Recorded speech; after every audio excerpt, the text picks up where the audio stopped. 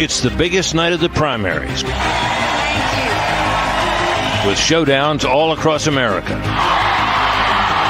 out and vote. Got to get out and vote. We do have a country to save, but this is where it comes down to you. Tonight, more than 800 Republican delegates at stake, and Donald Trump has his eyes on the final prize. Get out, Joe. You're fired. Give me liberty or give me death. God bless you. But Nikki Haley insists she's the only one who can beat Joe Biden. Thank you so much. Look at the chaos that is happening under Joe Biden and Donald Trump.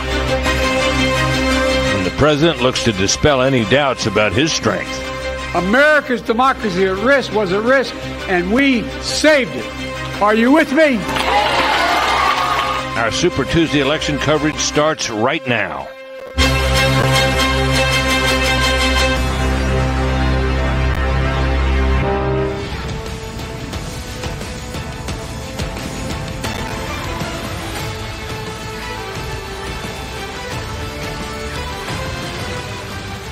It is 7 p.m. on the East Coast, and the first polls of Super Tuesday are closed. Welcome to the biggest night in the primary campaign in the election season, unlike we have ever seen before. Good evening, everybody. I'm Martha McCallum. And I'm Brett Baer. It is Super Tuesday. The most states, the most delegates, the most votes on the line as both parties march towards a 2020 rematch, it looks like. At this hour, polls are closed in Virginia and Vermont. Vermont could be Nikki Haley's best chance to win a state tonight, thanks to moderate Northeast Republican voters and an open primary system. Virginia is also holding an open primary, and she could do well in the suburban areas near D.C. Both states also host Democratic presidential primaries tonight, where Biden is widely expected to win. Now, those are just the first prizes of the night. 16 states and one territory heading to the polls today, including the two biggest states, Texas and California. A lot of delegates there. Indeed. On the Republican side, there are 854 delegates up for grabs tonight. That is more than 70% of what is needed to clinch the nomination. Former President Donald Trump hopes to sweep them all 15 states on the Republican side, and set up a showdown with Joe Biden in the fall. He steamrolled through the early contest, and tonight he's hoping for a knockout blow. Challenger Nikki Haley fighting tooth and nail to stay in the race. The math does not look like it is in her favor. She has no clear path at this moment to the nomination. On the Democrat side, President Joe Biden wants another 4 years. He has also marched through the early nominating states, despite his party remaining deeply divided about the prospect of him returning to the White House, concerned about age, his mental fitness, other things. What makes you think you can win? I have to win or my donors will destroy my Warhawk enterprise. And why did you have to go and call me a bird brain? He called me DeSanctimonious for a really long time. That's fine heels. You're a neocon, Nikki. You simp for globalists, open borders, and illegal immigration. And My brown people are not illegal. That is why you are bird brain. That's enough, Boots. It's all there, black and white, clear as crystal. You ran against nobody. Nevada checked the box that literally said not Nikki. And that may be an achievement, but you get nothing. You lose. Good day, sir.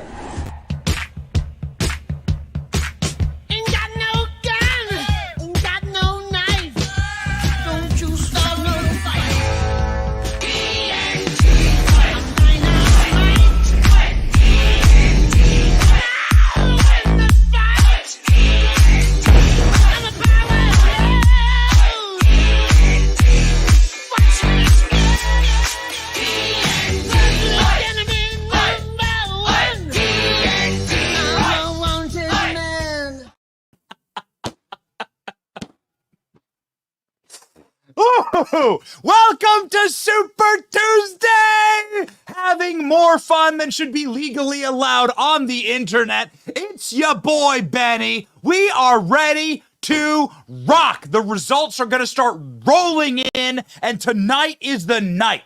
Donald Trump could clinch the Republican nomination. It is the end of Nikki Haley. It is the end of rhinoceroses inside of the Republican Party, and it is the beginning of taking back our nation.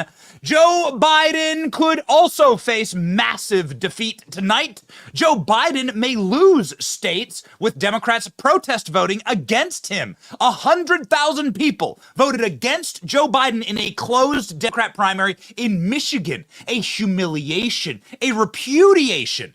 Ladies and gentlemen, we are excited, and we have 15 states to call tonight, 1,200 votes to clinch the nomination. Donald Trump might get 1,100 tonight, depending on the way the evening goes. Donald Trump could be your Republican nominee by Tuesday of next week, given the states and the calendar and the schedule. And so the battleground is set. The table is set, baby. Let's put some meat on the bones. We already have some results here, baby. We are ready to rock. And most importantly, we are going to be joined by a number of special guests tonight. And we also have a brand new Stinger Rolls Royce. Are we ready to reveal it? Because we have a call already in the night. The night is quite young. It's not even 7:30 yet, and we already have Donald Trump winning his first state. We have the Trump victory Stinger. Are we ready to go, Rolls Royce? Let me know. I'm gonna suppose that's I guess Rolls Royce. That's gonna be a yes. Here we go. All right, Trump wins. Let's try this out for the first time ever. Go.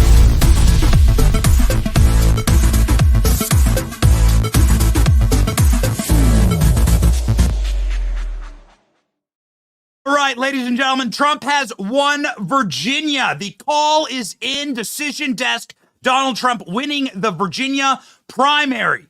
This call was made seconds after the polls closed. Might be the fastest call in history. Ladies and gentlemen, the map looks like this. Donald Trump has officially won Virginia. Now, these are all the states that Donald Trump has won leading up to tonight, but this is the first state from Super Tuesday that has been called. It's only 9% in, but Donald Trump with the dominant performance. Many were saying that Nikki Haley might win Virginia or might be able to pull out something. Who knows? Nobody knows. 12 guys down, one fella to go. Fighting for every inch, says Nikki. But in fact, Nikki Haley has gone down in flames. 63% we have here for Donald Trump reporting in to 30% Donald Trump winning by 30 points. The suburbs of Virginia, of course, Nikki Haley's favorite people, the rhino warmongers, hardest hit. Hardest hit. Neocons on life support right now, ladies and gentlemen. You can see here, if you zoom in, there is supposed to be a little area that Nikki Haley won. It's called Washington, D.C. That happened on Saturday. Oh, wait. Washington, D.C. isn't an actual state. It's a district. It was never supposed to be a state. It's a swamp infested, a literal swamp. And it is infested with rats and roaches and lice and mice and lizard people wearing human exoskeleton skin suits. And so Nikki Haley doesn't even have a single state on the map. Here's Nikki Haley's South Carolina, home state of South Carolina, where Donald Trump defeated her soundly and roundly, ladies and gentlemen, just a week ago. And so we roll on tonight. The states that are in play right now, you can see here at the New York Times. I know, please forgive me. New York Times has a very, very sharp and accurate and easy to read map, and so we shall use it tonight. The polls have closed, ladies and gentlemen, in Virginia and in Vermont. Now, in Vermont, you see here, 3% in reporting. They haven't called that yet. So we will see. But they have called it for Donald Trump there in Virginia. So the first state already a victory for Donald Trump. This is Trump plus 31 points. You can see right here, absolutely and totally and completely dominant. Donald Trump has, of course, been ready to roll for quite a while. Donald Trump has a party tonight at Mar-a-Lago. Low key, we were invited to go to Mar-a-Lago tonight. We'll be doing some work at a Trump property later this week, and so we decided instead to be here in our studio reporting this evening's results with you and celebrating with you, ladies and gentlemen. Donald Trump asked recently meaning in the last 24 hours, his message on Super Tuesday. And so until before these states start rolling in and we have more polls closing at 7:30. 7:30. So a couple minutes ago, the first round of new polls closed. Donald Trump's message to his supporters for Super Tuesday. Let's go. We can talk about all the accomplishments of President Trump. We can talk about the policies. We can talk about how he's going to make America great again. But guess what? If you don't vote tomorrow, you don't encourage your friends, family, people at church, your neighbors, your coworkers to do it, it simply will not happen. You say this during your rallies, and I love the sign. It says, too big to rig. Right. We want to be too big to rig. But the too big to rig, we're really thinking about November 5th. But it really does send a signal. If you can, get out to vote tomorrow. Get your husband, get your wife, get your friends, get their friends, because we want to send a signal that we're coming. This freight train's coming. And we have to do that, and we have to do it tomorrow. Tomorrow's the big day. Tomorrow, they call it Super Tuesday for a reason. And I think it's going to be record-setting. I hope so. But that sends the signal, because what we're really doing is we're aiming at that November 5th date. And I said it at the beginning, and I'll say it now as we close up. It's going to be, I think, the most important date and day in the history of our country. We're going to take our country back, and if we don't win this next election, I think our country is finished. I really do. I think it's finished. Yeah. So, ladies and gentlemen, we are here and we are ready for this evening. Donald Trump saying, too big to rig. This train is leaving the station. This train is ready to rock. We have, once again, another victory to announce to you. We are working on, I think we have loaded a brand new Donald Trump victory stinger. We're going to be doing this live, okay? We're going to be doing this live. We are building assets, and we are building celebration, and we are building energy right now live with you. Another Donald Trump victory to announce. Let's go, man.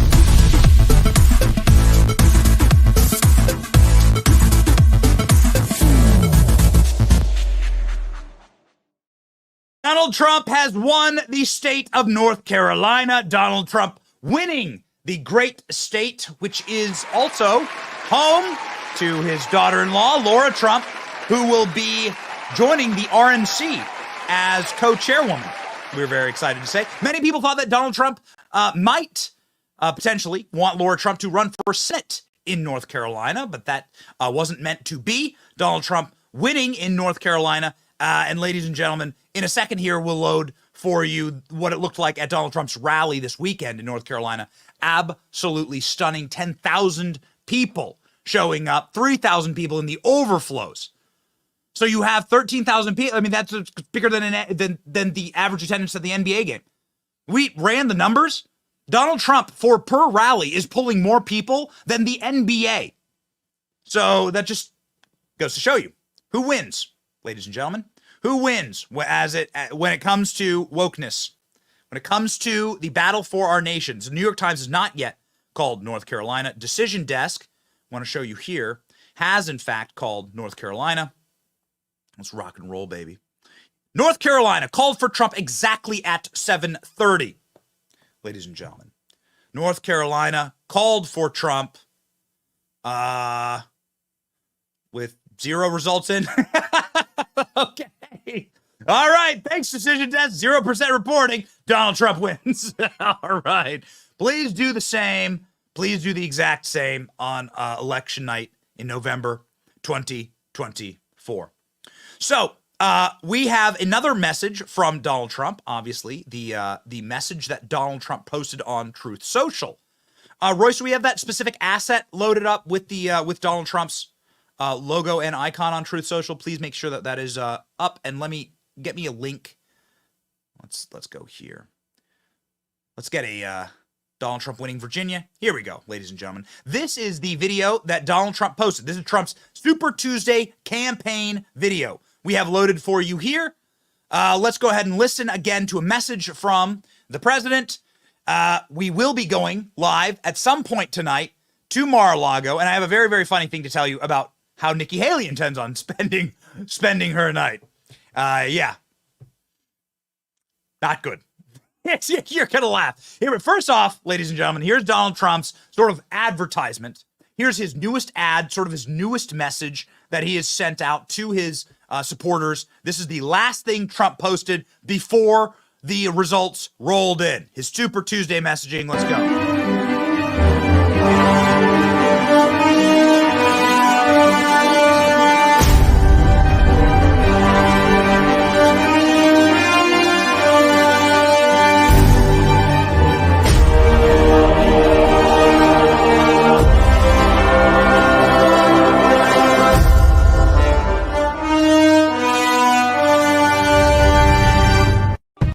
Okay.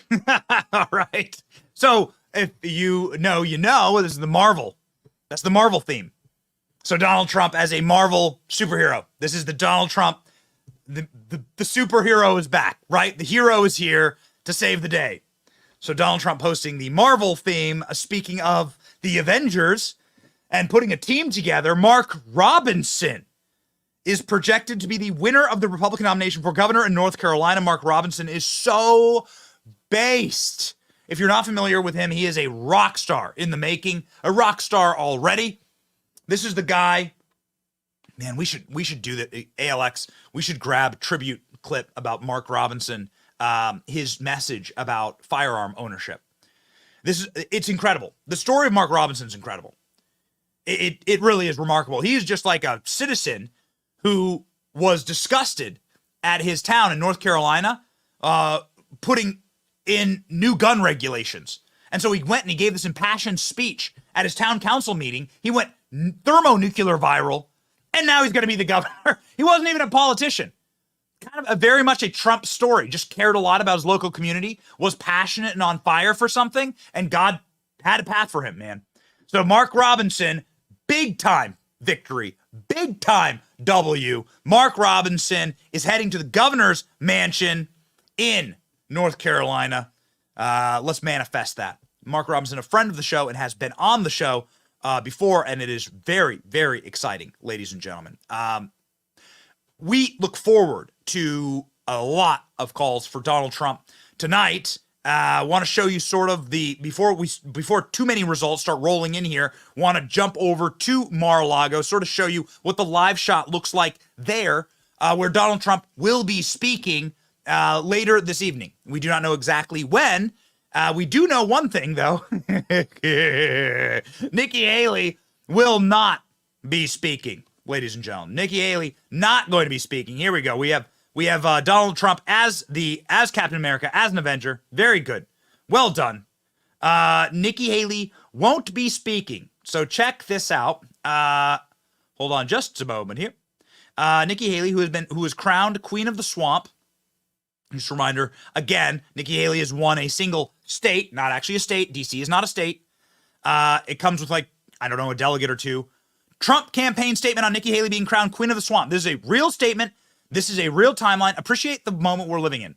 We will never get this again. This is so special, the moment we're living in. This is an absolute 100% bona fide statement from Donald Trump. This is not a meme. This is not from the Babylon Bee. Trump campaign statement on Nikki Haley being crowned Queen of the Swamp. Tonight's results in Washington, D.C. reaffirm the object of the Trump campaign. He will drain the swamp and put America first. Nikki Haley has been soundly rejected throughout the rest of America. She was crowned Queen of the Swamp by lobbyists and D.C. insiders who want to protect the failed status quo.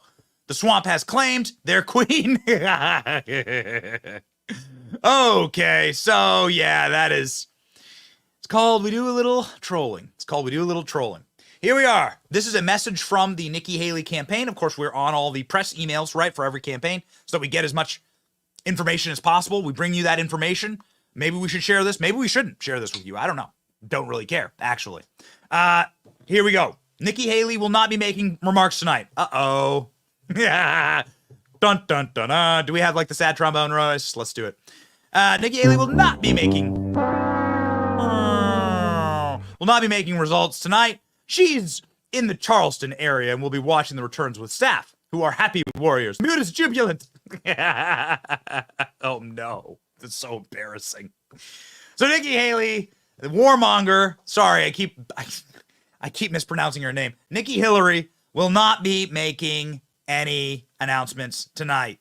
Unfortunate. We can't help ourselves, however, ladies and gentlemen, we can't help ourselves, but note that Nikki Hillary, maybe her final time as a candidate, because I think this whole thing is going to get zipped up by Donald Trump. 1,200 delegates may happen as early as 7 days from now. All right? We'll get within the precipice. We'll get within striking distance tonight.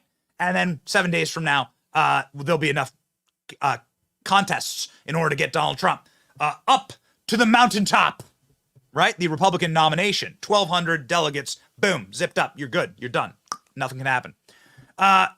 Nikki Haley's last time, potentially, as a candidate. She may drop out after this. We don't know. She may drop out of this. She may drop out tonight. We're not sure.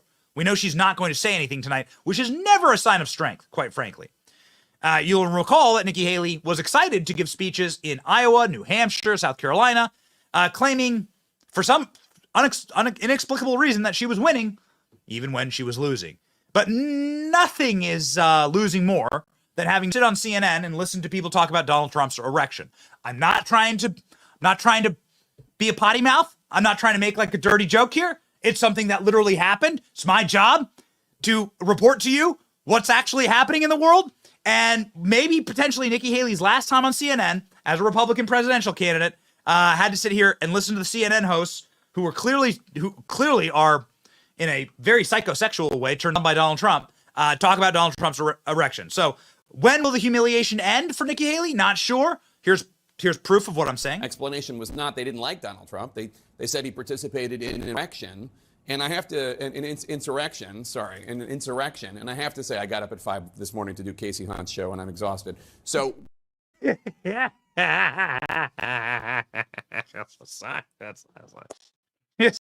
Sorry, Nikki Hillary. Really tough one. That's real hard time there on CNN. Really, very much so.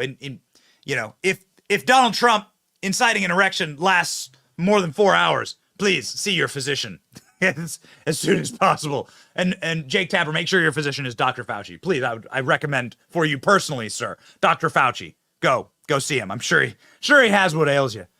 Here we go, North Carolina. The New York Times is here, and they are late. You can see the differences here. These are live updates. So North Carolina has been called here for Donald Trump.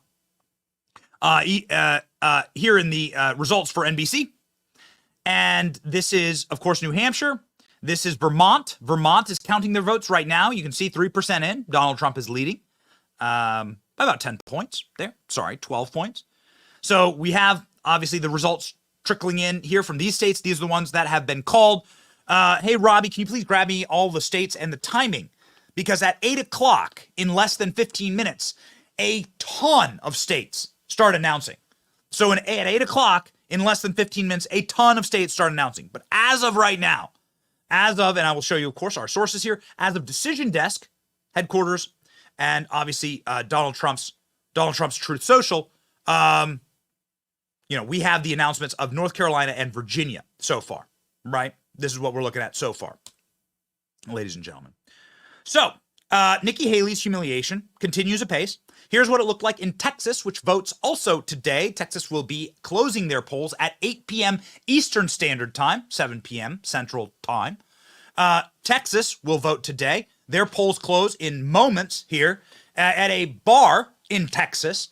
Fox News hosts said, "Hey, who do you want to be president?" There are like hundreds of people at this bar. The humiliation continues, ladies and gentlemen, for Nikki Haley, and let's just say that there were no erections incited for Nikki at the bar. But I did a quick straw poll. Ainsley, Steve, Brian, Lawrence. Let's just take the temperature as we start the morning here in Texas. If you are for Donald Trump today, Super Tuesday, let me hear you. Yeah! All right. Anybody here for Nikki Haley? Okay.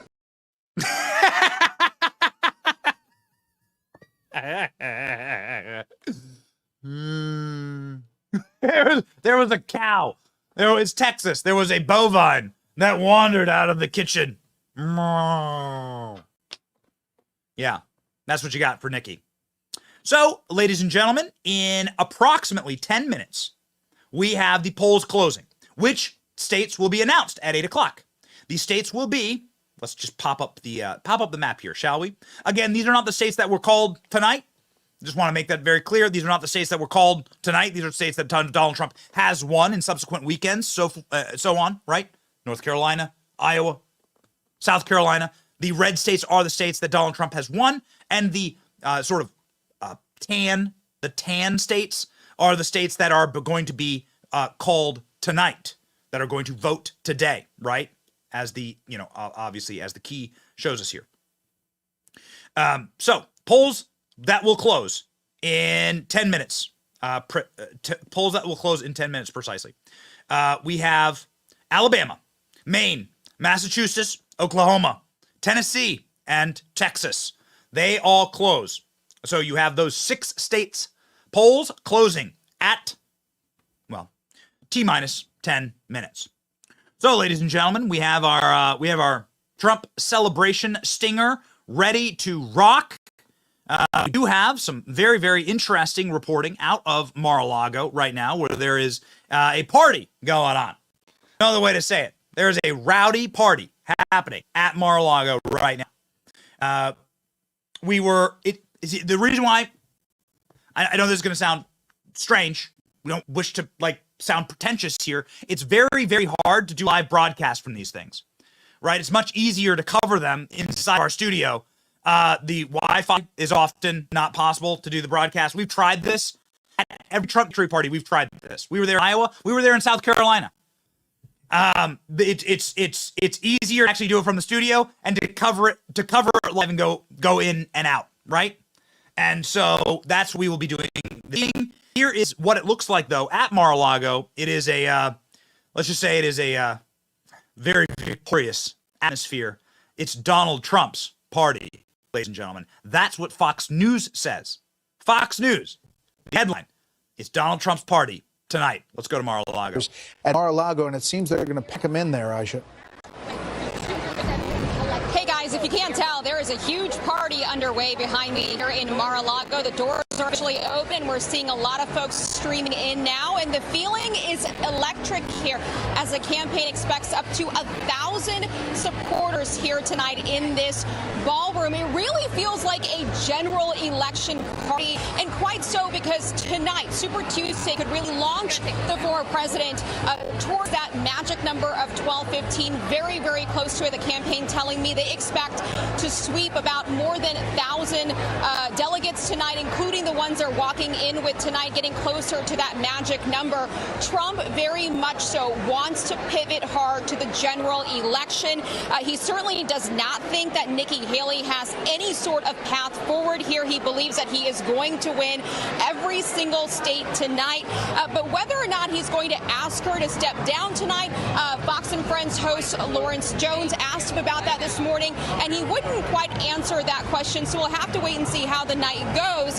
He is, though, accusing her of dividing the GOP by just staying in this race. Now, he'd much rather be talking about the issues, the border, the economy. He'd much rather be talking about President Biden, and he'll get to do that again, Brett and Martha, in dueling remarks again this weekend, Saturday in Georgia, when Trump and both President Joe Biden will be campaigning just about 60 miles apart. Back here in Mar-a-Lago, again, the party getting underway. Just about 200 people, I would say, here already.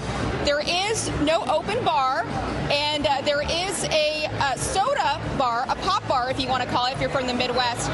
But no free alcohol, at least tonight here in Mar-a-Lago. Back to you guys. Well, thanks for that update. Sounds like it's going to be a short party. Yeah, that's not a big party. All right, let's bring in. Will they get to 1,000 without an open bar? I don't know. That's a good question. It's time to bring in the panel, if you haven't noticed. Britt Hume, Laura Ingraham, Dana Perino, and Harold Ford Jr.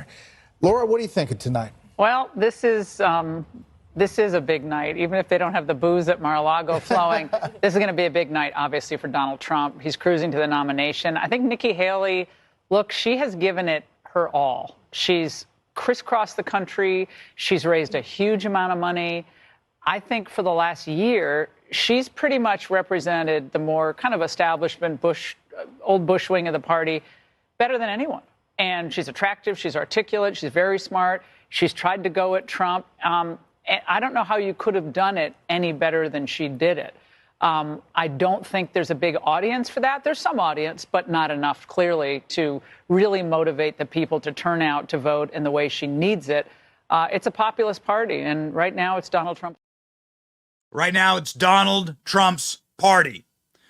Ladies and gentlemen, I want to note that the New York Times seems quite slow this evening. Not like I really care. This is the only time we really look at what the New York Times has to say. We are watching Decision Desk, which is a site that is quite good, right? New York Times. We're watching here at NBC, okay? And who they are calling and how they are calling these states. So these are the states up for grabs tonight. The tan ones, ladies and gentlemen. In approximately 6 minutes, 6 of these states close their polls. And so we will be getting more data and more results in approximately 6 minutes. As we have noted, Donald Trump has already been victorious in Virginia and in North Carolina this evening. Those are the 2 contests that have been called. Here is the call for Virginia, and we got some very interesting information out of North Carolina. Donald Trump will win Virginia's Republican primary. This was former Governor Nikki Haley's really best chance to win a state other than Vermont, with significant delegates at stake. So with this, he goes on to this first win tonight. He is predicting there could be 15 wins tonight. The former president is. As you look at the board, we'll see if that holds up. Speaking of the board, let's go to Bill Hemmer and get a look at what happened in Virginia. Good evening again. It looks like a tale of 2 states, really. I'm going to break this down for you in Virginia. Remember, the population centers. So Virginia again going. You can see here the Mar-a-Lago party rocking and rolling.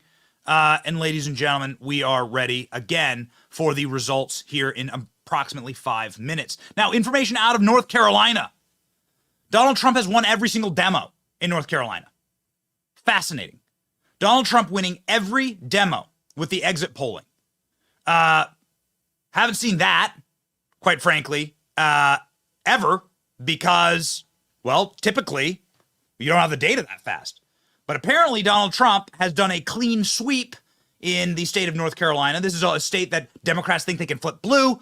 They think that they can find squishy suburban wine moms driving Priuses to Whole Foods and flip it, right? Don't think so. Don't think so. Dominant performance. Here's some data out of North Carolina. Haley's 16%, a trend we've seen throughout the primary season. He just dominates with the party faithful. Among independents, which made up 34% of the overall electorate, a far smaller share than Republicans, you see here, Donald Trump even bests Nikki Haley with independents, 49% to 45%. Yes, she gets close with independents, but she needs to win independents if she's going to win some of these races. Among college voters, again, a 45% share of the overall electorate. This should be a place, as you see, where Nikki Haley gets substantial support, but Donald Trump still wins in North Carolina with college graduates, 51% to Nikki Haley's 45%. She doesn't overtake him there. Non-college graduates, where Donald Trump runs up the score, here you go. It's 56% of the overall electorate that are non-college educated voters.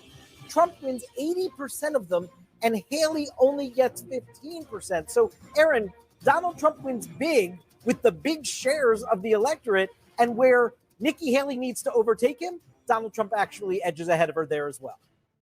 Just monster numbers for Trump, winning every single demographic. And you are seeing that now across the board. You are seeing that now across the country. Versus Joe Biden, it gets even worse. Donald Trump winning the youth vote. Donald Trump cutting Joe Biden's support with black voters in half. Donald Trump tied with women voters. Donald Trump tied with Latino voters. There is no path forward for Joe Biden. There is no path forward.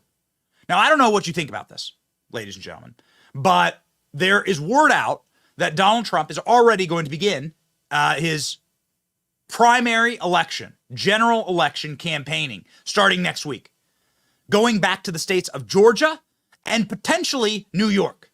Donald Trump potentially playing for New York, saying that Democrats have botched it bad enough inside of the Empire State, and that Donald Trump thinks he can snatch it. He can claim it as a prize. Is that possible?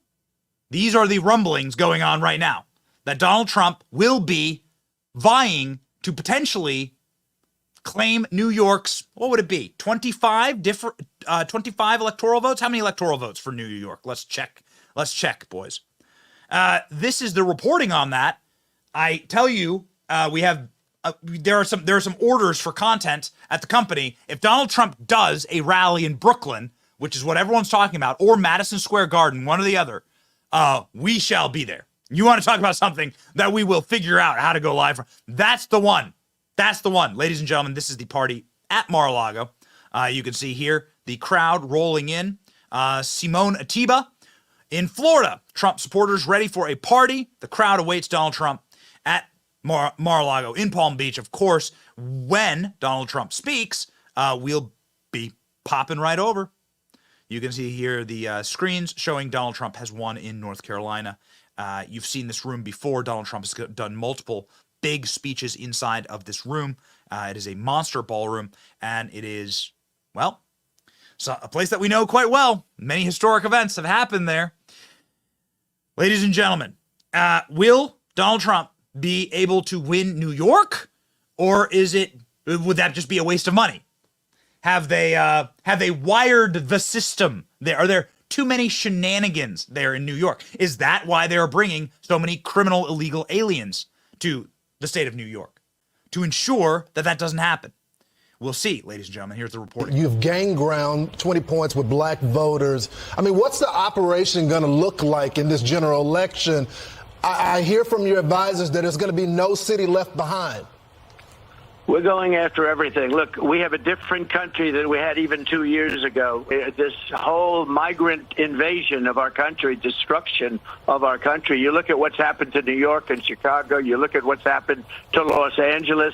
We have a much different country in many ways, but also from a voting standpoint. People that were modestly happy 3 years ago are devastated right now. Their country has been invaded. They can't go to hospitals. They can't go to schools. They can't use their playgrounds for their kids. They cancel out the little leagues. I read today where little leagues are being canceled out all over the country because you have migrants living all over the parks and the fields. Our country is a mess, and right. I think you have a much different country than you do. We're going to make a heavy play for New York. We're going to make a heavy play for Virginia, states that generally don't go Republican. I think they're going to go Republican in a lot. I think frankly, I think the Democrats have themselves a big problem. Donald Trump saying Democrats have themselves a big problem. So is it a fantasy? Let us know. We're going to pin a poll. We're going to pin a poll to the chat right now. Let us know if you think that Donald Trump should play for New York. Obviously, Donald Trump's from New York. Donald Trump is very, very popular in New York. Every single week, there's a new man on the street that gets dropped from Brooklyn. And by the way, it is 8 o'clock, ladies and gentlemen. The polls are now officially closed in 6 different states. 6 different states, ladies and gentlemen. Those states are, once again, Texas, Tennessee, Oklahoma, Massachusetts, Maine, and Alabama. We will continue to monitor, obviously, the maps here, and we will be able to show you when Donald Trump is victorious in those states. As of right now, there has been no change to our map. You will know Donald Trump is victorious because we have a super badass stinger that we shall play for you. Ladies and gentlemen, with Donald Trump dancing and a lot of music and a lot of confetti. We would like to shoot confetti in our studio, but we don't have enough money to pay the cleaning crew for the amount of confetti we would need to drop tonight. Maybe we'll do a ball drop. Royce, figure out how to do a ball drop in the studio. We got to figure it out. We'll do a ball drop in the studio when Donald Trump officially locks up this nomination, and we'll be popping bottles. You can believe that. Why does Trump believe that he can win in the state like New York? So it's one thing for Trump to win in, like, I don't know, right here, Wisconsin or Michigan and in Georgia. It's a totally different thing to win here in New York, right? And Trump thinks this because all of the polling shows that Joe Biden effectively has, well, he already had virtually no support in 2020, but Joe Biden now has less than zero, right? What is a negative zero? This is like an imaginary number. It's not real mathematically. This is CNN, fighting back tears, fighting back the rock salt tears in reporting on Joe Biden's catastrophic failures with his own party. This is particularly special, ladies and gentlemen. Joe Biden's absolute and total erosion of support. The inability of Joe Biden to even win with his own party. The collapse is nigh. This is a very salty clip. And so on this program, we salt our libs, okay? We have our gigantic thing of salt here. We encourage you to leave salt shakers in the comment section as we salt the libs of CNN as they report on the candidate that they propped up and got into office. They literally inflated Joe Biden's human skin suit, right? Got to get that on, got to get that tight, right, over the lizard skin. And make sure that you put the glass up under his nose, make sure that it fogs up, okay, so he looks human. And you make sure that Biden, whichever Biden it is, gets marched out correctly that day, okay? Still walks like a robot. They haven't figured that one out yet. They're going to get that Biden version 6.7. They're going to get that. He's going to learn how to walk correctly. But ladies and gentlemen, CNN is the reason that Joe Biden is the resident of the White House right now. There's no other way to say it, right? So all joking aside, CNN reporting on these things is very, very salty. It's very delicious. And here's our Salt That Lib for the evening.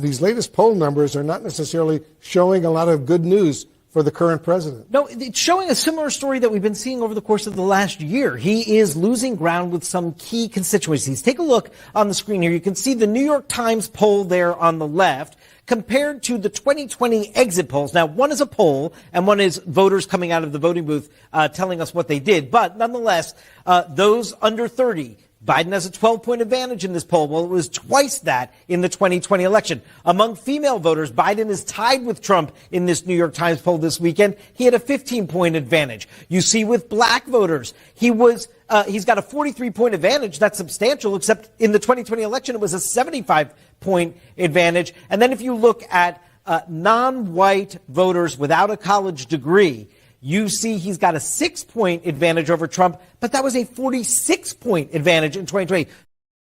So what are you looking at? You're looking at the complete and total collapse.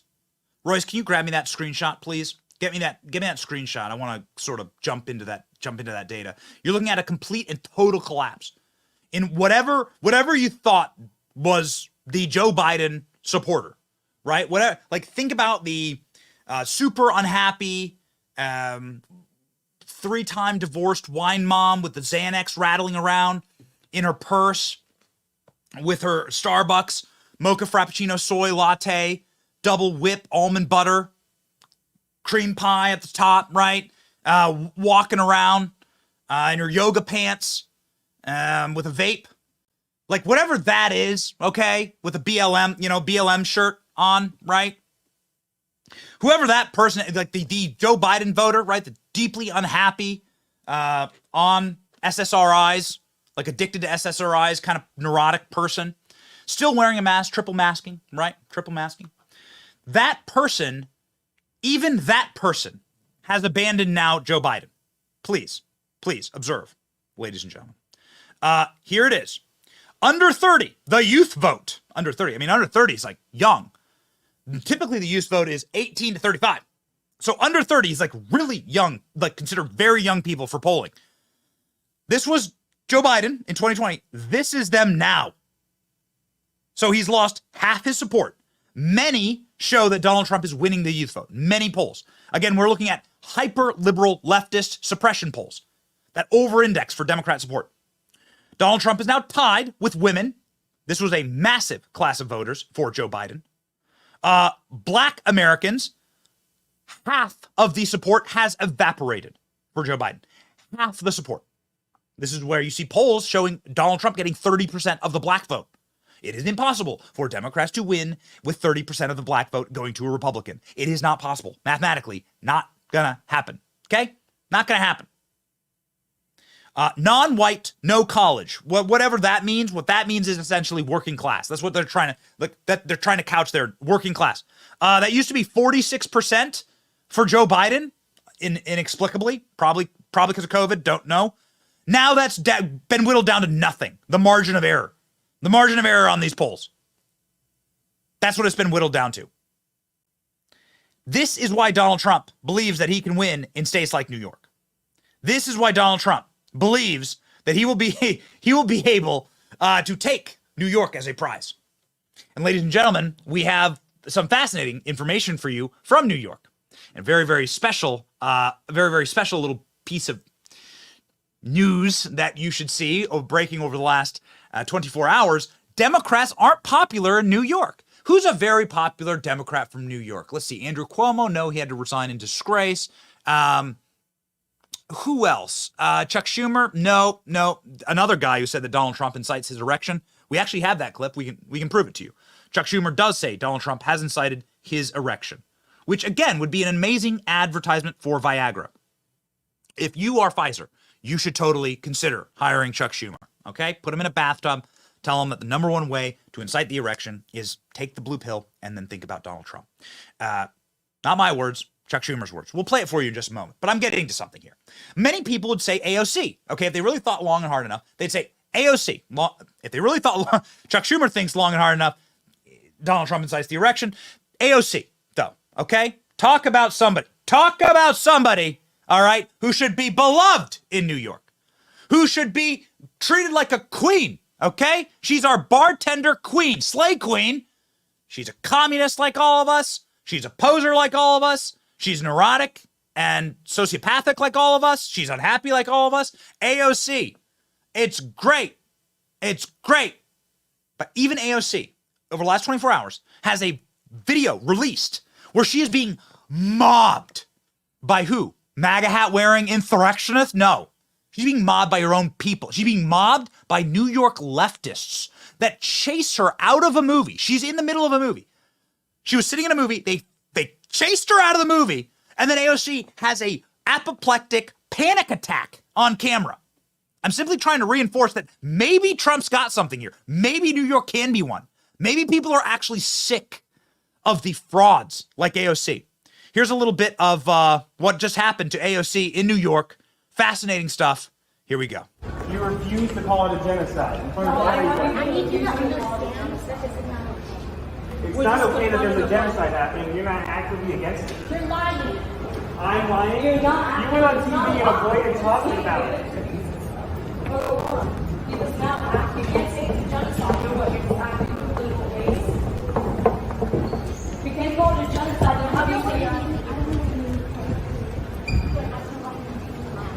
We're not lying. We're not lying. You've been saying it in interviews. It's insane. You haven't been calling it a genocide. Don't tell me I'm lying. Then just say it's a genocide. Just say it. Over 30,000 people are dead, AOC. You can't just say it for once. Just say the word. That's it. That's all we want you to say. Or you're not angry about people confronting in public, but you can't call it genocide. Over 30,000 people have died. Stop. Okay? Stop. We're not doing anything. We're just talking to an elected politician. That's all we're doing. That's it. You're gonna cut it, and you're going to cut this, and you're going to clip this so that it's completely out of context. I already said that it was, and y'all are just going to pretend that it wasn't over and over again. It's fucked up, man. And you're not helping these people, TV. And you're not helping them. You refuse to. You're not helping them.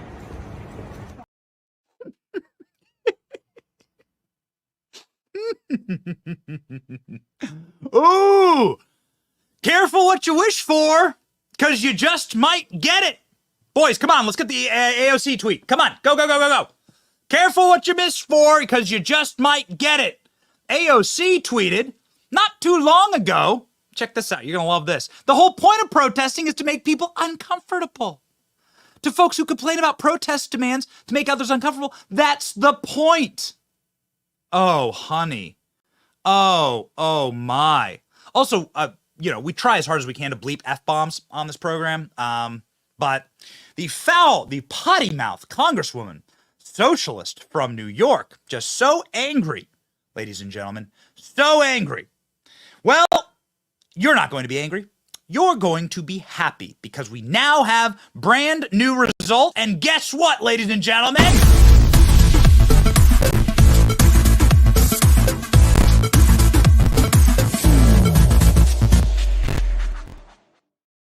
All right, Donald Trump, a slew of victories rolling in. Let's go. Almost too fast for us to count. Okay, what do we got here?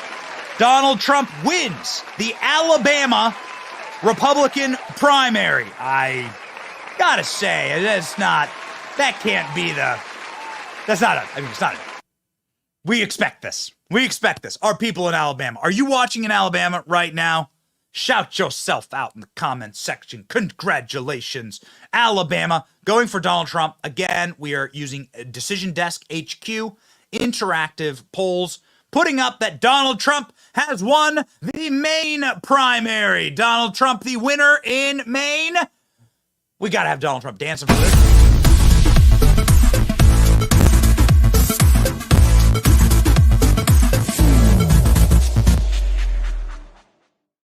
Donald Trump has won the Oklahoma primary. Here we go, baby. We're going to have so much Donald Trump dancing tonight. This is Decision Desk, okay? That is making, these announcements.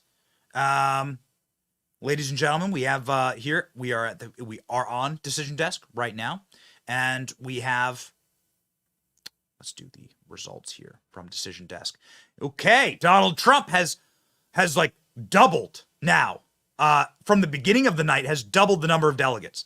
Again, right here, Donald Trump needs 1,200 delegates to win. Nikki Haley has... Can we get a sad trombone here, Royce? Let's do a sad trombone. Oh, Nikki Haley has not incited, well, anything, quite frankly. Here, Nikki Haley has 43 delegates. Donald Trump rocking and rolling, winning victories. Let's go ahead and check the map. This is Decision Desk right now. Let's do a quick refresh here and check in. Donald Trump, again, winning.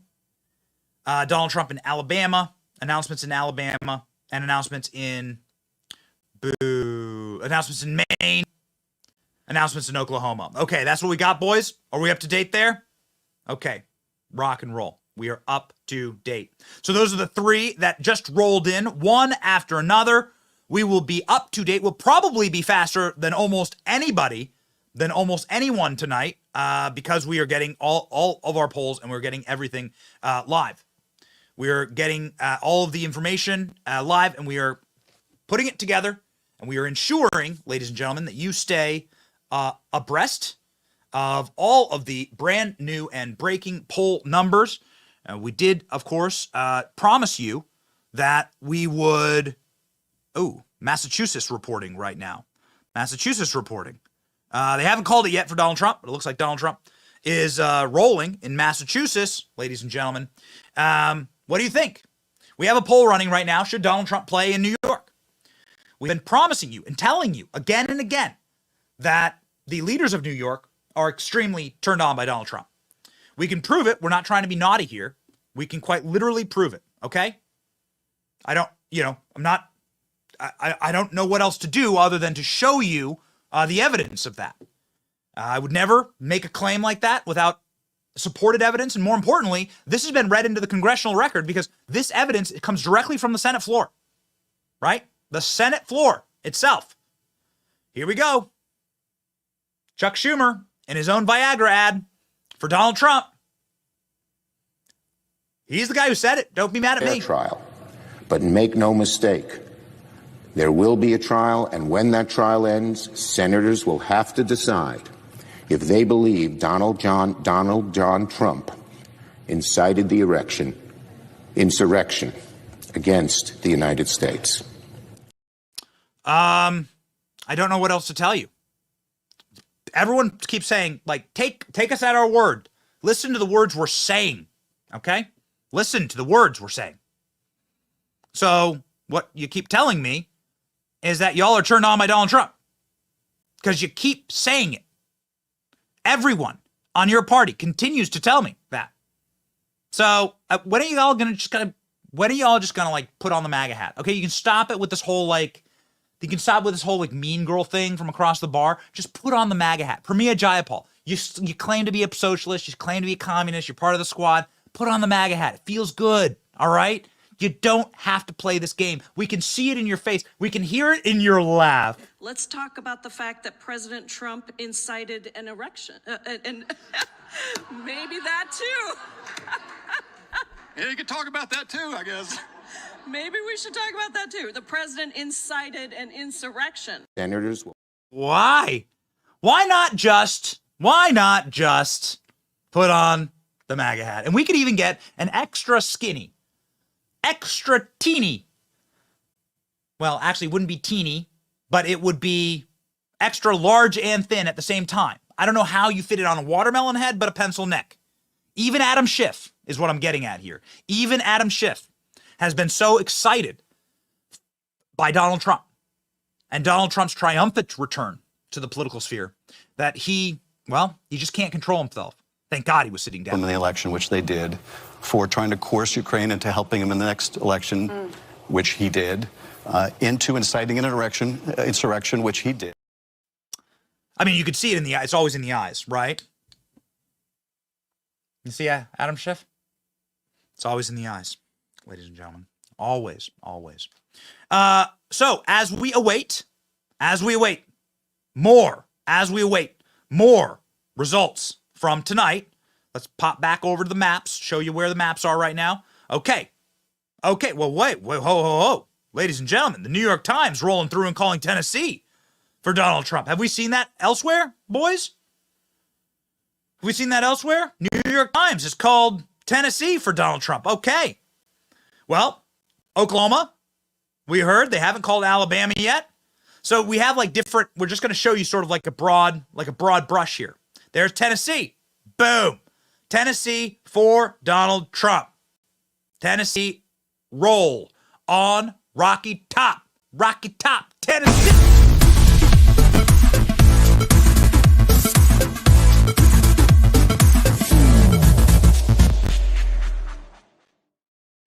Yeah, baby. We are a-rolling. We are a-rolling. Ladies and gentlemen, the question remains, can Democrats even get more excited? Can they get more excited for Trump? They've admitted to us how Trump makes them feel, how they can barely stand it when he's around, how they get hot flashes in the room. They're like little teenage girls, heartthrobs, Elvis, Swifties. They're like Swifties around Donald Trump. It's the hair and the orange skin. They're suckers for it. They love that skin color. They can't handle themselves. And ladies and gentlemen, there's only one man that we would trust to actually perfectly encapsulate what's properly happening here when it comes to the Democrats' lust and love for Donald Trump. They're trying to hide it. They're going to try. I mean, look at how hard they're trying to hide it right now. The New York Times will barely even give Donald Trump the states that he's already won. They won't do it. They're trying to play the mean girls right now. But Tucker called him out on it from 1,000 yards away. Ladies and gentlemen, we know it. We know it's a fact that Donald Trump has incited something very special in these Democrats. Tucker Carlson, of course, explaining it in a way that is profound and insightful, quick, and really gets the true heart of the issue. You may have heard, if you don't live off-grid, that there was something called an insurrection at the U.S. Capitol on January 6th, an armed revolt without arms. But today in the Senate, Chuck Schumer accused Donald Trump of inciting a different kind of uprising. Rick Leventhal has that breaking news for us tonight. Hey, Rick. I see what you did there, Tucker. Charles Ellis Schumer has been serving in Congress for 40 years, so he's made lots of speeches, and most of them are long forgotten. But this one may live forever. The senior senator from New York is a longtime critic of former President Trump, leading the charge for his impeachment trial scheduled to begin Monday. Schumer says it will be a full trial and it will be a fair trial, and then he said this. senators will have to decide if they believe Donald John Trump incited the insurrection against the United States. So which one is it? Is it both? We don't know, but it's trending on Twitter and inspired this tweet from Daily Wire writer Matt Walsh, who says, "I am ready to declare incited the erection the funniest political gaffe in American history. We should build a statue to Chuck Schumer to commemorate his achievement. That statue will only be from the waist up, though, to be safe." For the record, Tucker, I also cover wars and natural disasters. Thank God it's Friday. Which is why you were the perfect man for that story. Rick Thank you. Leventhal, thank you so much. Great to see you tonight. You too.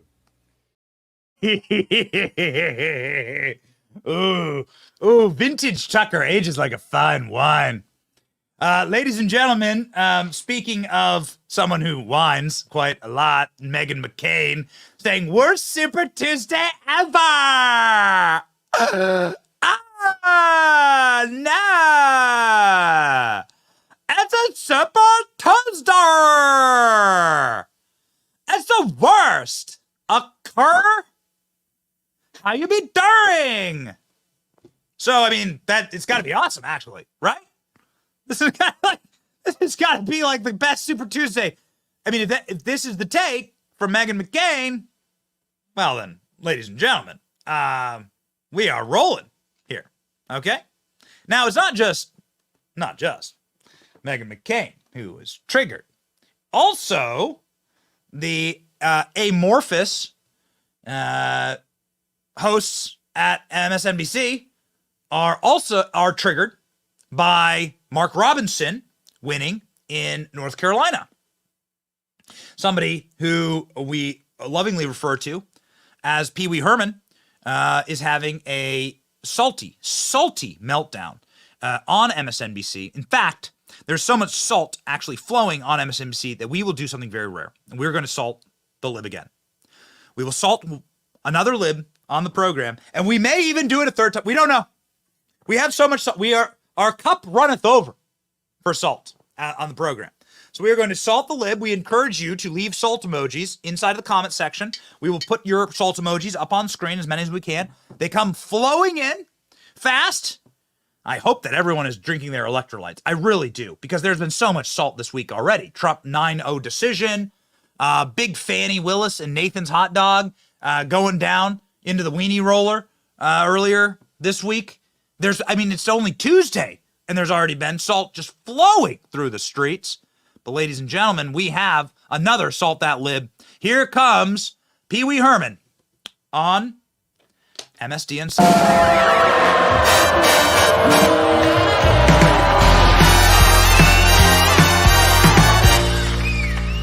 There are two big governor's races this year that are going to be in swing states, or roughly swing states. They are in North Carolina and in New Hampshire. And this North Carolina one is going to curl your hair with a candidate as extreme as Mark Robinson there, in a state that the Democratic coalition and that the Biden campaign really does want to put on the map in the presidential race, with Mark Robinson on the ballot as a Holocaust denier, running against the man who would be the first Jewish president of North Carolina, coming off of two terms of very popular North Carolina Democratic Governor Roy Cooper, we just saw both barrels tonight going for both Biden and Stein at the two men at the top of the ticket there in North Carolina. It just puts North Carolina on the map politically this year like they have not been since the Obama years. I would like to keep our salt flowing, ladies and gentlemen, as we move on over to CNN, asking if Nikki Haley will ever win a single state. I have an answer for you, CNN. CNN openly opining, saying, oh my goodness, Nikki Haley may not win, well, anything. And as we have reported to you earlier tonight, Nikki Haley will not be speaking. Donald Trump will be speaking later tonight. Nikki Haley will not be speaking. We do have a live shot of Mar-a-Lago that we will bring to you right now. There's the live shot. Okay. We are ready to rock. Again, ladies and gentlemen, for your viewing pleasure, we do these from the studio because it is very hard to do live shots, to do anything other than this, right? Until Donald Trump speaks. So you can see Mar-a-Lago is popping, rocking, and rolling. We know for a fact a couple of our friends are there. Marjorie Taylor Greene is there. Posted a selfie, being there, looking happy, dapper as ever. Ladies and gentlemen, we continue on with tonight's programming. Nikki Haley not giving a speech. Again, Nikki Haley not giving a speech. Donald Trump will be giving a speech, presumably when most of the states are called, although Alaska, I think, gets called at like 1 a.m. So we'll see. Here is Nikki Haley being openly opined on CNN. Will she win a single state? CNN asked. 4% of the vote, 3,601 votes. He's 456 votes ahead of Nikki Haley, who has 44.9% of the vote. Again, that's with only 10% of the vote in, but still at some point, we're going to see whether Nikki Haley is able to even make one stand in Vermont this evening, because her campaign thought maybe she was going to be able to at least make a stand of some sort in Virginia. We've already called Virginia for Donald Trump. And you just teed up the states where we'll get votes in the minutes and then hours ahead. You don't have to follow politics every day like we do to think you're not expecting Nikki Haley to beat Donald Trump in Oklahoma. You're not expecting Nikki Haley to beat Donald Trump in Alabama. You're not expecting Nikki Haley to beat Donald Trump in Tennessee. So the question is, can she do anything tonight, again, to convince her donors it's worth staying on another Tuesday or another couple months and the like? At the moment, you see nothing. So you go back and look at the Vermont votes just again since you were here. No updates since you were here. You're watching a very tiny amount come in. You need them up in Burlington. You need them in Rutland. Montpelier is the state capital. Again, a more quirky state, a more independent-minded state. Where, as you noted earlier, the Republican governor, who is no fan of Donald Trump, has endorsed Nikki Haley. The Republican senator, no fan of Donald Trump, Susan Collins, has endorsed her here in Maine. Does that matter anymore in politics? Is it enough? That's the big question, because one of the things, Donald Trump is now the Republican establishment. I think that's a fair statement, but he runs against that old Republican establishment. Anyone who had a title or was involved before he got here, he runs against them. And again, as you just look at the map and you pull it up, Jake, it's amazing. I just want to pop. We've already projected this, but you look at this, right? So we got a lot of votes to count still. We've projected this. Only 2% of the vote is. Only 2% of the votes in, you say? Nope. Ladies and gentlemen, Donald Trump ready to roll. Here's what the map looks like as of right now. It is exactly 8:30 p.m. Eastern Standard Time. Now, the one thing that is different here is that Maine has been called by the New York Times for Donald Trump. Okay? Vermont still hasn't been called.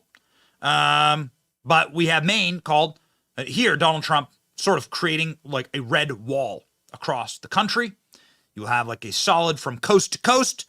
You could technically drive, I think, from coast to coast through Trump states by the end of the evening. Alabama has also been called for Donald Trump, but not reflected on this map. The maps do deviate. Here's where we are in the delegates. 420. Nice. Blaze it, Donald Trump. Blaze it. 420 for Donald Trump at this current moment, ladies and gentlemen. And nobody voting for Nikki Haley. Our meme masters inside of the company created something very special for us that shows exactly how the country will be treating Nikki Haley tonight, we believe.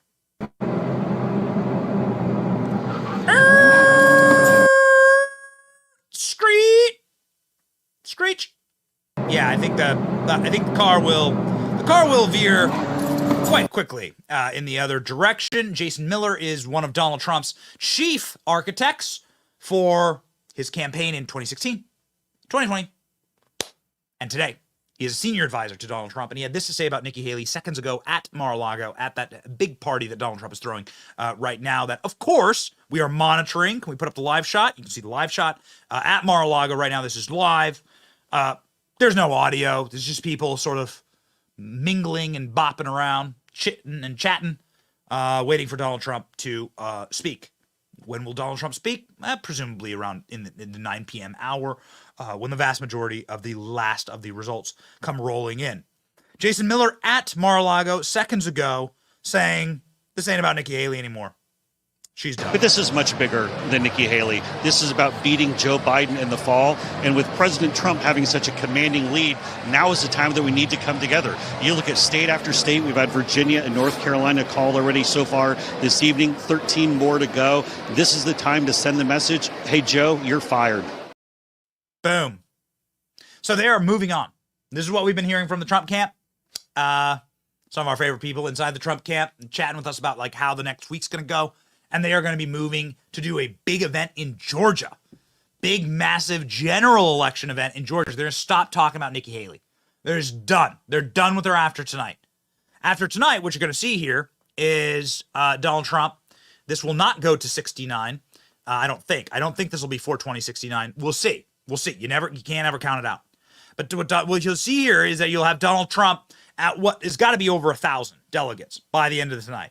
1,100 approximately, between 1,000 and 1,100. That gets him really close to this number, which is, of course, winning a nomination. That's a winning nomination number of delegates, right? And so you'll have Donald Trump just within the cresting the mountaintop of winning all of the delegates in order to be the Republican presidential nominee, like officially, right? And this will be happening at a very fast pace. In fact, if you look at the calendar and you look at the maps, this might happen by next Tuesday. So we may be popping bottles, ladies and gentlemen. Next Tuesday, we shall see. Rolls-Royce is already cringing. He doesn't want to have to figure out how to do a balloon drop inside the studio. We will do it. We shall do it, ladies and gentlemen. Unless, of course, Donald Trump accepts our invitation to come on the show live, and then we might play him this hilarious clip from Harris Faulkner. Here's Harris Faulkner talking to Nikki Haley on Fox News. Now, Fox News has been pretty nice to Nikki Haley. Fox News has used their platform, right, to have a kind of love-hate relationship with Donald Trump. Play footsie with Donald Trump under the table, okay? You better not incite anything in us, Donald Trump, okay? They banned Donald Trump for 100 days, you might recall. But, man, Fox has been pretty brutal with Nikki. Nikki's gotten some massive, massive fact checks live by Fox News hosts. Like, for instance, when they quite literally bodied Nikki Haley on camera, here is Harris Faulkner. How do you win your first state? I mean, it's amazing to say I haven't won a state yet. You've only had 3 states that have voted. Well, it's not amazing. We need to South go ahead and Carolina's let winner these take states. all. It's not amazing. Here are all the states. You haven't won any states. What do you mean? It's amazing. They haven't won a state yet. You haven't won a state. What are you talking about, lady? You haven't. I don't get it. This is like Hillary Clinton math. She did win the District of Columbia, which isn't a real place, right? So that's fine, but that's not real. It's not a state. Still not wrong. Still not wrong.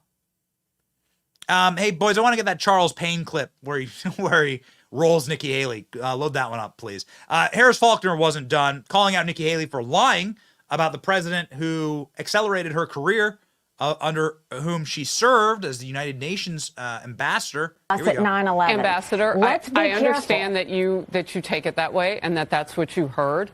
And we'll have to see how all of this plays out.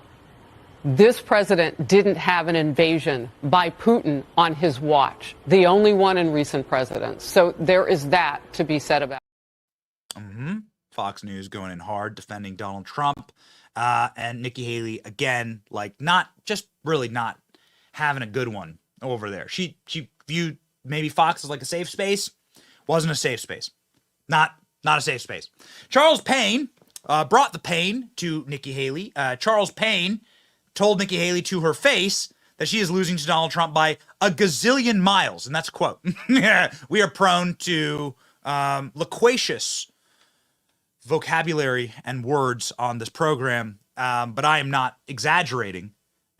Charles Payne literally bodying Nikki Haley to her face live on Fox. It is sort of ironic, though, Ambassador, that you are trailing President Trump by a gazillion miles, and you're quoting polls. I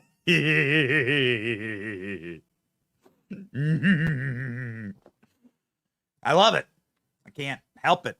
Can't help it. Nikki Haley did tweet just the other day, 12 fellas down, 1 to go. Come on. Like, really? Do you need attention that bad? It just seems like she's a glutton for punishment, to be quite honest with you. Nikki Haley, the reason why we go so hard at Nikki Haley, it's nothing, I guess, personal, right? It's that we despise her policies. We despise what she stands for. We went to Nikki Haley's hometown. Let's load that up, actually. We were just in Nikki Haley's hometown in Bamberg, South Carolina. Shocked at what we found when we got there. We were disgusted, quite frankly. Nikki Haley's policies, of course, have destroyed her little hometown. She often is so super critical of her hometown, calls it a racist place, an awful place. It's actually a sweet, beautiful southern little town. That's really nice. And so cretinous and so evil of Nikki Haley to like use these people as scapegoats. It's terrible. But it seems like Nikki Haley will be going down in total and complete defeat. Donald Trump, on the other hand, is loaded with both barrels. Again, this has been a great week for Donald Trump. Donald Trump has been bolstered in a way that shocked us, quite frankly. We're optimists on this program, right? We were like, yeah, Supreme Court, but did we really think it was going to be 9-0? 9-0. Boom. Everything has collapsed. Boys, I also want the I want Fani Willis, Nathan Wade clip. Let's get that rolling too. I think this is a good one. Donald Trump in rare form. Even some of the Trump haters have had to swallow their words and to say that this man has never been more powerful, never seemed more powerful. Andrew McCarthy is one of those guys, correspondent on Fox. He's a really smart dude, right? But he's not a bad guy. But Andrew McCarthy is like, yo, listen, Donald Trump's got legal ammunition now. Every case that has been brought against the guy is gone down in flames. It's finished. It's done. It's over. And the weeping and the gnashing of teeth and the lamentation of their women is to be heard from the Democrat National Committee building in Washington, D.C. And it does seem as though things are looking up. And that's why we are particularly triumphant and excited tonight. Here is Andy McCarthy on Fox just moments ago talking about Donald Trump's like massive legal landscape for victories and how Democrats will not be able to get their result by 2024 and certainly won't be getting their result on election night 2024. New York trial that you got to get through. And the Trump team has sent a blistering letter to Alvin Bragg up there saying you're proceeding with all of these trials and these things like Alan Weisselberg being in court again with a plea deal this week. And yet, in their words, you are allowing people guilty of brutal attacks on law enforcement and murderers to just roam the city free. Well, look, he's in a political battle as much as a legal one, and he's fighting it that way. And he's got a lot of ammunition with Alvin Bragg, who is the paragon progressive prosecutor and who does have a well-deserved reputation in New York for minimizing the number of cases they take and then taking the cases they have and pleading them down. Contrast this with the 76-year-old nonviolent Weisselberg, who he has now prosecuted twice in 18 months and is about to put in, I guess, Rikers Island for another 5 months. So jury selection starts, we think, on the 25th. Jonathan, how well do you think that's going to go for the former president, who so far has not found New York's court system to be very friendly for him? Well, it's not very friendly, and it's a nightmarish jury pool, only rivaled by Washington, D.C., which he will also face with the special counsel. And, the fact is that even a hung jury in New York is quite an effort for the defense in a case like this. But Bragg is continuing to just pull out the stops. We just saw that in this case with the objections in the letter, that you get the feeling that he's running out and shooting the wounded before he gets to Trump. And the question is, at what point does a modicum of restraint kick in on any of this?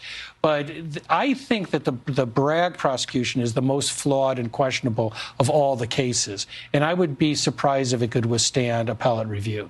All right, gentlemen, much more to discuss throughout the night. We'll get to more legal. Ladies and gentlemen, we are very, very excited to pop back on here and announce that Donald Trump has won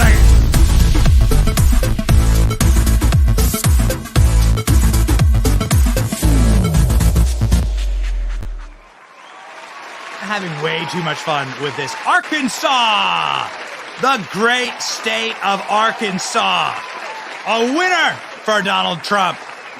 Can we get some Sarah Sanders clips loaded up? I want to rock and roll with Sarah Sanders. Let's go to Let's get some Sarah Sanders, some classic Sarah Sanders clips. Sarah Sanders is, of course, the sweet, wonderful governor of Arkansas now, and she is doing an amazing job there. She's low key, right? She's like focused on her job, and she's serving the people of her state, and she's doing an incredible job, ladies and gentlemen.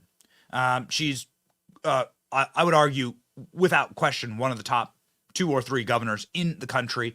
Again, she's low profile. I think she wants to like put her head down and actually do the job. She's quite aware that she's like famous for what she did in the Trump administration, which was regularly take the back of her hand and smack around some of the Jim Acostas of the world.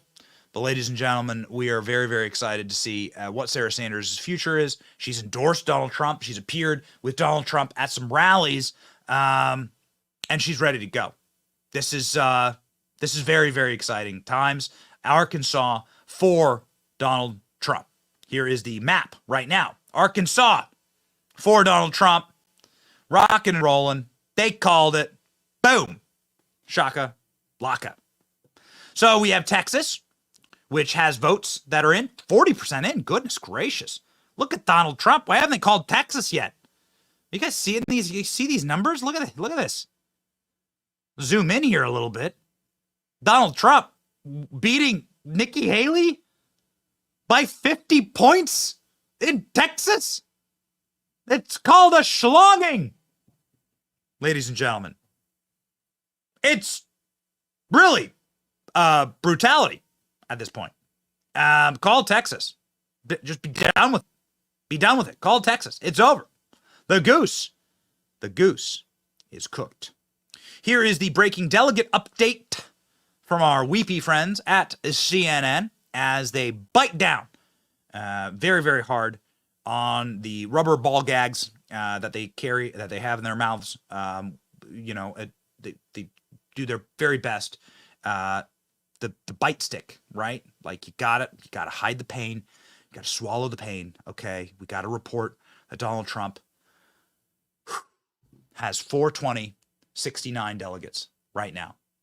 I don't know. That might be mathematically off. Let's check. Well, we're also tracking delegates here tonight, Jake. And I got to tell you, one place that Nikki Haley is not getting anything is in the realm of delegates tonight. There are 865 delegates at stake tonight on this Super Tuesday in the Republican contest. We have been able to allocate 109 delegates so far, all to Donald Trump. Nikki Haley, 0 delegates so far tonight. This could be the story of the night. Donald Trump stretching his delegate lead to an almost insurmountable place. So far, 109 tonight. Look at now where his totals are to date in this contest. You need 1,215 delegates to become the Republican presidential nominee. Donald Trump, 385 now. Nikki Haley, way back at 43. That is going to be the key metric to watch all night long, Jake. All right, David Cheyenne, let's look at the vote board here, the magic wall. What are you looking at right now? It would take a very magic wall. It would take all of the magic and Gandalf's staff. Not an inciting insurrection joke. Not an inciting insurrection joke. It would take all the magic in Harry Potter's wand in order for Nikki Haley to pull something off here. I mean, I'm sorry. We don't see it. We will explain to you why. Okay, Donald Trump, 468. There we go. We will explain to you why we dislike Nikki Haley, and it has everything to do with the fact that we went to her hometown. We asked the people in her hometown, like who have been smeared and slandered by her as evil, vicious, vile racists, what they think of her. Like, hey, okay, so Nikki Haley says, I was raised in a racist town. So the best thing to do is to go to that town and say, are you a racist? Right? And like to check it. Are you a racist? So that's what we did. We wandered through there. It's actually a majority black town, Bamberg, South Carolina. So it made for some curious interactions. But what we actually found was a group of sweet people who were really kind and who were quite lovely and deserve much better. And we also found something quite horrifying. We found the reality of Nikki Haley's policies on that sweet little town, which were truly, truly broken. The town of Bamberg, South Carolina was like devastated. Potholes everywhere, buildings falling in, buildings going, like businesses going out of business like crazy, houses literally in collapse. Nikki Haley's foreign policy, of course, puts billions of dollars into Ukraine and not into places like her hometown. America First would do the opposite, ladies and gentlemen. And I think people know. Nikki Haley's never come back to help you? No! Welcome to Bamberg, South Carolina, Nikki Haley's hometown. Nikki Haley talks a lot about Bamberg, typically not good things. She says this place is a horrible, racist place where she was treated racistly her entire upbringing. We were the only Indian family in our small southern town. I was teased every day for being brown, on how hard it was to grow up in the deep South as a brown girl. You sure about that? We're here to find out if the people of Bamberg are racists and if they support Donald Trump or Nikki Haley's globalist policies that really steal and destroy from a place like this. Little, small American towns are the heartbeat of this nation. We're going to find out today. Let's go. Nikki Haley often says that this is a place where she was treated very racistly, that people were very mean to her, and she's the victim. Have you seen anything like that? Are you a racist? No, sir. No, sir. Nikki Haley go flip-flop. 1 minute is this, 1 minute is that. We already know what the situation is in this city right here. It's pretty decent. Folks that I know are pretty decent. People have been really nice to us. Everybody that runs in football is really nice. Nikki Haley on the campaign, she regularly talks about how growing up here, she was treated so racistly, and people were so mean to her because of her race here. Have you experienced any of that in Bamberg? I haven't. People seem really nice here, actually. Yeah. Nikki Haley has been out on the trail, on the campaign trail, saying that when she was raised here, she was treated all racistly, and everyone was so mean to her. She was treated racistly. She treated us racistly. No, Nikki Haley. That's an interesting. One more day. Let me tell you something. She ain't getting no black people nothing. The man's nothing. Bye. Thank you, sir. Okay, you'd be amazed at how many of those people actually wanted Donald Trump. You'd be amazed at the number of people who are like, Trump's who I want, actually. Like, that's my guy. That's my boy. Donald Trump. This is Nikki Haley's hometown. Nobody likes Nikki Haley. Again, don't make me hit the button. Here we go. Don't make me hit the button. This is America tonight, okay? So, Nikki Haley go down in flames. Joe Biden may be facing also a bit of a stiff night, let's just call it. Joe Biden, as we have covered, is facing a apoplectic collapse across the board of supporters. Joe Biden is having a very, very hard time unifying his own party. Joe Biden is getting roasted by Barack Obama's campaign architect. Like the people, I'm not going to call them geniuses, but the people who are quite literally behind Barack Obama's 2 terms as president, David Axelrod, chiefly among them, the chief strategist for Barack Obama, is all up on CNN moments ago, being like, "Hey guys, I think Joe Biden is not in a good spot." His critique is that Joe Biden is not able to unify his party. Earlier on, we played you AOC getting just absolutely mugged in downtown New York. And now we have the Obama architect up on CNN being like, hey guys, we don't have any chance. Joe Biden can't create any type of unity, and every single demographic that votes for us is now breaking for DJT. Here we go. David Axelrod speaking doom to the Democrat Party. Oh, it is just delicious. It's so delicious. Salt if you got them. Look, use the ballot, not ballot bans. Use the people, not prosecutors. That was a conciliatory general election speech. If he can keep doing that, I think he's got a real shot. He said today on Fox News, we need to unify the party. And among independents, Biden is seen as unifying the country. 20% mostly succeeded, 75% mostly failed. It's Trump saying this morning on Fox News, Nick, I hope that we can unify the party. Can I just look at the New York Times Siena poll? Okay. Of those who voted in 2020 for Trump, 97% intend to support him this year. 97%. 10%. What's left over there is what, I don't know, the Liz Cheney, Mitt Romney, John McCain, may he rest his soul in peace kind of thing.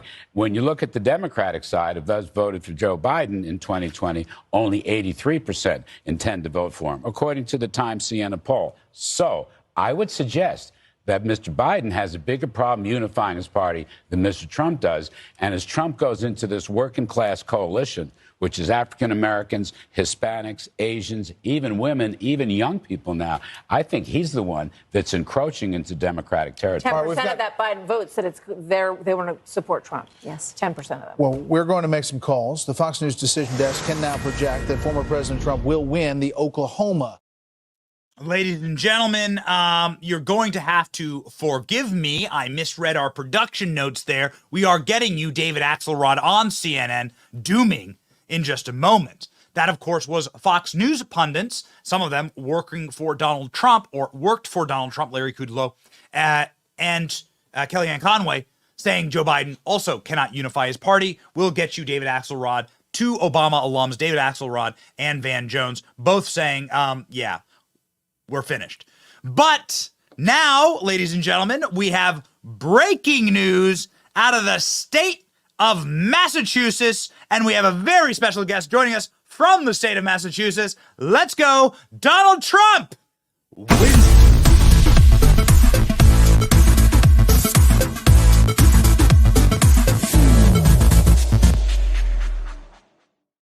Ladies and gentlemen, joining us now is ALX, the great ALX. Find him at ALX. Look at that sharp hat. You're looking good, man. Thank you, and I've got my nice mugshot tee on.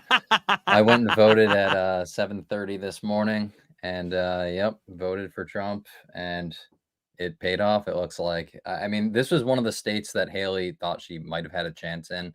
It was this and Vermont and possibly Maine, but 2 out of the 3 have already been called for Trump. I haven't seen the latest numbers out of Vermont, but that was the kind of her best bet tonight, I think. But it looked a little closer in Massachusetts earlier, but I think it looks like a 2,000 point lead for Trump at the moment in Massachusetts. And they called it at that. So honestly, like I've told you this before, but Massachusetts is obviously liberal, but the conservatives here are like ultra conservative. The ones that are here are Trump voters.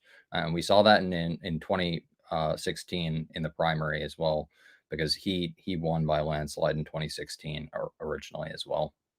Trump took one, like your old like T-ball coach, and brought him up on stage in New Hampshire, right? High school baseball coach, but yes. So he is one of the police union VPs.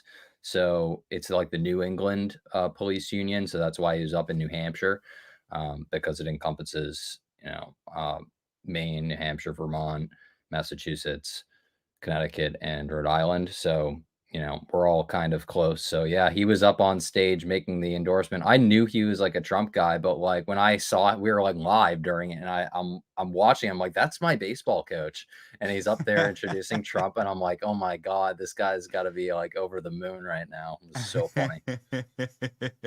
So you've got to be like pretty hardcore to live in Massachusetts. I mean, if you're a Republican living in that state, you've clearly Trump's your guy and all. You got to be generally working class. What do people typically think in Massachusetts as Trump voters? I mean, are they like saying we gotta eventually go to Florida? What's generally the vibe? It's kind of weird though around here. So where I live is central Massachusetts. In the city, it's called Worcester, but in Worcester County, there's all these surrounding like towns, and if you look at the map, they're all red, like the suburbs and just like more rural parts of the state are all red. It's just the cities, kind of just like our country in general. The blue specks. It's like the city of Worcester, Boston, Springfield. All of these big cities are all blue, but everywhere else is red. So it's like you go 20 minutes outside of the city and you'll see Trump signs or Trump flags, like full on houses. I've seen like multiple of them just decked out in Trump gear. So, I mean, that's really the issue there. It's like outside of the cities, it's generally like conservative towns. So I guess it's kind of those communities that are kind of, I wouldn't say governing themselves, because obviously the state government is, overly liberal, but like the more local governments are more conservative. And, you know, that's the struggle of living in states like this. But like myself, it's just like hard to leave family and all of that type of stuff. So it's hard to just like pick up and go to like the nearest red state. I don't even know what you'd call, probably the nearest red state would be maybe Virginia. New Hampshire's weird.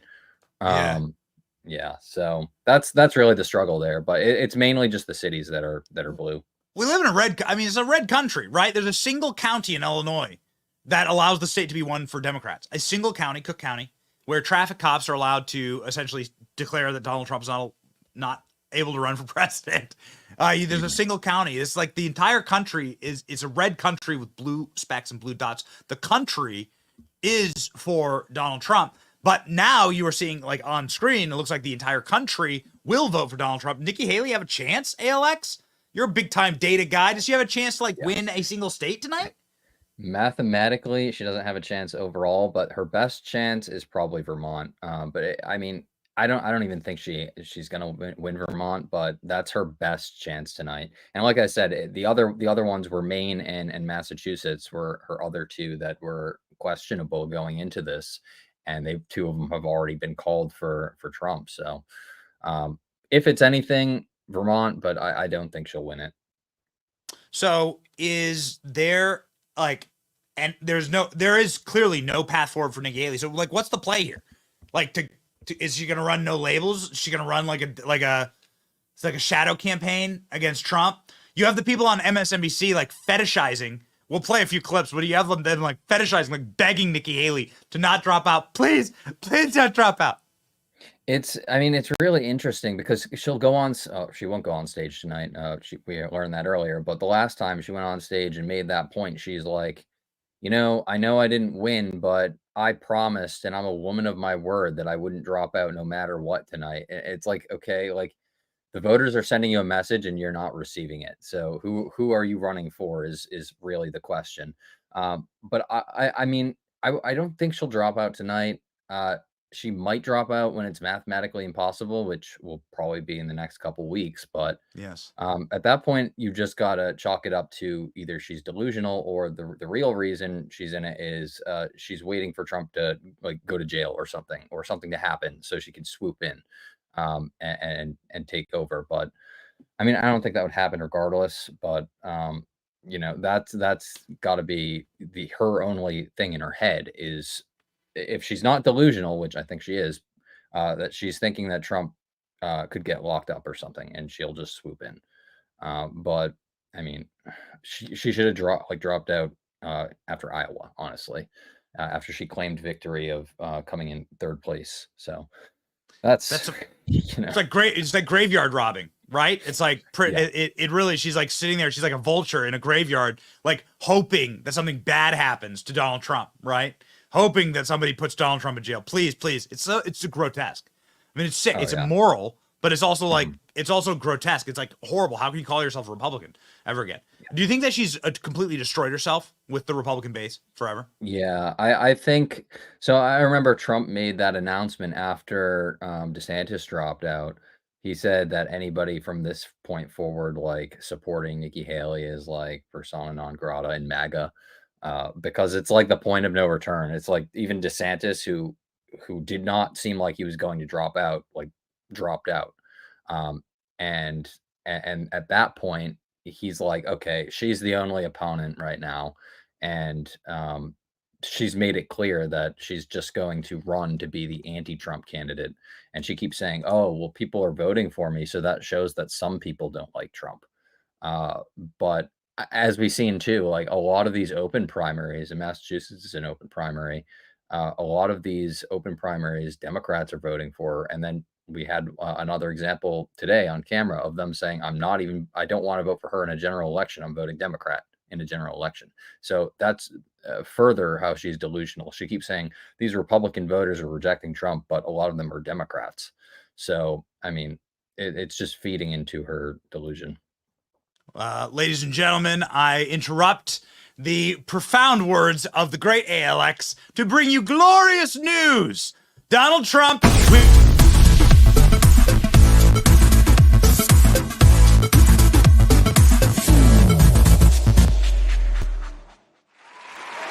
Ladies and gentlemen, Donald Trump has won Texas. Let's go. A big yeehaw. Was that a rap horn? Was that a rap horn, Rolls Royce? A big yeehaw from the state of Texas. Ladies and gentlemen, Donald Trump with 45% in. Those are some numbers right there. ALX, check that out. It's interesting to me that it takes them that long to call Texas, like 75 to 19%, but like the Arkansas call was like on the second when 0% were in. So I'd like to know like who's making these decisions to call these races, because it's like that's insurmountable with 45% in, and we've been watching Texas and we're like, yeah, when are they going to call this? And then meanwhile, Arkansas, it's like polls are closing in 5 minutes, and then 5 minutes are up. It's like Arkansas has been called at 8:30. So I don't know how they make these calls, but yeah, we kind of expected Texas to go to Trump. Yeah, Ted Cruz also has won a Senate primary for the great state of Texas. We also, ladies and gentlemen, have another announcement. Very important. Donald Trump has won.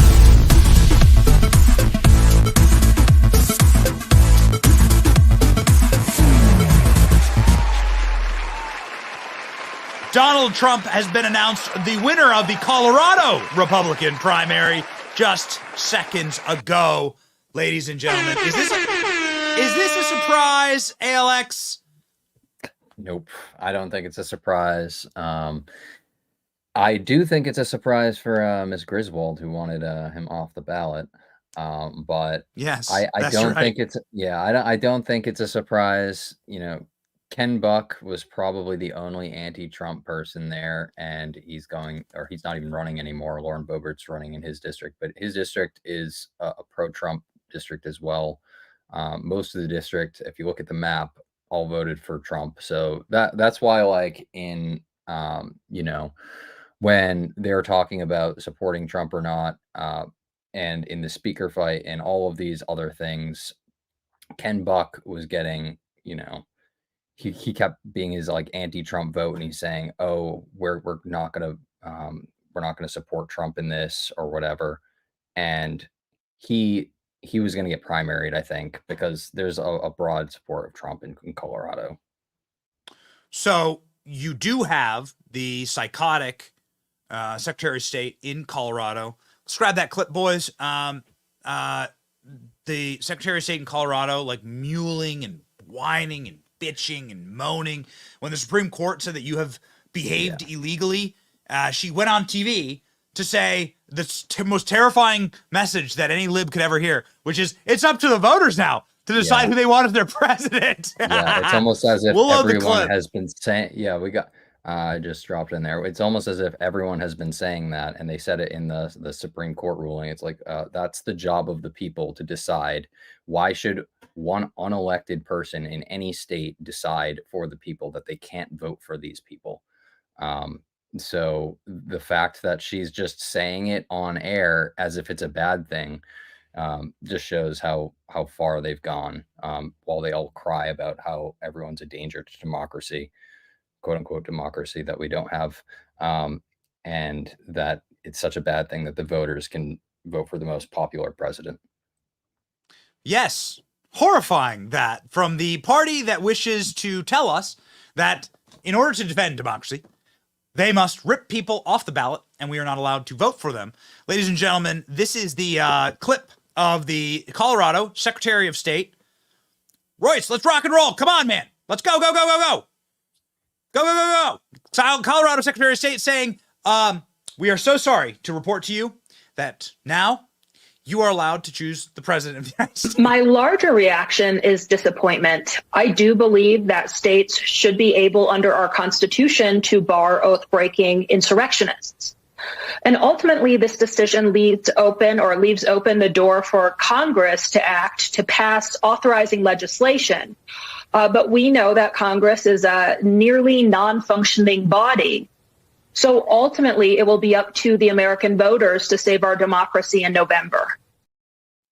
So that's there's a couple things, like physiognomy remains undefeated. Whenever you see eyes like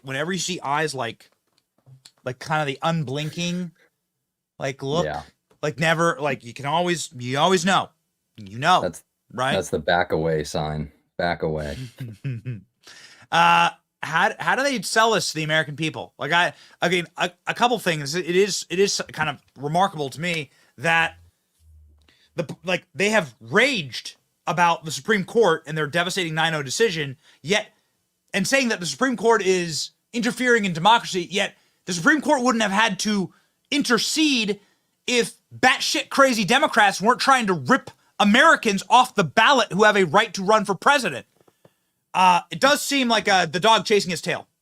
Yeah, and one of the other things too, I will note that a month ago when the Supreme Court didn't rule 9-0, but they did rule that the Biden administration could rip down the razor wire, like securing our border.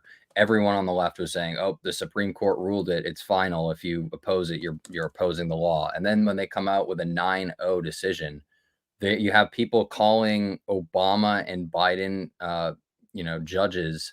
Oh, those are MAGA judges, and this is like the job of MAGA, or they're doing the bidding of MAGA. It's like, okay, these people were nominated by Obama and Biden, so they make a unanimous decision, and all of a sudden you're rejecting it, and you're supporting some other decision where they're saying that the Biden administration could take the razor wire that's securing our border off of the border, and you're celebrating that. And if anybody opposes that, they're opposing, but they like reject this unanimous ruling. It's just insane. And then her point too, taking insurrectionists off the ballot. He hasn't been charged with insurrection. It wasn't an insurrection. My point to that would be, and I posted this long ago, right when the petition was filed. If you're going to overthrow the most powerful military in the world, wouldn't you think you'd be armed? They weren't armed. So in order for it to be like an insurrection, you'd have to be like have people being armed. And then again, like we've made this point, the only shots that were fired were from Capitol Police to a unarmed Trump supporter. So where was the insurrection? There was no insurrection that day. So how could Trump be an insurrectionist? So, well, it's interesting word games that they play, because these days, and we've been following this very closely, ALX, and obviously you and I work hand in glove, and we have for years to put the show together. They have been using word games. Now they are no longer calling it an insurrection; they're calling it an erection.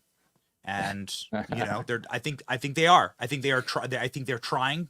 They're trying to move away. This is something that's actually quite fascinating that we didn't really cover. That I read Victor Davis Hanson the other day. It's like, you realize now that the Supreme Court's decided there wasn't an insurrection. That's what this is. This is like effectively the Supreme Court saying there was no insurrection. Donald Trump went on trial. He was acquitted. The Supreme Court affirms that and affirms Congress's capacity to say it. So the Supreme Court has now decided, right? So the narrative is now officially vaporized. Now it's gone. Now it's like officially gone. They have thrown everything. That they possibly could throw at Donald Trump. Martha McCallum essentially saying all the arrows in the quiver have been fired at Trump, and none of them have hit. You come for the king, you best not miss. Fox News now admitting the Get Trump has been a failure. We're here, Moms for Liberty. A lot of different types of Trump supporters are here, really supporting the president. The crowd is jubilant. There they go again, very excited. Now they're cheering for us, I guess. I was able to ask if there is alcohol here, and there is. There is a cash bar, though. There is a cash bar, and I was able to ask the campaign if they're going to maybe pop some champagne later tonight. They said they'd get back to me. Back to you guys. That's good. Well, at least they're watching the right channel. Well, yeah, and they obviously have a lot to celebrate even so far tonight as we wait for some more states to come in. Let's bring in Sean Hannity.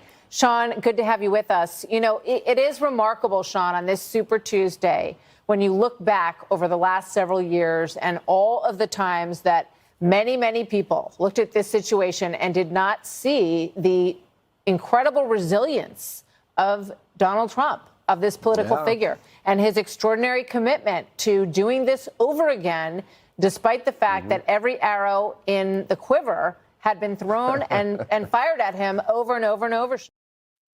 Ladies and gentlemen, what you heard there is the Donald Trump victory rally in Mar-a-Lago. We actually have a live shot of that right now. Somebody who was just in Mar-a-Lago, somebody that just celebrated in Mar-a-Lago, inside of, I believe, this very same room, who's fresh off of a victory. You can see everyone there like waving and smiling at the camera, is a producer. There's a MAGA purse. A producer for our show and our program, the great David Leatherwood, who can tell us what the mood is like in the room right now. David, welcome to the program. Hey, how's it going? What's up, man? Hey, everyone's got their MAGA. You got the Save America. I've got the MAGA. Yeah. Everyone's got their MAGA drip. Is anyone wearing Trump shoes? No, I haven't wish. done the shoes yet. Yeah. So, David, you were just in this room. You were at Mar-a-Lago for a celebration, I think like a day or two ago. Tell me about it. So I was actually at the happiest wedding you've ever been to at Mar-a-Lago. And it actually was absolutely phenomenal. I mean, you know, I've been to a lot of great weddings before, but a wedding in Mar-a-Lago there's nothing like it. And Tony Bennett's son actually did all the music. So it was just stunning.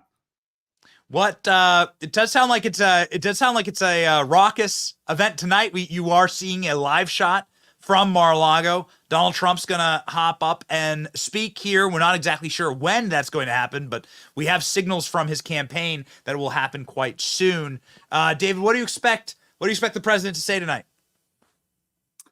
Well, you know, a few years ago, he warned us all. He said, we're going to win so much, you're going to get tired of winning. And that's kind of how it feels right now, because it's brutal, honestly. And it's brutal for Nikki Haley to just watch this slaughter. I mean, the winning is so much. But I do think what we've heard is that he's ready to shift his focus to the general. Right. And one thing that I love that I'm already hearing him say is too big to rig. And I think when we look back at 2020, we were kind of in a very similar spot where Trump was dominating. His support was overwhelming.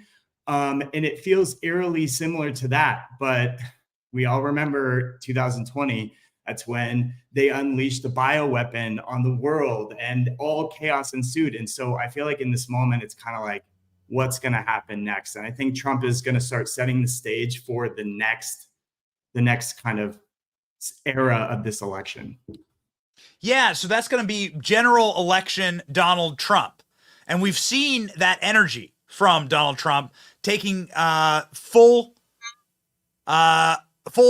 front stage this weekend. Donald Trump had that 2016, 2020 energy back. It's something I think maybe I've never seen before. ALX, you and I just went to a Trump rally in South Carolina. It was just rocking. What's your major takeaways from that rally? So I noticed he's pulling a lot of his classic go-to stories and his lines that he was talking about the windmills. So he's going back to his roots of, you know, the off-the-cuff speeches. And yeah, the energy, like me and you were talking, I'm like, this is like 2015, 2016. You made the point, you're like, it feels bigger than that at this point. Like we saw the line outside. I don't think I've ever seen a line that long like I've been in my fair share of Trump rallies, but that was a long line. We ran it and it was like a 5-minute clip and then we sped it up into like 30 seconds, but like it was so long of a line. And then they got them in there pretty quickly as well, and then packed that stadium.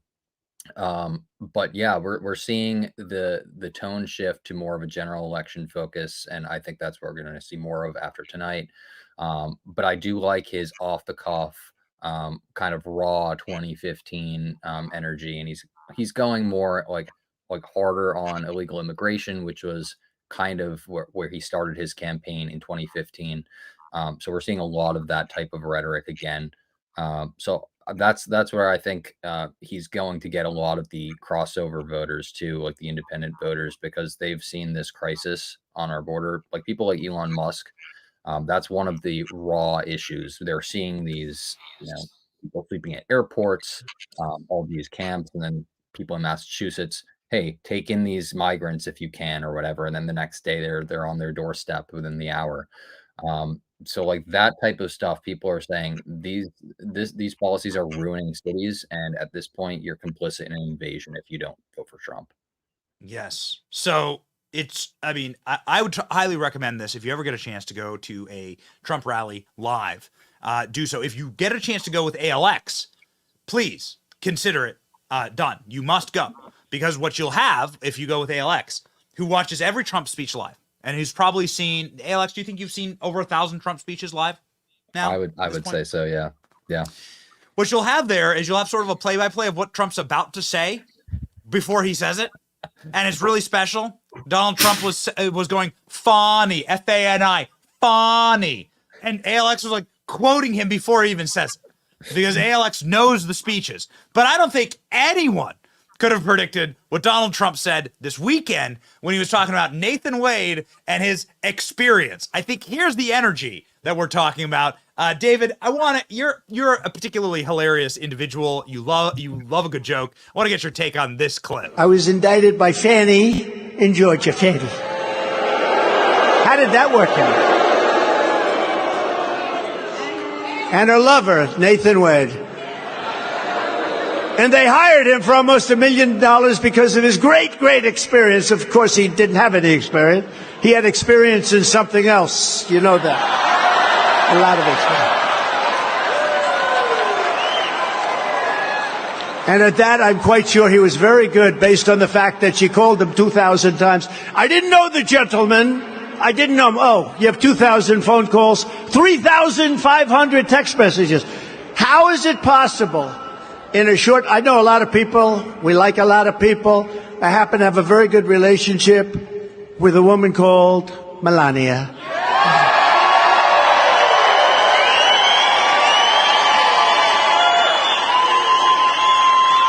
But I would venture to say in all the years that I've known her, I might not have called her 2,500 times. I know I didn't send 3,500 text messages. Okay, all right. This clip went thermonuclear. This is vintage Donald Trump. David, what say you? Well, listen, when you have a joke, from Donald Trump about Nathan, pounding Big Fanny, and he does the hand movement, it just doesn't get better than that, Yeah. Fanny, you are famously known for your Fanny puns. Like, I'd say this channel has the best Fanny puns, hands down. But, this is the energy that we love. And the other thing, too, to note is that that's not scripted, right? That it's not like that's in the teleprompter and Donald Trump is like, oh, insert joke about Fanny. No, this is who he is. This is his character. It's the man that we've grown to love. And part of the reason why we love it is because it's hilarious. It's just, and this man riffs. I mean, they want to talk about mental acuity, and we obviously see the cognitive decline with Biden. Biden cannot make these jokes. He cannot go up there and riff with the people and get the crowd laughing in the same way that Trump can so easily. And I know, like, I haven't been to 1,000 Trump speeches, but I've seen a few, and that man just goes on. They'll say, oh, he's going to speak for 45 minutes, and he'll go on for an hour and a half. And by the end of it, I mean, I remember one time in Miami just soaking wet, and he just stayed up there. He just kept talking. And I think Danny might have been at that rally. Yeah, I mean, it's Trump in his prime, and we love to see it. Yeah, it does seem like we were witnessing something quite historic. ALX, your take on Donald Trump's esprit de corps, right, at these speeches, because it does seem like he's what we've heard from his team is that he's a guy who just absorbs energy. So we keep asking, ALX and I keep asking the people who are about as close as you can get to Donald Trump, who's going to pick for vice president? You know, what's this decision? What's that decision? We always get a similar response back, right? The man absorbs the energy of the moment. He tests and he feels the water. He's willing and able to like change his opinions. And he's the guy who like lives off of that rolling energy. And it seems like he's really bringing that to the trail, right, Alex?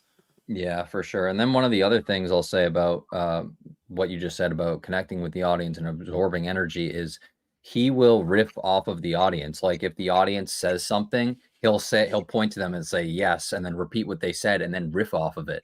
Or like you see like Brick Suit or like the Front Row Joes and all of the people, like he'll go and like look them in the eyes, address them, bring them on stage sometime, and like change his quote unquote speech, what like other politicians would call a speech, but again, he's going off the cuff and start riffing on whatever someone in the audience was talking about.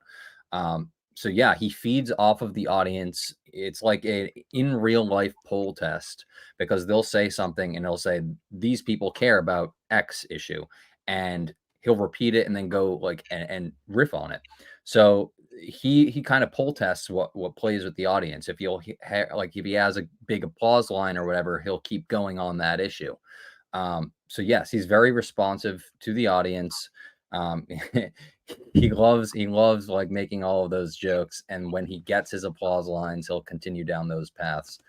But yeah, that's 100% not like any other politician. And I heard some news before we went live that a very special someone may have or may not have been in Florida talking to Donald Trump this weekend about other issues and maybe VP and whatnot. But it seems like Elon Musk and Trump had a little meeting this weekend. Wait, what? Really? Is Trump going to choose Elon Musk as the VP? That would be. I mean, that would be the African American choice. He couldn't by definition, right? He couldn't just because he wasn't born here, but we know that. Oh, is that so? That applies to the vice president as well. That's right. Okay. Yeah. So That's Elon is a big supporter, as we've seen, of Vivek. He's done a few spaces with him, and he really likes Vivek. So if I were to guess, that he would probably want Vivek as the vice president. I think he said that publicly too, on X, that he wanted Vivek as a VP. So yeah, I think if they met, and it seems like they did this weekend, he's probably hearing it from him as well. And we heard Glenn Beck saying that Trump's hearing that a lot. So who knows? We'll see. David, you're equally a guy that reads a lot of energy on the internet. You live and eat and breathe the internet and sort of the magosphere ecosystem. They seem to really be turning towards Vivek. I mean, am I wrong in that? Like there's like a lot of groundswell of grassroots energy for Vivek to be VP. So I think there's like still a tiny fraction of MAGA that just doesn't trust Vivek, but I think he won over the large majority. And I loved him from the beginning. I think people would love to see that. If for some reason he doesn't get his VP moment this term, I don't think that means we won't be seeing him again. Today, I actually heard a new name being floated that I never had even heard being floated before, and it was Lee Zeldin, actually, with all the talk of New York. And I'm just curious what you think about that, Benny, because it hadn't even occurred to me yet. And apparently Trump wants to make a big play in New York, and I do think if he was able to, turn New York red, that would be huge. I mean, I love Vivek. I would choose Vivek over Lee. It's just I'd never heard anybody mention Lee before. Thought it was kind of interesting. He's perked up here and there. Obviously, he's a big Trump ally, but I don't see it. I don't see it. It's addition, not subtraction. So you want to be able to add something, and Vivek sort of brings a lot of dynamo qualities, and I wonder what Lee Zeldin adds. He doesn't currently hold office. New York, while I think that New York, it's going to be fun to watch Donald Trump campaign in New York, I don't see it. I think the state's corrupt.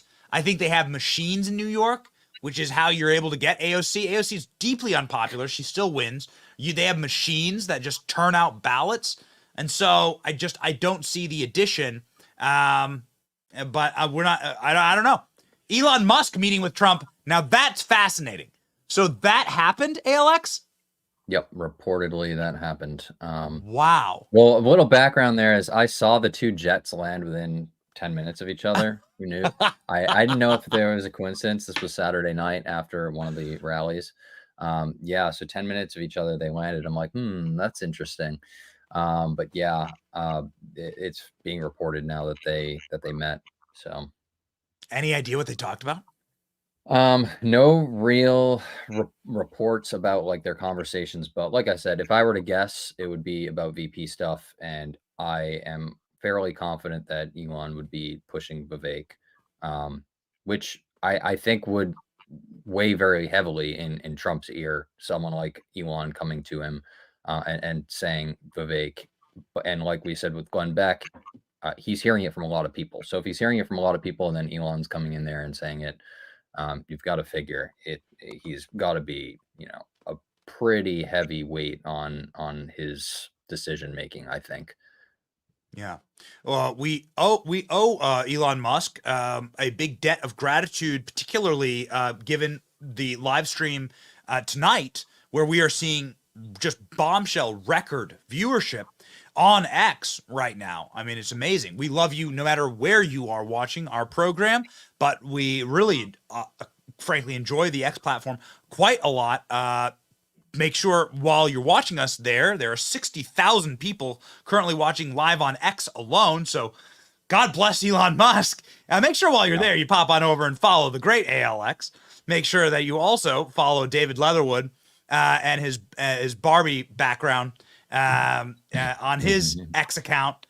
And and that, if you're watching right now, we just say thank you. We want to grow a community here, and we love the X platform. We are huge fans of the X platform, and huge fans of you. So thank you again for making this a record-breaking evening for us. Yeah. And we shout out to Elon Musk. Freaking awesome. Huge night. Amazing. Yeah, huge night amazing. for live stream across the board. Wow. Look at this, the breaking photo of who Elon Musk recommended as VP for Donald Trump. Really shocking. Nobody knew that this was going to happen. Straight out of left field. Well, it's funny too, because 10 minutes after I posted that photo, they got the news of the new CEO. And I remember everyone texting me like, "Are you the new CEO?" Because it was like literally 10 minutes after I posted that picture. And I'm like, and also I remember before I went on that trip, you said, "Yes, you can go, but please don't leave me for Twitter CEO." So I'm like, Benny, I swear it's not me. I was really worried that Alex would come. Listen, it's not worry. How can I be upset about such a thing? Alex and I have worked very, very hard to build up this little broadcast company here, and you're my boy, Blue, in the blue hoodie there. I couldn't say no though. I mean, if you had to go, it would be Elon's razor. It would be the most entertaining outcome if you did become Twitter CEO. Yeah, it would be Elon. It would, because you were banned obviously by Twitter 1.0, and then you would become Twitter. Then you'd become Twitter CEO.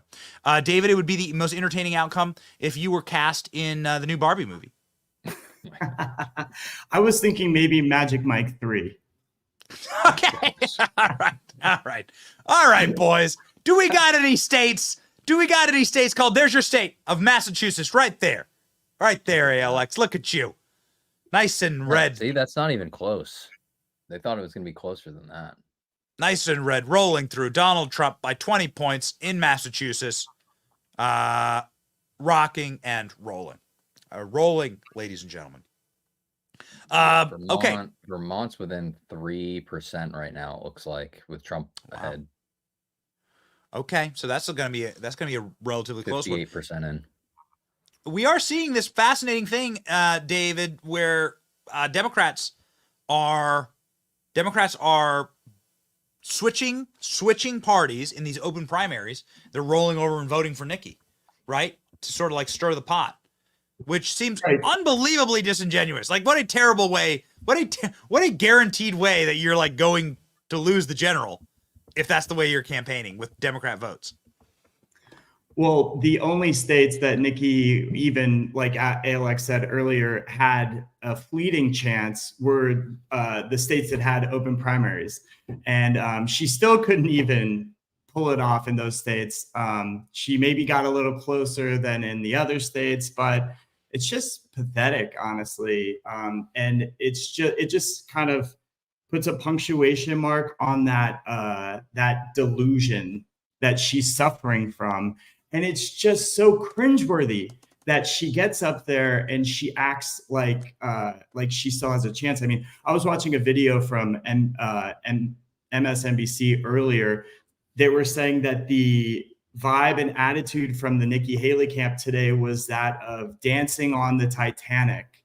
And it is just like they're in this state of delusion that we all see from the outside, but she's just grinning and bearing it. And I don't know, like, if there's something else insidious at play, the reason why she's hanging on by a thread, or if she's really just clueless. But the only way that Nikki Haley is even standing a chance is Democrats voting for her.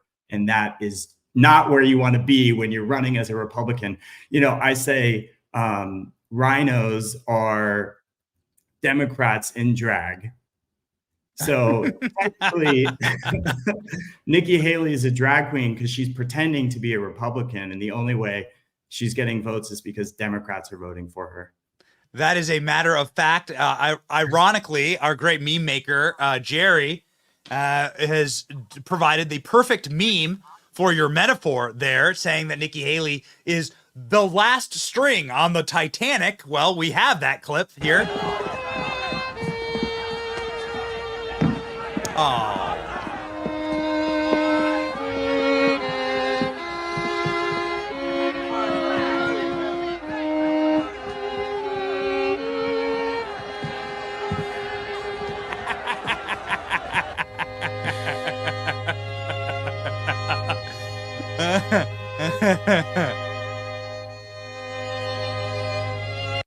All right, ladies and gentlemen, just a quick moment here. We are a news show and we got breaking news. It's going to shock you all. Donald Trump wins.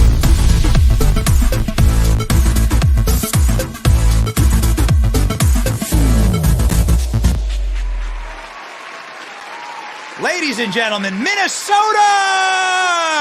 Minnesota has been called for Donald Trump. Minnesota! Amazing. Who's got the clip? Let's get the clip. Donald Trump popping it up with the graphic and the smirk and the smug mug. Look at him go. Donald J. Trump wins Minnesota.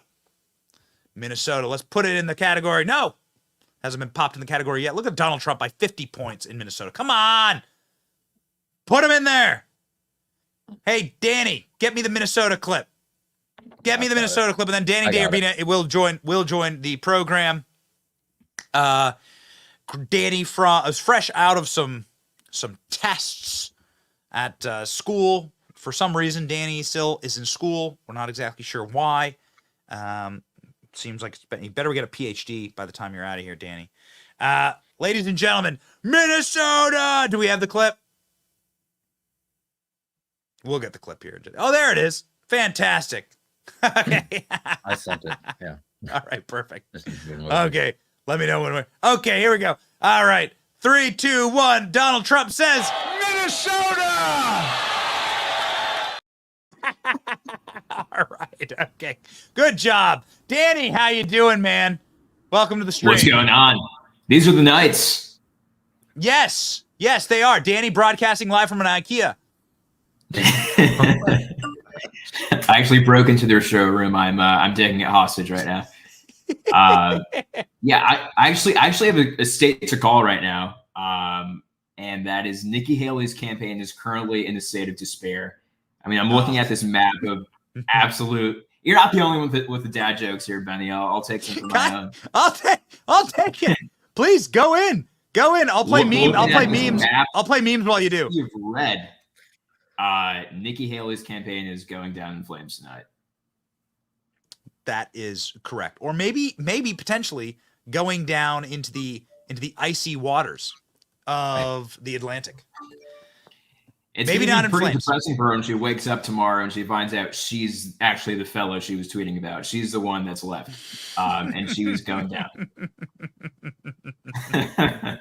We have a meme team. Part of the reason to watch, ladies and gentlemen, is one, we have more fun than we think is legally possible on the internet, and we're really excited to do the show and to have the program. And obviously, the team that we have here is. We just have a lot of fun at work. But two, as far as I know, we're the only people with a full-time meme maker, so we can come up with memes like this on the fly. David, is Donald Trump mopping the floor with Nikki Haley tonight? No doubt. Oh, did somebody just have a boomer moment? Whose phone just rang? Not me. Would have been me. Oh, okay. That would be you. Not Okay. me. Hey, Alex, I is sort of Donald Trump? and then I had the boomer moment. Is Donald Trump going to mop the floor with Nikki Haley? Yes, for But sure. hey, check out this mop I've got here. It's called the Smart Mop.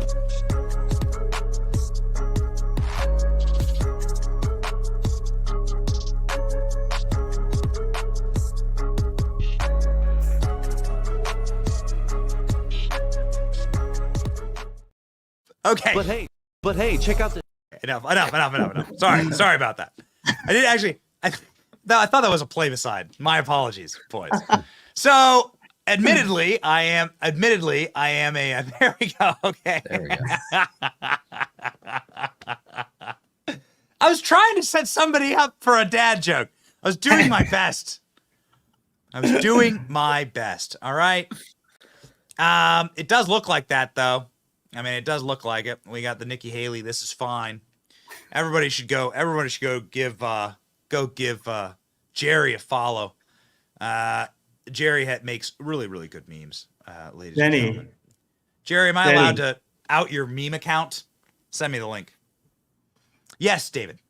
Benny, you know how you make those shorts with the girls who say that they're only going to date a 6'4" super shredded guy who makes $500,000 a year, but every single time they're like some overweight slob and they're just like totally delusional. That's what I feel like Nikki Haley is tonight. She's just absolutely out of her mind, and she's just getting demolished.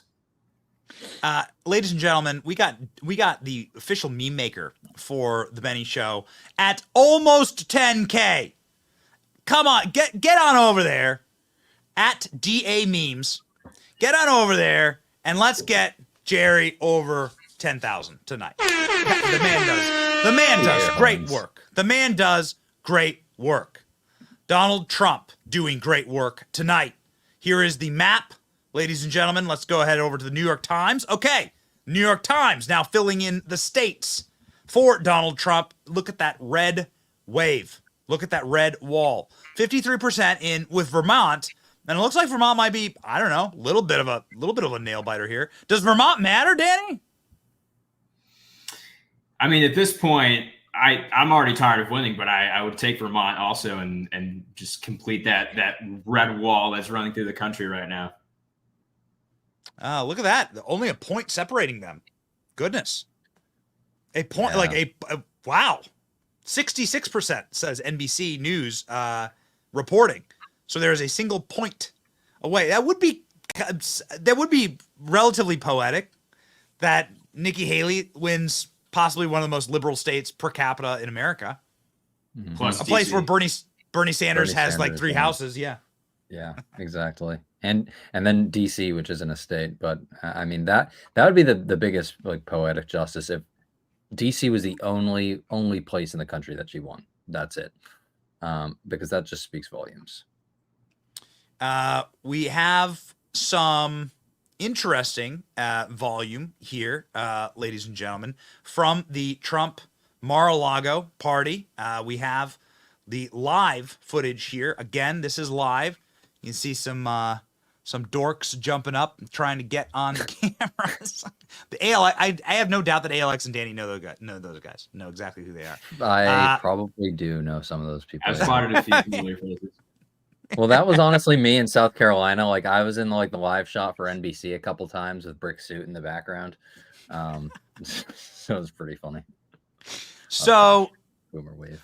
So give us the play-by-play, please, Danny. What we're going to hear from Donald Trump tonight, and do you have any indication as to when we will be hearing from Donald Trump tonight? So I think Trump's going to come out there and pretty much just begin that new chapter. The general election, Trump's going to come out there.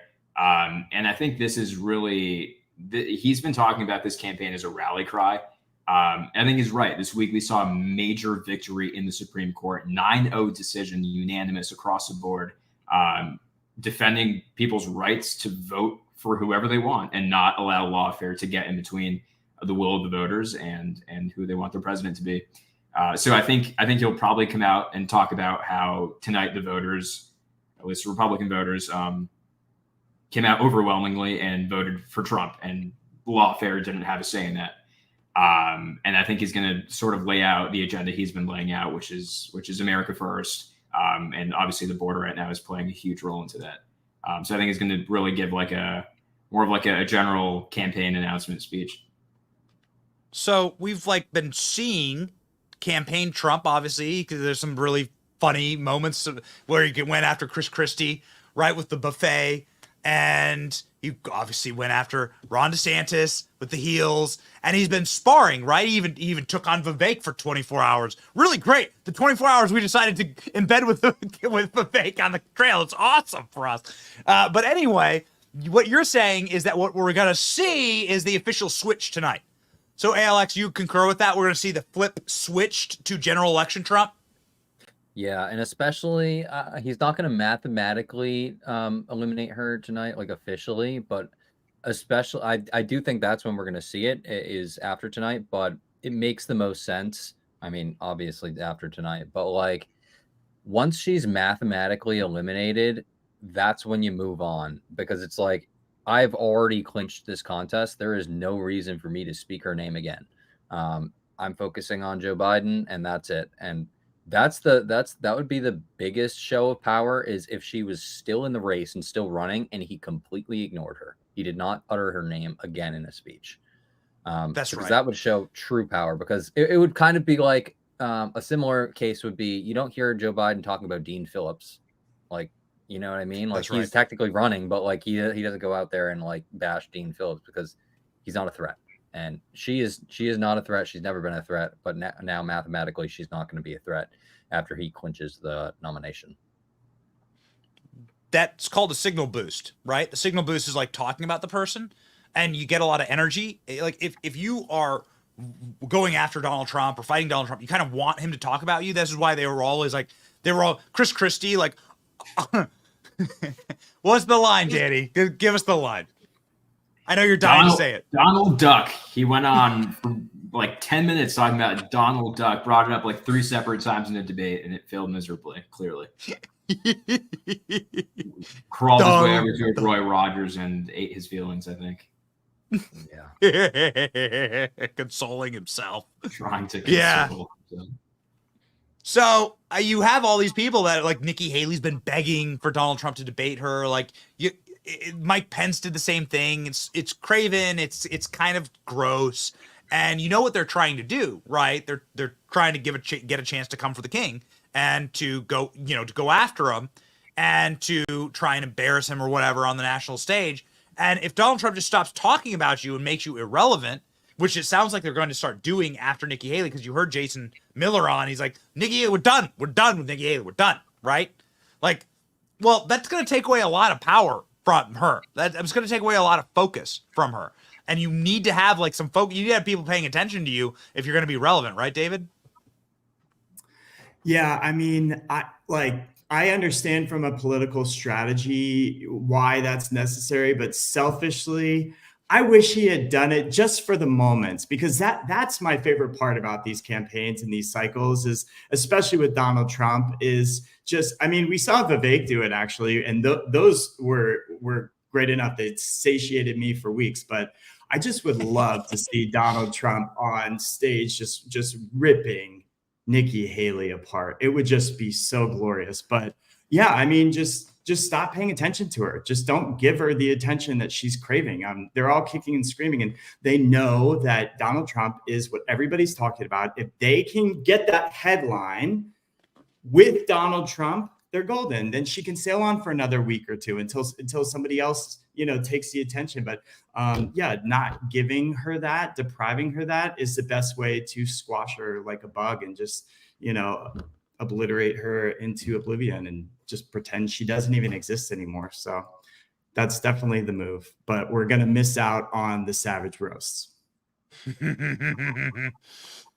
I think we'll have plenty of savage roasts. I mean, Donald Trump is doing impressions of Nathan's hot dog. Impressions. I've never seen. I mean, I was deceased when I saw that this weekend. I just frankly couldn't believe it. I do want to say, the team, we are so unbelievably honored and humbled by this. The first time we've ever hit 100,000 concurrent views. We want to say thanks to all of you. We work our asses off on this program. ALX and Danny, David, the whole team. I mean, everyone here is like a family. But we hustle and grind in order to deliver to you like excellent content that's entertaining, and it's incredibly humbling.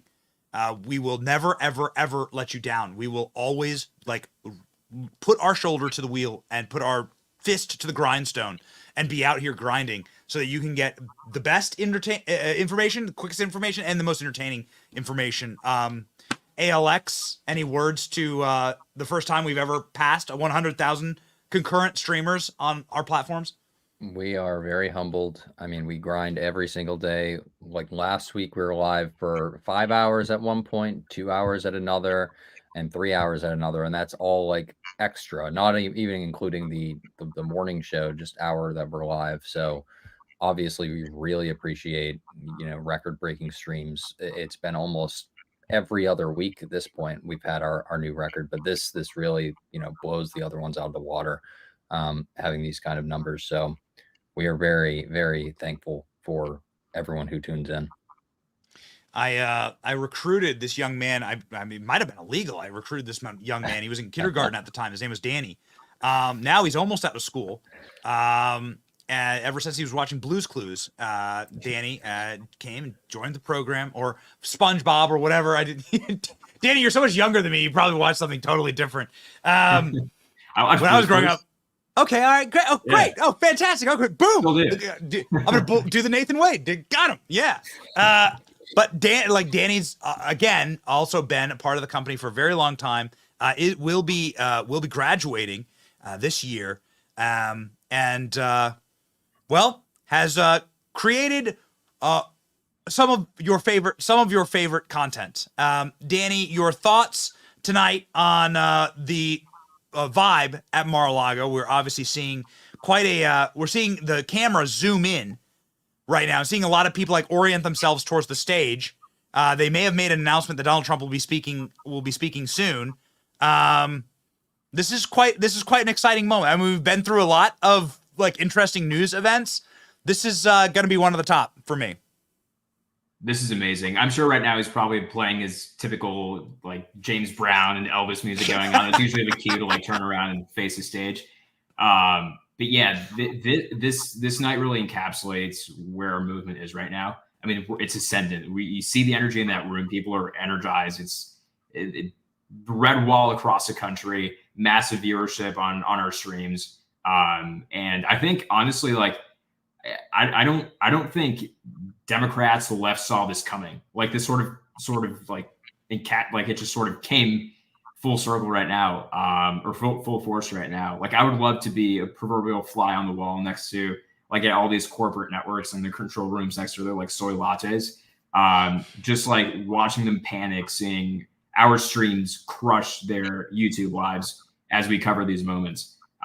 because I think our movement's looking for authenticity, and I think we're just trying to do our best to convey that message to them, covering these events that actually matter. And yeah, I think our movement is ascendant tonight. You can see them sort of moving in. They are moving in sort of like the VIP front row delegation there, which is always a sign, right? That we could expect Donald Trump to be speaking quite soon. So ladies and gentlemen, please stay tuned. You notice there's a bunch of people. Oh God, there's Ryan Coyne. Oh, there he is. Oh man. Sorry, but sorry, the first homie from like way back in my days in Washington, D.C. right there. So you can see people are moving in. Drain the Swamp is up. Yep. That is the sign that's being held up right there. And I think we will be hearing from Donald Trump shortly. Donald Trump, the map, once again, ladies and gentlemen, looks like this tonight. This is the map. And the checking in with Vermont here, which is wow, that has really tightened up in Vermont. Yeah. So now it's essentially a tie. It is essentially a 1-to-1 tie in Vermont. So that is a bit of a nail biter. We also do have a race call for a Democrat primary. Joe Biden lost to Jason Palmer in American Samoa. Oh, really? Joe Biden just Biden just lost the caucus. Based. Wow, that's big. Ladies and gentlemen, this sent in just a moment ago. Can we verify this, please? Widely disliked Texas Legislative House Speaker. That's true. Dale. I think that's true. David, how do we pronounce this? Dale Phelan? It's Dade Phelan, I think. Phelan. Yeah, okay.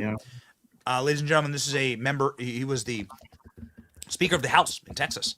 He's been defeated in a primary. Wow. That is down in flames. Republican establishment down in flames. You talk about a changing the guard, man. This is incredible. This is the guy who brought the much maligned impeachment articles against the Attorney General in Texas, friend of the show, Ken Paxton, who was trying to just enforce the laws, trying to clean up the voter rolls, trying to close the border. And they impeached him over it. I mean, am I recalling that correctly, Alex? I mean, they went after the guy because he was trying to be a baller Republican and do his job inside of a Republican supermajority state, and scumbag like this brought impeachment articles against him.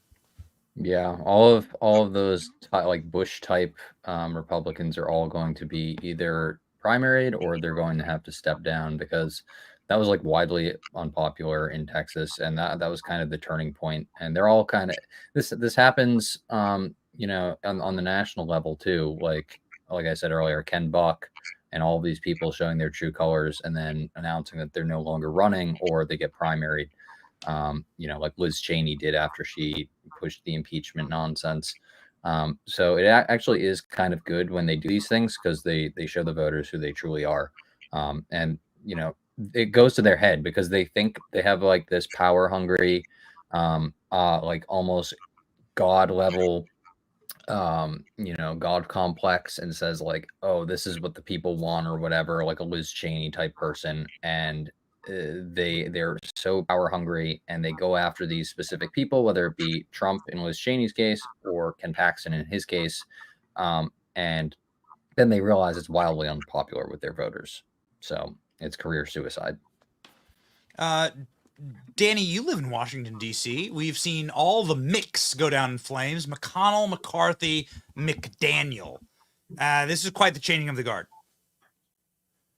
Yes. DC is quite a city. It's where you find out that the Republicans that you choose to elect actually aren't even Republicans. Most of the offices of so-called Republicans are staffed by Democrats. It's a city that doesn't really hold any true beliefs, and so I think it's really encouraging to see that shift sort of happening right now, where there's that sort of MAGA takeover of the GOP going on, and you can see it in DC, you can feel it. you can just conversations with actual staffers who are actually Republicans, and you can see these people getting kicked out of office, and I think it's very encouraging. David, you've been on this train for a decade now. It's got to feel really good for you. Yeah, I mean, for me, Trump, and the whole reason why I got into politics is because Trump kind of represented the dismantling of the establishment. That was always his rallying cry, and how he related to middle America and how he got people energized and activated. And it's so cool that we're still seeing that happening. And I liked what you said, McCarthy, McDaniel, McConnell. Now we're seeing, these rhinos in Texas, and it's all collapsing, and it doesn't happen overnight. And that's why I've always been in it for the long fight. And I think Trump is too, obviously, at such a late age. I mean, he's still fighting every single day, and it's really cool to see. And also, kind of what you were talking about before with the stream, it's indicative in the media as well. When Donald Trump had first said the term fake news, people thought it would just kind of fade away, but years later it's stuck. And this stream right now, breaking records, over 100,000 concurrent viewers. I mean, you're witnessing not just the collapse of the establishment with Donald Trump and these politicians kind of dropping like flies, but the collapse of mainstream media also. And this channel is kind of part of that movement. And we're literally witnessing it happen right now. It's so cool. It is absolutely so cool.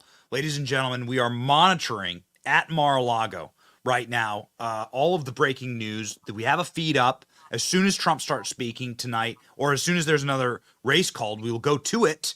There is breaking news. It's not a Trump win, but it is a win for based Jason Palmer, ladies and gentlemen. Get ready. This is the man who has defeated Joe Biden. Oh, you don't know Jason Palmer? You're gonna learn today.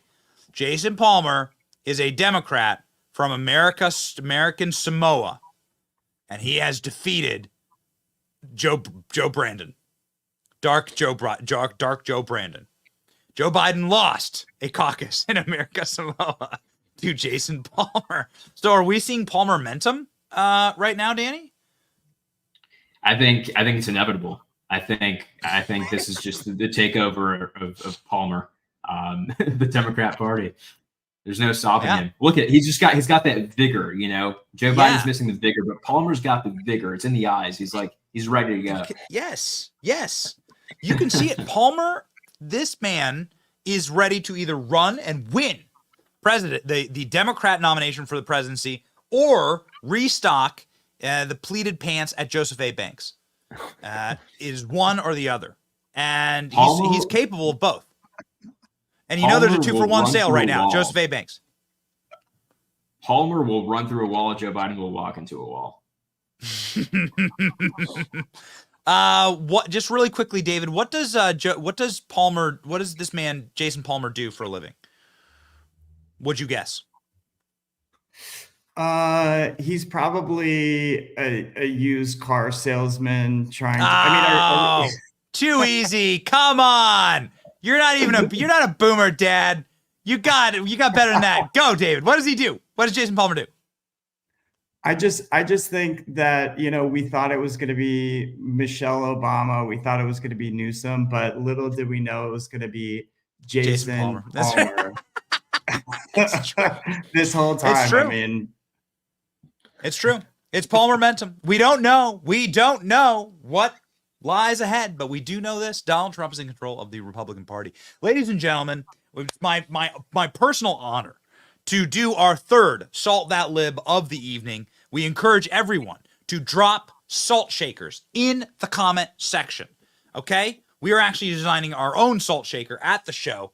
But we have right now the prototype, the massive salt shaker. We salt libs on this program who hold back tears with quivering lips and cry on camera. The sodium must flow. The salt, it flows into our cup, and our cups overflow, and they've been overflowing this week. We have a clip from CNN of CNN holding back tears live on camera, admitting that there is no such thing as the Never Trump Republican Party. That effectively, that movement, the rhino movement, is now dead. CNN announcing the death of the neocons and the rhinos and declaring that the Republican Party is the party of Trump. Ladies and gentlemen, get your salt shakers out for a salting of the libs on CNN.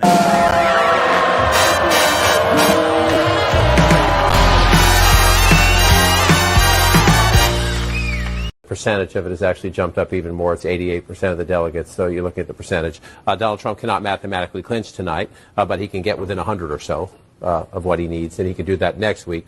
And so what you have here is, he has remade the party in his image. There are still some Republicans who are trying to take it away, like take it back. Right? That's over. That's over. There's no back. That party doesn't exist anymore. Right. It just doesn't. It just doesn't. Look at the House of Representatives. Look at what's happening in the United States Senate. Mitch McConnell stepping aside. And some of the more governing conservatives trying to keep their power even just within the Senate Republican conference. This is a new Republican Party. And so you have a very formidable Republican frontrunner who has remade the party in his image. And I know a lot of people at home are asking, well, wait a minute. We all saw January 6th. Wait a minute. Innocent till proven guilty, but there's all these cases. He has convinced them he won the last election. Never mind anything that happened since then. A majority of these voters are going to the polls in most of these states still saying that Donald Trump should be president. Yeah. And so this is his party. And again, sometimes I think stop talking, just look. This is his party, and he is on a march to the nomination. That does not mean if the general election were tomorrow, there's a lot of data that suggests he would win at this moment in time. It is not tomorrow. It's 8 months from now. So you have two very strong frontrunners who both have very significant weaknesses. And then you have the question of the third-party candidates, which I raised earlier. And so the weaknesses come in the sense of, in very much the way you're talking about how he is reforming the Republican Party. Right. More working class people, including voters of color, African American, men primarily, but also Latinos. So wait a second. I mean, ladies and gentlemen, and again, here's the live shot of Mar-a-Lago. We shall cut to Donald Trump when he begins speaking. We want to let you know we have the live shot up. We are tuned in. We are ready to rock. As soon as Donald Trump gets another state called or begins talking, we will jump in there. So CNN is straight up admitting it's Trump's party now, and that Donald Trump is creating a brand new coalition. That was really shocking to hear, that Donald Trump is creating a new coalition, an admission from Jake Tapper, who was obviously aroused earlier talking about Donald Trump and the insurrection that he inspired under the desks at CNN, that like you're seeing young people, Latinos, black men breaking for Donald Trump. This is actually a pretty stunning admission to make on camera, right, Alex, at CNN? Yeah. So what's happening too is their own polls, CNN polls, New York Times polls, all of these polls that they're putting up on their screen, the numbers are undeniable. And we know that polls are usually skewed to the left. So when we're seeing these numbers with Biden bleeding support in the areas of Latinos and African Americans and women and young people, it's undeniable at that point. Like they cannot push their narrative any further that Trump's this racist, whatever, and nobody likes him. So when they're reading back that data, there's no option but to admit it at this point. And I love how they kind of like say it as a bad thing. It's like, oh, he's reforming the party in his image, and it's like, and miraculously, that's actually attracting different voters. When for years they're saying that Trump is the problem in the Republican Party and ostracizing all of these voters. Why is it that when the Republican Party becomes the party of Trump, that all of these new voters are coming in? If he's this, fascist or Nazi or whatever they want to call him, the party of Trump is now a more quote unquote inclusive party, to use their language, under him. So it just shows that it's a bunch of BS that they've been pushing for the past 8 years. So I'm like looking at the landscape right now, and there's like a true meltdown happening at MSNBC. David, I want to get your take on this, starting with the fact that the person having the meltdown on MSNBC has decided she hates Trump so much. Trump's inspired such an erection in her that, she's going to literally go into the barbershop and say, give me the Donald Trump. Here, ladies and gentlemen, is the pure panicked meltdown from Joy Reid on MSNBC. David. But Republican voters don't vote that way. They don't vote based on economics or based on the benefits they're getting economically from the president. They're increasingly, from the Tea Party on, they're voting on race. They're voting on this idea of an invasion of brown people over the border. The idea that they can't get whatever job they want. A black person got it, therefore drive all the blacks out of the colleges, get rid of DEI. That is what they're voting on. They're just voting specifically on racial animus at this stage. It isn't about economics. No. What? Okay, so the lady who does her hair like Donald Trump is saying that the person who stole Donald Trump's hairstyle is saying that Republicans are just voting on race. What the hell are they talking about, David? Well, first of all, it's just really insulting to imply that people are just voting based on race and not economics. I mean, the most basic example is every time anybody goes to the gas station to fill up. I mean, you feel that in your bank account, yes. And it wasn't like that when Donald Trump. I mean, that's just in the example is just cascade from there. You don't have to be racist to feel the economic impact of a Biden administration. So just to start there, but also like she brought up the issue of border security to just like diminish that issue into a race issue is so disingenuous to the real concerns that people have. It doesn't matter if your skin color is white or brown or black, it's a national security issue, right? And then it also does go back to an economic issue in cities that migrants are moving in, taking resources from Americans, legal citizens, law-abiding legal citizens, and now they're suffering because their tax dollars are going to resources for criminal aliens that are now invading their cities. So, and then also, I mean, we've seen people from all across the world, not just brown people invading the border. And then also we've seen people that have even appeared on terrorist watch lists. So it's not a racist issue. It's just a national security issue. For her to kind of diminish it to that is, I mean, she's pulling the Hillary Clinton, right? Just calling half of America deplorable. She's saying we're all racists. I mean, it's just. It seems to me, Danny, that there's like one party that is incredibly obsessed with race and sees everything through the prism of race, no matter what. Like everything, like equity, all of it is like tied up into. There's something called like it's critical race theory. It's like what DEI is, what the entire Democrat Party is founded on. To accuse the Republicans of focusing on race is, well, I mean, about as insane as saying that Republicans destroyed the border, right? And we can't close the border because of Republicans. Is the gaslighting going to work, Danny? It's not. And I think the meltdowns we're seeing all over, whether it's CNN or MSNBC, speaks to the larger hubris of our ruling class. And when you look at Big Fanny, Fat Alvin, Jack Smith, these are people who are weaponizing lawfare against the voters. These people are so perturbed that the will of voters might actually come to fruition, as we're seeing Trump driving through like Atlanta and people are chanting his name after being arrested. We're seeing this. You're seeing reporters in the Bronx go out and ask what they think about Trump versus Joe Biden, and you're getting overwhelmingly positive messaging for Trump.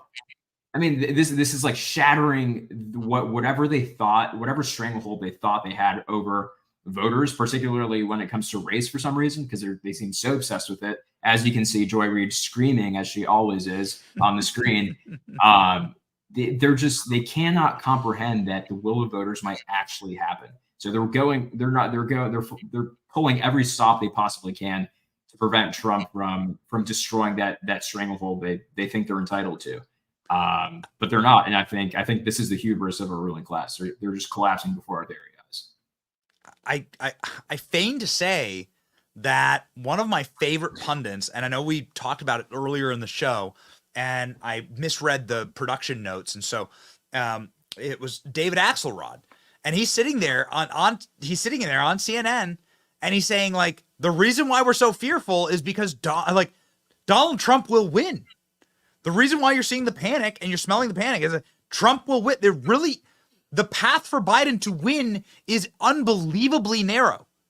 And I think that the meltdowns are just getting started. I want to sort of preface this and buttress this with the fact that Axelrod, who is the architect of the Obama administration and Obama's election victories, is the one sounding the loudest alarms, saying Joe Biden's done. All of these legal travails he has, all of these indictments, all of these lawsuits and so on, has given him a chance to look indomitable, look strong, look resilient. And that's actually in some ways helped him. Now, the main cases haven't gone to trial yet. That could be a different story. But he's actually used these to propel himself to this moment. Talking very kindly about Donald Trump and his victories, and then David Axelrod saying that Joe Biden has at best a 50-50 chance in 2024, and this was a few months Former senior advisor to President Obama, David Axelrod, has been calling out the president's age as a big problem. Axelrod's latest comment, I think he has a 50-50 shot here, but no better than that, maybe a little worse. He thinks he can cheat nature here, and it's really risky. So what you're seeing tonight, and I know that we're all like huge fans of the guy who beat Joe Biden in America Samoa. ALX, we should try and get him on the show. That'd be great. But like, I think this is something that you really are starting to see in a broad perspective. Relatively young staff at this program, right? Like, you are actually seeing Donald Trump poll after poll after poll win the youth vote. Like, that's something that's happening. Donald Trump is regularly winning the youth vote.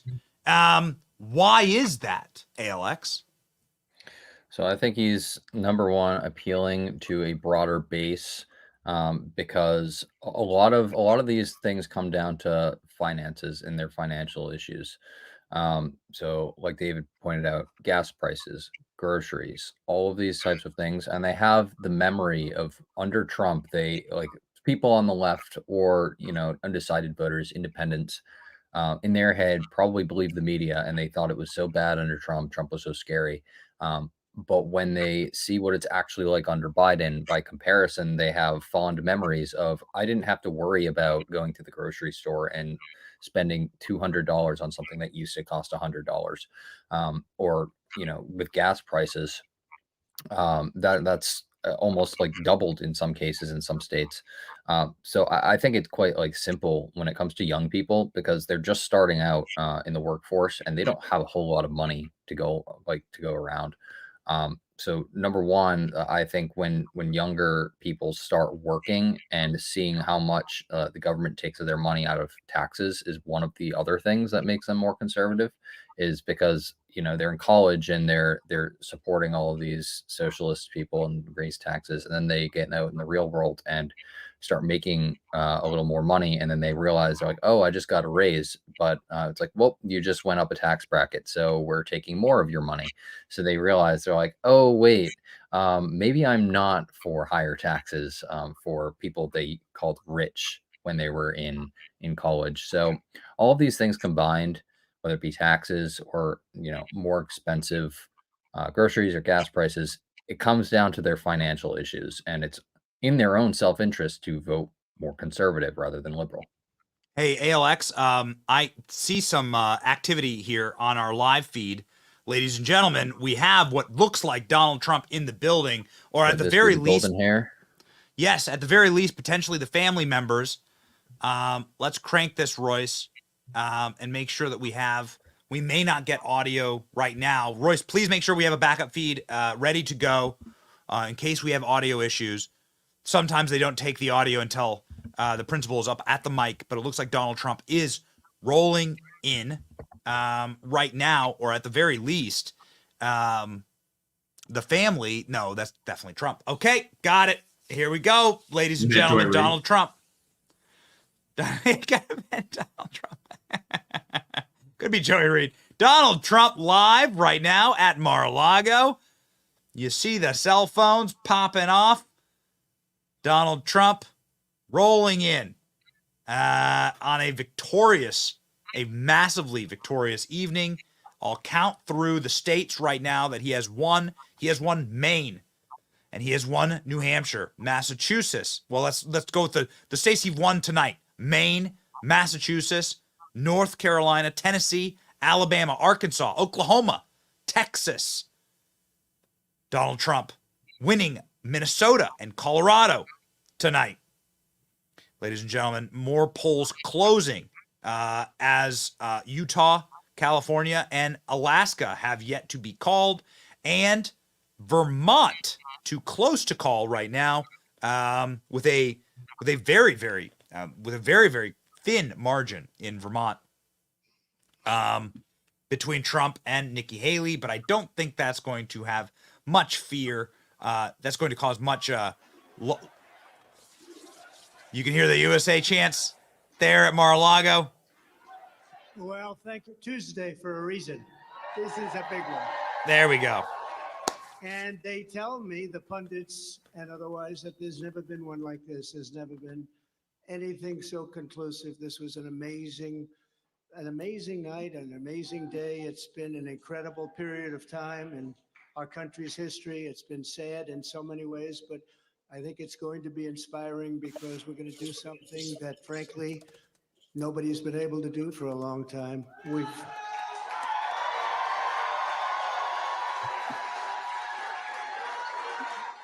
We've watched our country take a great beating over the last 3 years, and nobody thought a thing like this would be possible. We wouldn't have Russia attacking Ukraine. We wouldn't have Israel being attacked. Iran, as you know, was broke. When I was running things, they were broke. They didn't have money for Hamas. They didn't have money for Hezbollah.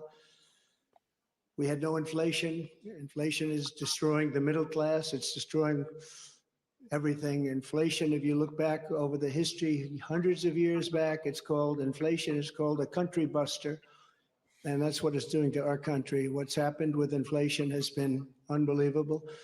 A lot of people say, a lot of experts have said the stock market's the only thing that's doing well, and that's doing well because our poll numbers are so much higher than Joe Biden's.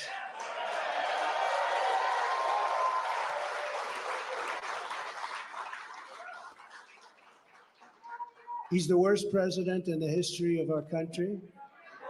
There's never been anything like what's happening to our country. Today it was announced that 325,000 people were flown in from parts unknown. Migrants were flown in airplane, not going through borders, not going through that great Texas barrier that I was with the governor of Texas, Greg Abbott, the other day, and we were looking at the job they're doing. But in the meantime, they're pouring into California and they're pouring into Arizona because those governors aren't doing anything. They're doing nothing. But today it was just announced before I came out. It was unbelievable. I said, that must be a mistake. They flew 325,000 migrants, flew them in over the borders into our country. So that really tells you where they're coming from. They want open borders, and open borders are going to destroy our country. We need borders and we need free and fair elections, or we don't have a country. This is an incredible group of people. So many celebrities that I'm not going to introduce any because I'm just going to get myself in trouble if I do that, because I'll leave out most of you. But this is a room chock full of incredible, talented people, like some of the guys standing right in front of me, right? Big futures, big, fat, beautiful futures. Oh, I'd love to be your age. I'd pay you a lot of money to be your age. But we have some tremendously talented people in this room, including tremendously talented political people that have helped me right from the beginning. We had the safest border in the history of our country. We built 571 miles of wall. We had Mexico supply us with 28,000 soldiers because we wanted them. That's why. And they said, we won't do that. I said, yes, you will. You will. And in the end, they did. It was an easy negotiation, but we had the safest border, the best numbers we've ever had, and now we have the worst numbers probably in the history of the world. It's sad to see what's happening to our cities. Our cities are being overrun with migrant crime, and that's Biden migrant crime. but it's a new category of crime, and it's violent, where they'll stand in the middle of a street and have fistfights with police officers. And if they did that in their countries from where they came, they'd be killed instantly. They wouldn't do that. So the world is laughing at us. The world is taking advantage of us. 3 years ago, we were at a level, we were energy independent. We were going to be very shortly energy dominant, and they were getting oil from Venezuela. Can you believe it? And we're doing numbers on that oil. You know what we're doing? We're refining the oil. We have our refinery for that oil. It's really, I call it tar. It's not oil. It's terrible. We have real stuff, but we're refining it in Houston. So for all of the environmentalists, you ought to look at that, because all of that tar is going right up into the atmosphere. You just ought to take a look. It's the only plant that can do it. We have the only plants that can take tar and make it into oil, and that's what it is. It's a shame. But we were energy independent. We were going to be energy dominant. We were going to be supplying oil to Europe, all over the world. And then a tragic thing happened during the election. It was a tragedy, because you wouldn't have, think of it, all of the problems that you have today, I don't think you would have had any of them. You'd only have success. And that's what's ultimately going to unify this country and unify this party. We have a great Republican Party with tremendous talent, and we want to have unity, and we're going to have unity, and it's going to happen very quickly. And I've been saying lately, success will bring unity to our country, and it happened before. We had the best economy our country's ever had, and people were calling me that I would have said will never happen. It'll never happen. They wanted to get together African American, Asian American, Hispanic American, women, men, people with diplomas from the best schools in the world, and people that didn't graduate from high school. Every single group was doing better than ever before, and it was a beautiful thing. Our country was coming together. Our country was coming together. And now we have a very divided country. We have a country that a political person uses weaponization against his political opponent. Never happened here. It happens in other countries, but they're third world countries. And in some ways, we're a third world country. We're a third world country at our borders, and we're a third world country at our elections.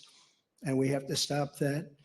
We need a fair and free press. The press has not been fair, nor has it been free, but maybe someday they will be. They're being beaten up pretty badly. People aren't trusting them. They're not believing them. And really, it's a very important factor. The press used to be the policeman. It used to police our country. Now nobody has confidence in them, and we have to get that confidence back. It's so important for the success of our country. So important.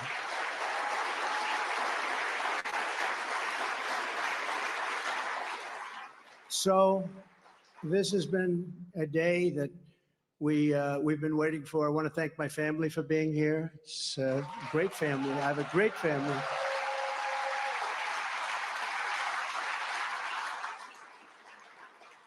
They've had it very easy since I decided to run for politics. They say, thanks a lot, Dad. We appreciate it.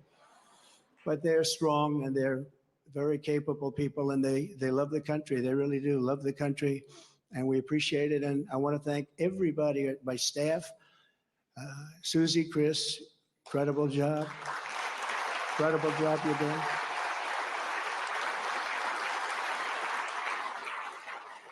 I read an article yesterday where it said this is one of the finest run campaigns that anybody has ever seen. That's pretty good, right? That's pretty good. It's really a statement. And we have no choice, because November 5th, it's right around the corner. November 5th is going to go down as the single most important day in the history of our country.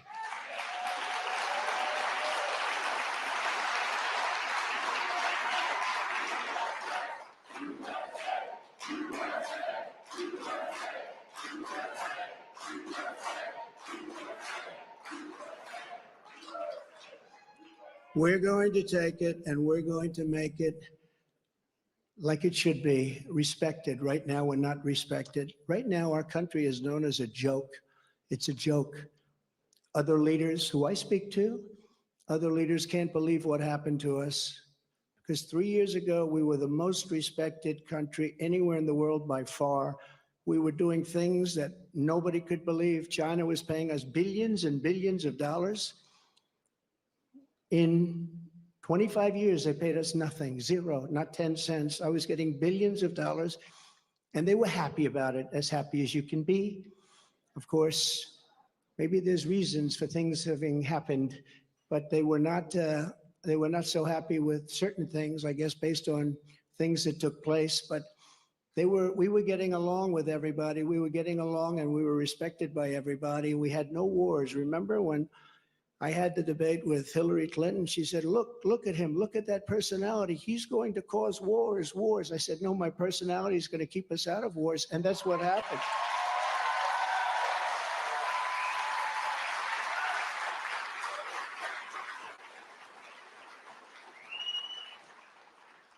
For 20 years, they were fighting ISIS. I defeated ISIS in 4 weeks. I got rid of ISIS 100%. 100% of the ISIS caliphate. And we had no wars, and we stopped wars. We weren't getting along with a lot of countries. All of a sudden, North Korea, which is a serious nuclear power, but North Korea came along. Kim Jong-un, we got along very well. We got along very well with China until COVID. That was a little bit too much, as far as I was concerned. That was too much. Couldn't take that one. But we made a trade deal with China that I don't even talk about. $50 billion a year in product they bought from our farmers, our manufacturers. They used to buy 10. I got 50, and it was great. But COVID, I don't even talk about that, because COVID was such a horrible thing. It started in the Wuhan labs, just as I said, the Wuhan labs. And it came out, I believe, through incompetence. I believe it was incompetence. Some people think it wasn't, but I believe it was. But regardless, it caused $60 trillion worth of damage and death all over the world, all over the world. And we did a fantastic job on that. We never got credit for that. Unbelievable job on that. We came up with things that nobody thought was possible. Don't forget, when it came in, nobody had an idea what it was. They didn't even use the word pandemic. Nobody had an idea. But we did a fantastic job. And we got a lot of credit for the economy, a lot of credit for our foreign policy. I think credit like nobody, very few people have gotten. And the press was very honest about it. They gave us very high marks on foreign policy, the Abraham Accords, so many different things we did. But we never got the kind of due that we should have for the COVID, or as I call it affectionately, the Chinese virus, the China virus, which is a much more accurate term. And despite that, the stock market, when we turned it over, the stock market was higher than it was prior to COVID coming in. It was an amazing thing. We did an amazing job. And we have so many people that worked on that, so many of the doctors, so many of the scientists that worked with us on that. It was really, really something. But there's never been an administration that had more success in so many different elements. We got the largest tax cuts in history. We have the largest regulation cuts in history. We rebuilt our military. And what happened, we rebuilt our entire military, and beautiful. We had jet fighters that were 53 years old, and we had all brand new jet fighters. And then after this other group of people that didn't know what they were doing, they took over, and we had that horrible surrender in Afghanistan. I call it a surrender. We took the soldiers out first. You know, I dealt with the leaders of the Taliban in Afghanistan. They were the ones that were causing the trouble. The press was very angry because they said, "Why are you calling them?" I said, "Because that's where the problem is." I say oftentimes, they asked Jesse James, "Jesse, why do you rob banks?" He said, "Because that's where the money is." And I said, that's where the problem is with the Taliban. And I spoke to Abdul. He's still the leader. Believe it or not, he's really the leader of Afghanistan, but he's the leader of the Taliban, a rough group. I say, don't ever shoot our soldiers again. Don't ever do it. Very interesting. What happened is that, we were having, during the Obama administration. Previously, they were shooting a lot of our soldiers, and I let them know. I said, don't ever, ever let that happen. I said in a rather nasty fashion. We don't have to go into it tonight. For 18 months, we lost nobody in Afghanistan. And then we had that horrible, horrible withdrawal where we lost 13 soldiers, 38 horribly wounded, left Americans behind. You know, you have Americans right now still behind. Call them hostages if you like. It was a terrible moment. We left $85 billion worth of brand new, beautiful equipment behind, jets and tanks and everything you could think of, goggles, night goggles. They didn't used to fight. They're good fighters. They didn't used to fight at night, but now they do because they have goggles. They have better goggles than we have. So I just want to tell you that led to a lot of bad things. And now the worst things are happening. The things that are happening now are unthinkable, and they're unthinkable at the border. We have millions of people invading our country. This is an invasion. This is the worst invasion probably. We've never had anything like it. No country has ever had anything like it. The number today could be 15 million people, and they're coming from rough places and dangerous places. And we had that shut down. We had everything going so beautifully. When Joe Biden goes to the beach, because somebody on his staff thinks he looks very good in a bathing suit,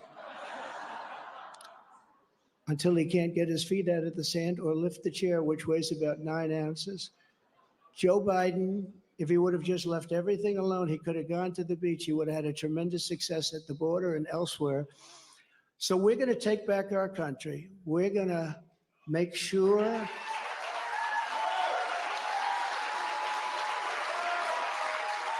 we are going to do it right. We're going to have the greatest economy ever in the history of our country. We're going to top what we did.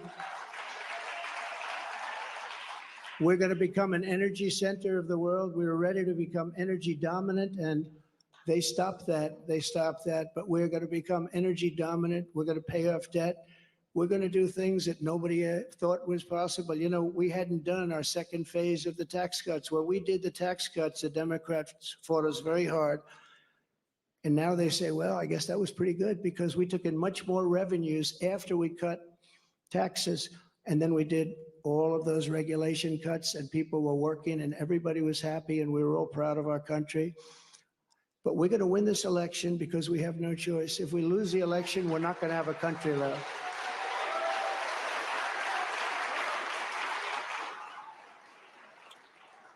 And we're going to do something.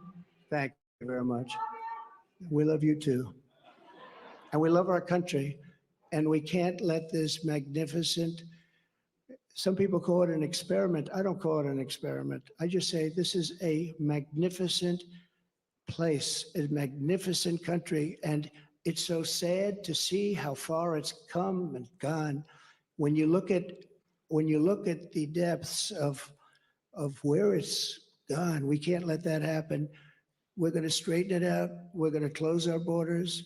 We're going to drill, baby, drill. We're going to get the inflation down.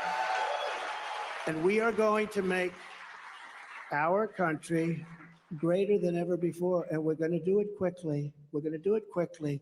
It's going to go fast.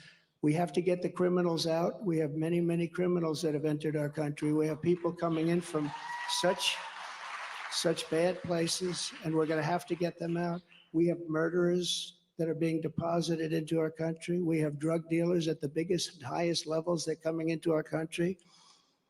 We have people coming into our country that just shouldn't be here, but many, and I say many, large percentages, they come in through the caravans, they come in many different ways. Now we find out again, they come in through airplanes, we send them in. This is crazy. But they come into our country, we're going to stop them. We're going to close our borders. We're going to have to deport a lot of people, a lot of bad people, because our countries can't live like this. Our cities are choking to death. Our states are dying. And frankly, our country is dying. And we're going to make America great again, greater than ever before. Thank you very much. It's been a big night. Thank you very much. Thank you. All right, ladies and gentlemen, Donald Trump. We will make America greater than ever before. They've destroyed our nation. They are coming to try and destroy the American dream, and they are doing a damn good job of it at fast pace. Donald Trump, on the heels of winning multiple states, on the heels of winning every state except, ladies and gentlemen, we have an announcement that Nikki Haley has in fact won the state of Vermont. Or at the very least, that's what they are projecting. They are projecting that Nikki Haley will win the state of Vermont. This is a moment where we have decided that we are going to reach out to the one and only person who we would, that we feel is the right person to comment on this issue of Nikki Haley winning Washington, D.C. and Vermont. Ladies and gentlemen, joining me very, very shortly will be Vivek Ramaswamy. Now, I'm going to be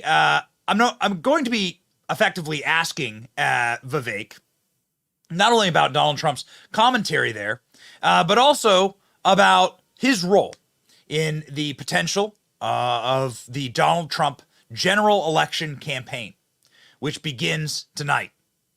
Ladies and gentlemen, I'm waiting for our team. Apparently our production team is still working on getting Vivek. But ladies and gentlemen, rest assured that the great ally of Donald Trump will be joining us in just a moment, and also commenting on Nikki Haley winning again, potentially a single state.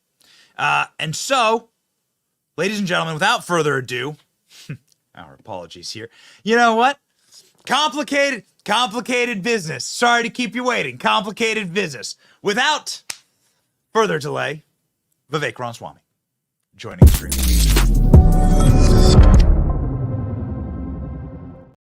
Vivek, what's up, man? How's it going, dude? It's a great night. Yeah, absolutely. I mean, I think that this Republican primary has been over for a long time, but it is over yet again. One more time tonight. I'm very sorry to report to you some terrible news. Nikki Haley has won Vermont. Well, it reminds me of DC. I think which are the provinces of Ukraine that she couldn't name? These are the ones that are actually their delegates are actually coming in for. So that the Ukrainian delegates voted in that DC primary, I think, and that's exactly what we saw there. She's more or less irrelevant, but she's a representation of what we're up against. And I don't just mean in our own party. I mean a managerial class that pervades both parties. And I think it's going to be the same managerial class that gets Joe Biden out of the way, which I think is actually the trap that we're at risk of now falling into, Benny, is we're now trained, right? I think to have some level of complacency, satisfaction about tonight. And so, yes, you say great night. I agree. It is a great night. I think that that's a danger. I think that that kind of attitude can also risk creating a complacency. We got to be insurgent, not incumbent. We have to actually be the upstart, not the people who take victory for granted. Trump in 2016 was that. Our founding fathers were that. And I think that that's the spirit we have to keep alive in 2024 rather than, just making this about defeating Joe Biden, laughing at the old man that can't put sentences together, tripping on stairs, all of which is true, all of which, the guy who can't stand trial somehow is actually, or even be a witness in a trial, is somehow competent to run the country. Yeah, we get that Joe Biden is a joke and is a puppet for the managerial class, but understand that come this summer, they're going to move him out of the way. It's not him that we're actually running against. And so while we're appropriately recognizing, even celebrating, I think a victorious step in the progress, I think that we have to not fall into the trap of complacency, which I do think in some sense has been laid for us by the other side that wants us to focus on Biden when in fact it's going to be somebody else that Donald Trump is actually running against later this year. So you have long said that this is going to be Michelle Obama potentially. If you were to put money on it, Michelle Obama has come out with an official statement saying, not going to be me. I'm not going to run for president. Then she went and did an interview on British television saying it's not going to be me. Then she tried out David Axelrod to say it's not going to be Michelle Obama. Your thoughts on that? Do you think that's still cloak and dagger, sleight of hand? Lady, or do you the think lady you're doth protest too much, methinks, I think. Is Okay. what I would say in this case. And that might be, who's not protesting too much, which lady is not protesting too much is Hillary Clinton, because she actually wants it. Michelle Obama, I don't think particularly wants it. I actually kind of believe that she doesn't want it, but I don't think that she's going to have much of a choice in the matter. I'm less in the business, Benny, of predicting which individual it is or isn't going to be. I might be wrong about the Michelle Obama specific prediction, but I bring this up because I care about our own side not falling into the trap of thinking that we've got this in the bag. We're running against Joe Biden. He's a defeatable alternative. Our entire message focused on his individual vulnerabilities, from his age to his cognitive deficits, to his son's cognitive deficits, to his son's corruption, to his own corruption. All that needs to be observed. But if that becomes our focal point, it's like a feint in war, right? A feigned retreat where you're led to a false target when in fact you have the rug then pulled out from under you only a matter of months later, which is what I think is coming this summer. And, I think is one of the things you're good at. I think that it's going to take people who are willing to skate to where the puck is going, name a problem. That's in some ways how you actually avoid that problem. And here that problem would be the element of surprise. If we know that we're not running against Biden, then our whole message needn't be tethered to a Biden specific message. It can actually be, who would have ever thought, a message about what our own actual affirmative agenda is. That speech that Trump just gave, I thought was excellent in that respect. He actually nailed a lot of our own affirmative agenda. He went straight down the list. Drill, baby, drill, largest mass deportation in history, actually fighting crime in this country, make America great again. What that actually means, great. That's what we need to be talking about. I'd say a little bit less of the Biden trashing, not because it's not justified, not because it's not all true, but to the opposite point, it's because that's actually falling into, I believe, a trap that has been laid that we need to avoid. We need an agenda that we stand for, irrespective of which puppet it is. Michelle Obama, Hillary Clinton, Gavin Newsom, doesn't matter. That's actually how we immunize ourselves against that risk. So what you saw and what we have been predicting is that this is going to be now a gear shift to a brand new general election Donald Trump. And that you're going to have now a different Trump on the trail. He's been obviously very savage against all of his opponents, and he's been in campaign mode against a Republican primary, and you're going to see a shift. What's that shift going to look like? What's going to change? You're already starting to see sort of a resetting of the table, but you've obviously become quite close with Donald Trump, and dare I say, are advising him on a number of issues. He clearly is listening to you. What does the shift in the Donald Trump to general election mode look like? Yeah, I think of it less as a shift, Benny, but more, you've got different tenors that you can play, right, as a musician. And I think he's going to hit some different keys than he's hit so far. And I think there's a time and place for everything. He's already doing it. Look at that speech he gave yesterday, right after that Supreme Court ruling. I think that's been one of his best yet. I would say one of his best ever yet, actually, because it wasn't particularly about him dancing on anybody's grave. It was actually a tenor of national unity. And I think that was really fitting yesterday. The Supreme Court's ruling was about national unity itself. And I think him delivering that message about national unity, I think, was really fitting for that moment as well. And so I think that's going to be either in so many words, or even if not in so many words, the core message is actually that Donald Trump, not Joe Biden or not anybody else from the other side, is going to be the one who actually unites this country. And I think that that's something that our side needn't be shy about admitting that we want. I think most of us don't want a national divorce. I think most of us do want to live in one nation under God, just as our founding fathers envisioned 250 years ago. And so I think Donald Trump is going to be that kind of figure from now through Election Day that revives that spirit of national unity in his own way. And I think that it's going to be his own authentic way. But I think that less of a shift, but more of an awakening of something that may have been less obvious to people who have watched him in the past, but I know is in his heart, and I think is coming out more and more. And, I do think that's the right way to go. And I am fully in support of that message all the way through the general election in November. So it's a good night. And I'm glad you had me on for a few minutes, Benny, before we rocked and rolled. But thanks for doing what you're doing. I know that you are a father to young children, and I don't want to keep you. I have to ask you one more thing. Because ALX broke the news earlier in the call that Elon Musk was meeting potentially with Donald Trump, that both their jets landed the same place, and that they had a meeting. Now, you're very close with both these guys, and you've worked very closely with both these guys, and we've talked about Elon Musk publicly and how valuable, obviously, the X platform is to free speech, but also for just the future of the country as a free nation. Your thoughts on that meeting? I obviously don't want you to reveal anything that's private, but like, what's going on, man? I'll just take a big step back. I mean, I'll be respectful of my conversations with both those guys, and let's just take the big takeaways in terms of where we are right now. And you bring up two people who I think do embody a lot of that founding spirit. People who can achieve something with their own dedication and with their own willpower without feeling constrained. I think that's part of why I've frankly had, I think, a relatively fast and warm and natural friendship with both those guys. Is that part of what we miss in our culture is that right now you're told to shut up and sit down and do as you're told and work in your lane.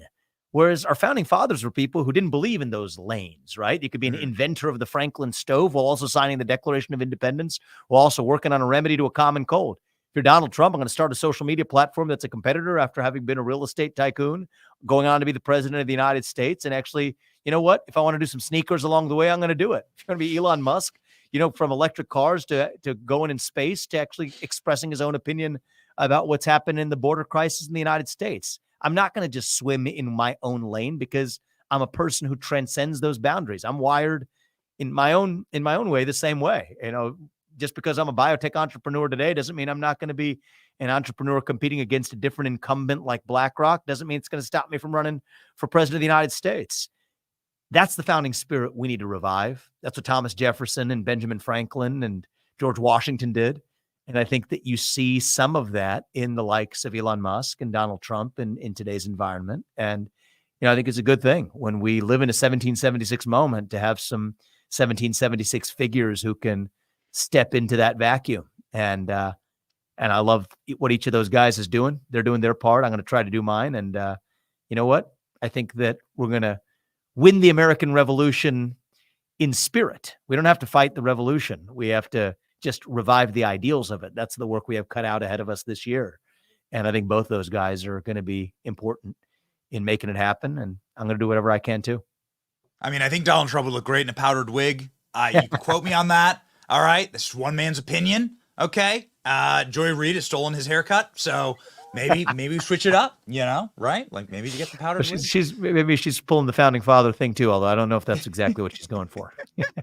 Two founding fathers to the renaissance of the founding fathers in Donald Trump and Elon Musk, something that you have paraphrased before, but I think something that is a really profound way of looking at our current landscape. It's revolutionary, Vivek Ramaswamy, and we thank you so much for being on our live tonight. We'll see, man. Thank you. All right.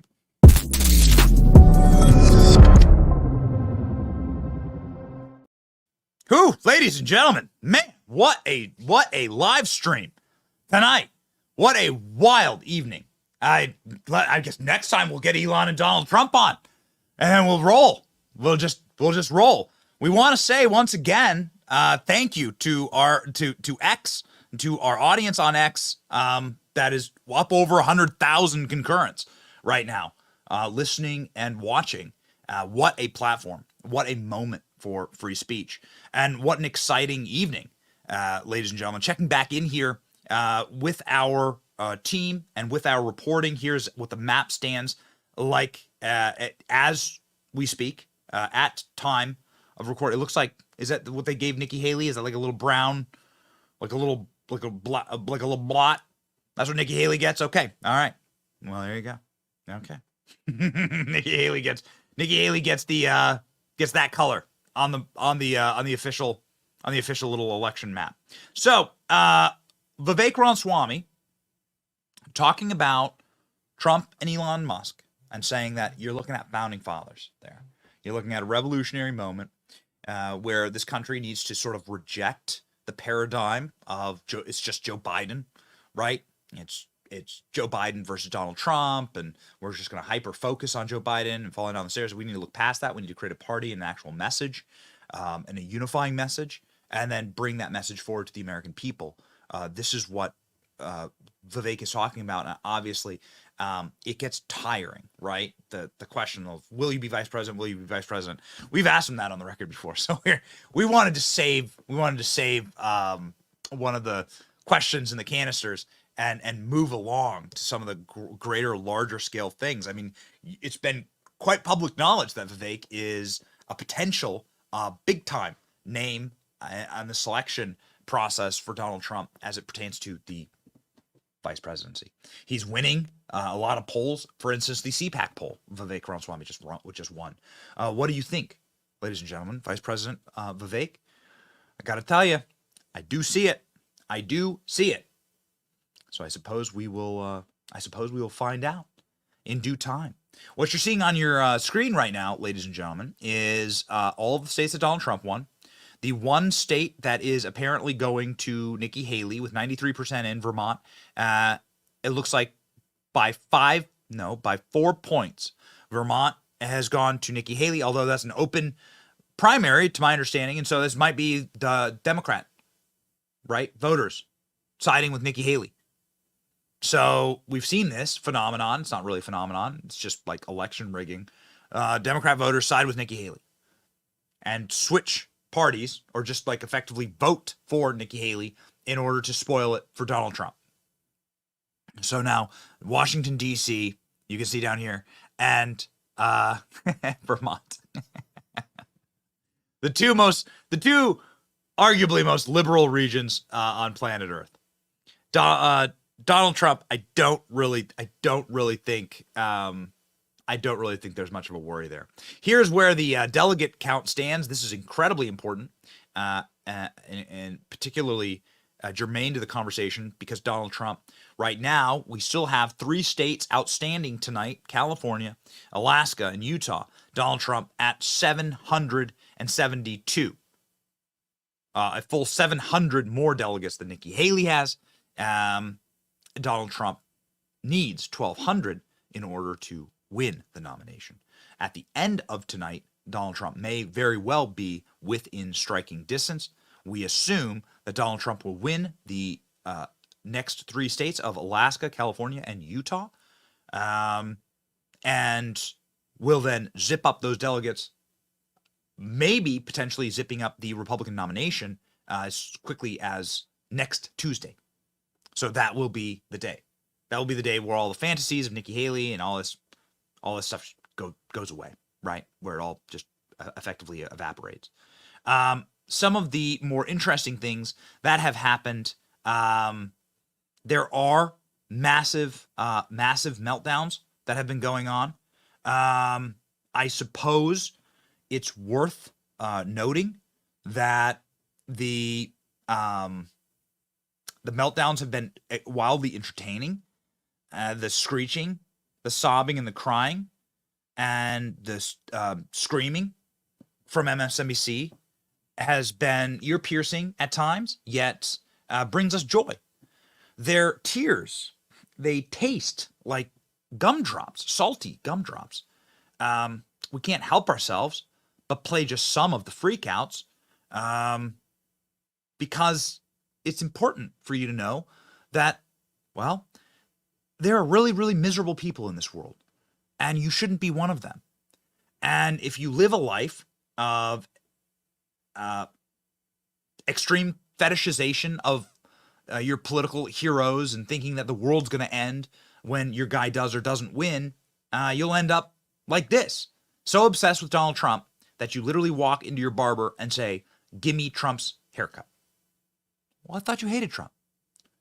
Well, here we go. Donald Trump had one job. He had one crisis. He's saying, oh, all of these things were perfect. You had one crisis, bruh. It was called the pandemic. And you know what you did? You bollocksed it completely. You did so poorly at managing your sole crisis. The one hard thing you do, the reason he doesn't look old like Biden looks older, the presidency ages you when you do the job.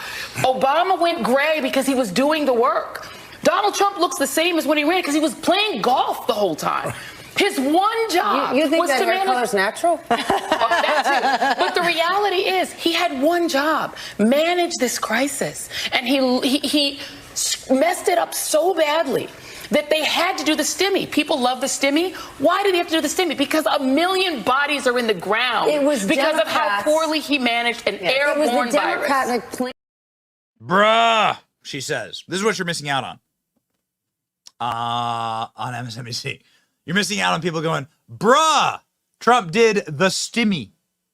Yes, this is the high layers, the philosophical and sophisticated levels of deep and profound thought and intellectual discourse on MSNBC.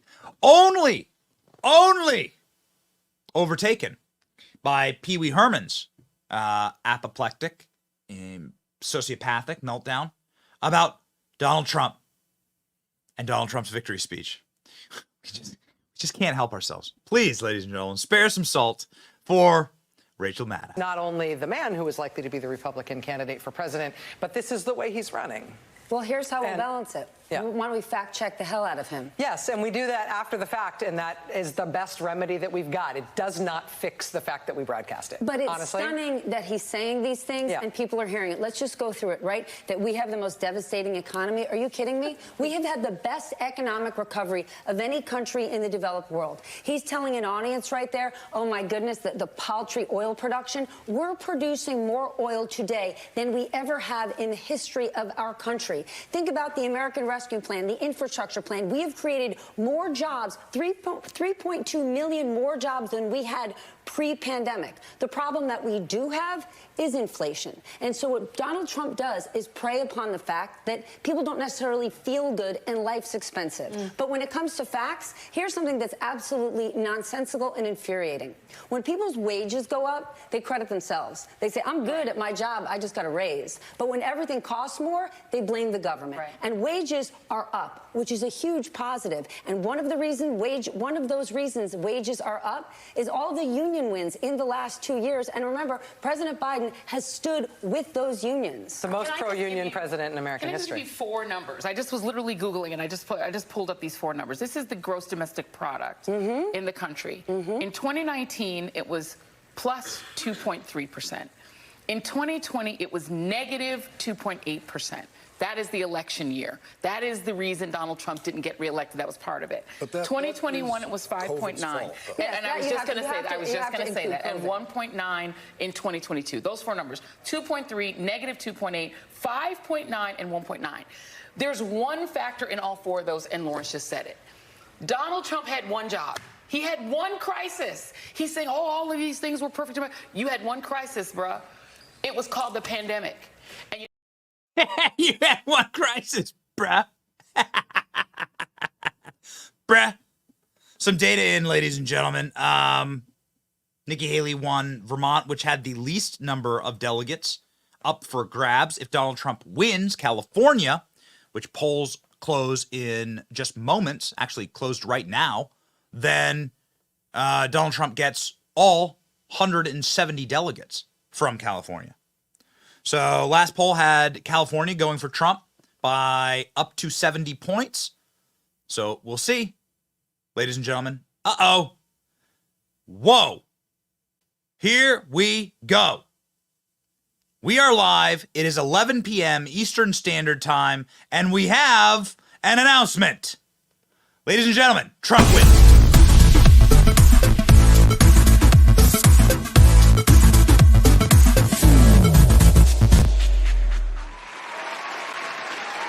Donald Trump has won California. That's 169 nice delegates for the Donald. Oh, yeah, baby. And what does that do to the number of pledged delegates? Hasn't changed yet. Come on, Decision Desk. Let's go. Here we go. Decision Desk predicts Donald Trump will win California Republican primary. Right now. 11 p.m. Eastern Standard Time. Decision made just as the polls close. California going for Trump. Donald Trump obviously has already given his victory speeches in at Mar-a-Lago. And now I'm seeing everywhere breaking that Elon Musk is meeting with Donald Trump. Wow. Just an incredible night. Just a wild evening. Ladies and gentlemen, it has been called the greatest comeback of all time. This is now what people are beginning to say about Donald Trump and about this 2024 race. It's what Donald Trump, what has been said about Donald Trump right now, breaking on the airwaves on Fox News. The single greatest comeback ever. A little bit, maybe 3 or 5%. I think they're going to come from working class people. I think a lot of the Haley voters are protest voters. They're never going to vote for Trump. And I don't think she has a lot of sway over them. So I'm not sure what her bargaining chip is. I think tonight we should look back at the people who proclaimed Donald Trump's political death. Donald Trump is finally finished. New York Times, November 2020. Relax, a Trump comeback in 2024 is never going to happen. Politico. This could be the greatest political comeback story of all time. I mean, maybe some of you can remember something better than this, but if he pulls this off in November, and it's an if, but even to get to this moment, pretty much everyone was declaring him DOA. What does that say about all of us? I mean, maybe we need to spend more time with the American people, or at least I do, because I had my doubts at various times as well. And it says quite a bit about him. Yeah, he knows the pulse of the people. As a politician and as an individual, he has a lot of pull with a lot of people across this country. But oh, yeah. So Fox News now admitting what obviously we have known for quite a while, which is that this is the party of Donald Trump. The old guard is done. There is no more old guard. There is no more Liz Cheney. There is no more mix in the GOP. And what do I mean by that? McCarthy, McConnell, McDaniel, done. They're finished. They're gone. Okay? This is it. You had your chance. Kinzinger, Cheney got on the January 6th committee, sobbed and cried, and mopped the floor with their tears. If you're Keith Olbermann and you're peeing as you cry, who knows? Not sure. Don't ever check. Don't want to see the footage of it. Either way, it's what the guy admitted yesterday on X, that he pees on himself. He pees on his own face. Ladies and gentlemen, whatever it is, whatever that was, whatever embarrassing thing that was. Remember Dick Cheney coming out and doing an ad against Donald Trump? Donald Trump. It's finished. It's over. The McCain wing of the party, the Romney wing of the party, it is DOA. It's no longer on life support. It is plotted. The moment is now. Ladies and gentlemen, Fox News declaring overwhelmingly for Trump. I mean, I'm always wanting something that I don't hear from all these candidates. I want it all to be about tomorrow. You have to talk a little bit about your record, but now pretty much everyone knows about Trump's record. So I would have liked him to say more about we're doing this. And he did some of that toward the end. And I think you could heard the applause lines were more about what he's going to do in the future versus the past. But all in all, this is an overwhelming rebuke of the old establishment. I know a lot of people don't want to hear that, but there's no other conclusion other than maybe Vermont. But right now, I think it's Nikki Haley's opportunity to reach toward the party that is moving and has moved, I would say, in a much more populist direction. You know, Trump could have kind of reached out to her tonight, but I think at this point, it's probably, if she wants to be in the party, it's her time to reach out to him. Britt, it's interesting that the former president does this a lot. He does not use teleprompter sometimes. He just goes out and speaks off the cuff. Right. Something that we don't see from President Biden. He is very scripted on a teleprompter. Good for him. Good thing, too. But at this moment, do you think... Oh, Britt Hume. Oh, yes. Well done, Britt. Way to make the point that you love the fact that Joe Biden speaks from note cards and calls on the press and gets the questions in advance. But I think he did make up for it, saying that Donald Trump has been right about Joe Biden the entire time and that the American public are ready for Trump 2024. That he would be able to stand there and point to the failures of an administration as drastic as these have been across issue after issue after issue. No, He is Biden much has created a advantaged by. vacuum. Well, he predicted it. Absolutely. Brett, he predicted it. He said he's going to open the border. He's going to drive inflation. During the entire campaign, pretty much everything he said about Biden has come true. And now it'll be a binary choice. Does everyone know what we're they're gonna gonna be wrap for up here. Halloween? We'll come back. What's that? Does everyone know what they're going to be for Halloween? The race is after Halloween. Yeah, We've got a long way to go. Hilarious. What a great joke. Thank you, Henry Ford, or whatever. I can't remember that guy's name. Utah. Come on, baby. Utah. Rolling through, and then Alaska rolls through at like 1 a.m. So we're going to see what happens here in the continental United States of America.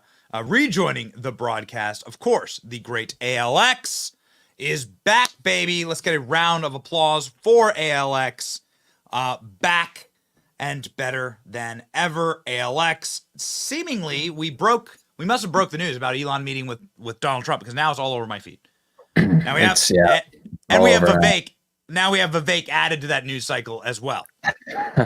Calling them both founding fathers. It's all over now. And yeah, like Vivek mentioned, there's no better like trio than the founding father energy of them three, Vivek, Elon, and Trump. They're very unique characters in, our universe, I'd say. Like there's no one that is just like, more interesting than Elon or more interesting than Trump. And now like Vivek is like a newcomer and he's joining the stage, the world stage. And if he becomes VP, that will be a power trio right there. Yeah. I mean, Elon Musk in the White House, like every other day, putting a Tesla charger at the vice president's office. I mean, I know the two of them are close. They're doing spaces all the time. But this is something we didn't expect a couple of weeks ago. Ladies and gentlemen, this is footage of Donald Trump walking into Mar-a-Lago. This was not on the schedule, with Vivek and his wife, whose name is Apoorva. And they have two children together, Melania and Donald Trump, appearing together. This also rare because Melania Trump's mother tragically passed away during this time period, and she'd been in the hospital a lot with her mother. Of course, prayers out for that horrible tragedy.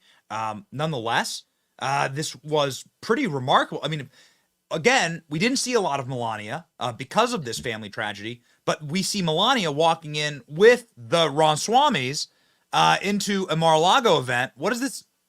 What do we take from this? It looks very much like at the White House or at the State of the Union, like we're going to see, where the vice president and his wife, or in this case, second gentleman, and I will say they won't be like making out with each other like in the current case. Okay, that's a little weird. But anyway, in a normal administration, that's what this looks like. It looks like a VP and his wife and a president and his wife.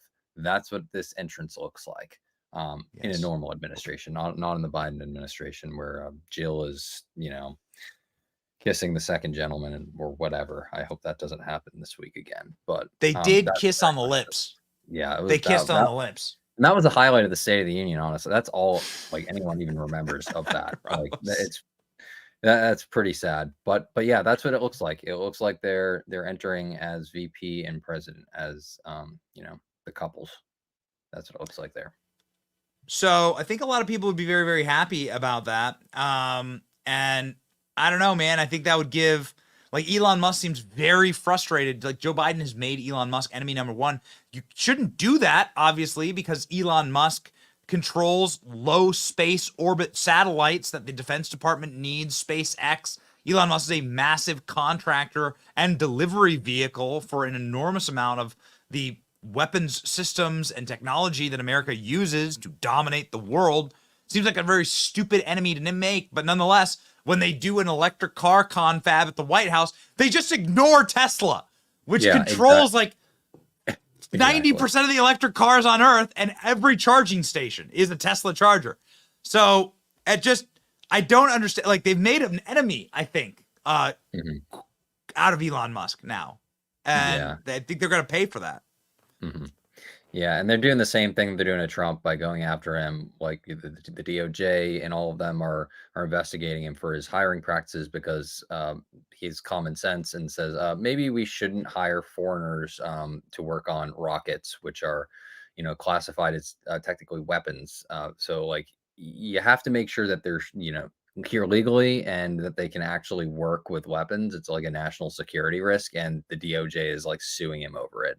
And then they're going, like the FEC or the SEC and all of them are going after him as well. Like, and I think there's 3 or 4 different like ongoing lawsuits. Then they're investigating him over the Twitter X acquisition and all of that. So they're doing the same thing as they're doing, to Trump with the lawfare. No matter who Trump chooses as vice president, at the very least, I am absolutely, I believe 100% confident that we will never get a moment like this where Jill Biden and Doug Ramhoff kiss on the lips. So incredibly, there it is. Come on, bro. Cool. Bro, your wife. Oh no. Yuck. Ugh. Ladies and gentlemen, this isn't a normal administration at all. Ladies and gentlemen, for the